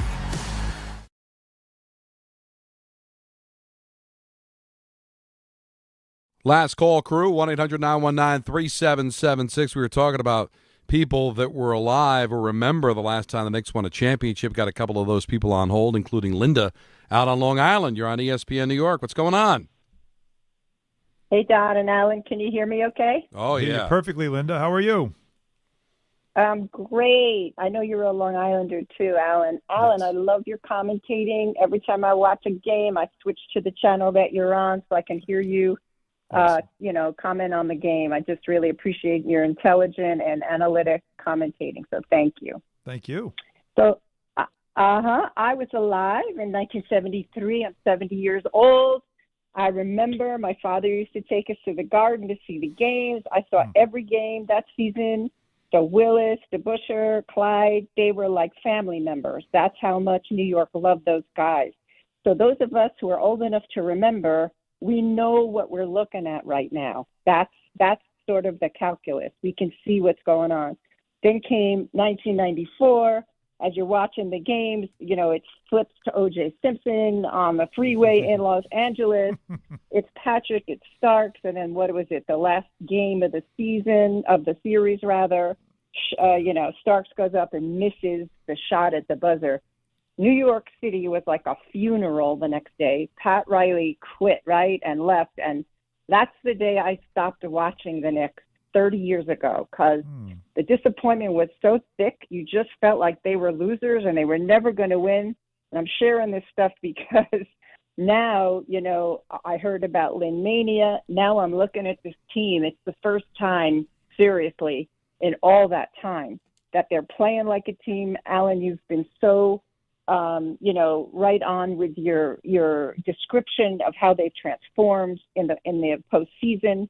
They've abandoned the solitary hero model, and they're playing like a team. They're all good. I think Wemby's time is coming. I think he will be the face of the NBA, but he's young. They're all like too young. I think, as you've said, this is a team of destiny. I think the Knicks are going to win. They would have brought it to any of the teams that won in the West. They're that good. Someone's got to tell Ty Butler this because he keeps rooting for the West. Well, he's a Laker guy. He's a Laker fan. His dad is a Knicks fan. He had to grow up listening to it. Yeah, listen, and Ty's going to be coming up at 7. Yeah, but I mean, it's interesting. Like Linda and others who are old enough to have seen those 70s, and we had Clyde on. And Clyde made that comparison. This current team reminds him of those teams. And a lot of people that watched those teams back then, that was it. They didn't have individual superstars, but they collectively were a superstar team. And that's what this group is reminding a lot of people about. I didn't like the fact she disappeared for 30 years, but listen, it's all right. She seemed nice. Well, it just does let you know, though, Don, that loss in '94, that hurt. That was a deep cut, man. No, deep I understand. And she was out, and then ironically comes back when they're in the finals. They have a name for that, but she was just too nice, so we'll save that for Friday. She mentioned Linsanity. Well, she said she heard it. She heard about it. It hurt. That listen, 94. That's why she's 73 and is probably going to live to 103. Right. Because she didn't have to live through the pain of 27 years. She missed a lot of pain, which, yes. Yeah, she spared herself all of that. Andy in Florida, you're on Don, Hahn, and Rosenberg. Hey, guys. How are you? Good. How are you? What's up, Andy? I, too, was there. I'm now 71 years old. I was 15 years old. I remember the smell of the circus. It smelled awful, the elephants. But that meant it was playoff time. I remember the smoke where sometimes when there was smoke, you could barely – people smoked in those days. You could barely see the court at times because I always sat up in the blues. Mm-hmm. It was hazy. I do miss that time. It was probably a lot healthier for us. And, Andy, thank you for the phone call. I do miss the blue seats. I do miss the old Garden, even though it's fabulous what they did with the reimagining of it, Chase it looks Bridge great. and all that. But and they do have a blue section. They kept one area, and the seats are blue, as you know, and they still exist, but not like back in the day when it was all the way around. Don, my first ever Knicks game, I sat not only in the blues, but I was the last row. Behind me was the cinder block wall. My first Knicks game. So I have that blue experience, blue seats. Yep. And a lot of things, especially with the Rangers and the chants and everything. That was a different time for sure. Let's go to Chris in Long Island. You're on ESPN New York. What's up, man? Hey, what's up, fellas? I've been a Knicks fan for a long time. My strange pull for you, Alan, would be obviously Marty Collins, dude. Oh, I liked Marty Collins. What a scrub. No, he was tough. I liked Marty Collins. He was tough. Oh, God, Alan, he was the worst, though. Ronaldo Balkman, Eric, come on. There's a guy but real quick, I have a whole bunch. Draft. Could not get that. Oh, dude, did first not understand. round pick, too. You remember when Isaiah said that he reminds me of Dennis Rodman? With your eyes closed, maybe. Oh, wow. That's about it. So I'll be super quick. Alan, does this remind you possibly like the Spurs? Again, I'm not saying the Knicks could definitely win this, but could this possibly be a moment where like the Spurs are almost like the Jets? And remember the can't wait Jets? Is that you think that this could be something possible like that? Like meaning that's as far as the can't wait Jets? I think and like this is super emotional that like all of a sudden now they don't realize they run into like this. You mean like absolute train? They feel like they've already won, and then they get to the hates chat. It was such a this was so, and they're 22. You know what I mean? They're so young. Could this be like one of those? I'm not saying this is how the series ends, but I mean, man, could the Knicks? If it's not the Knicks, I'm a basketball junkie. I was going to say Shaq's first year in the finals with Orlando. That was his first experience, 95. And them getting to the finals that young was like, wow, like they're already here. And then the Rockets won back-to-back, so they had already won a title, had it in their pocket, but still, like it wasn't Shaq's time yet. I'm just wondering, even like if this isn't the Knicks, I'm saying this is another team because again I'm watching basketball all the time. So if this is another team, I'm saying game one I'm taking this team because the Spurs just came off this emotional. I know they have a little bit of time, but man, what a time to really give them a punch in the first game. There was something about beating the Patriots, the way the Patriots destroyed them in the regular season that maybe the feeling was that was the Jets' Super Bowl. That they finally beat the Patriots at a big spot and didn't have anything left for the championship game. I'm not sure that's the case here for the Spurs, but I guess it could be. Alan, we'll talk to you again tomorrow at 3 o'clock. We sure We've will. Got Ty Butler coming up next. Don, Hahn, and Rosenberg, ESPN New York. FanDuel is giving you better payouts on same-game parlays all NBA playoffs long. With more ways to build and more value every time you play, you can stack your picks your way for every game, every matchup, and every moment, from spreads to player points.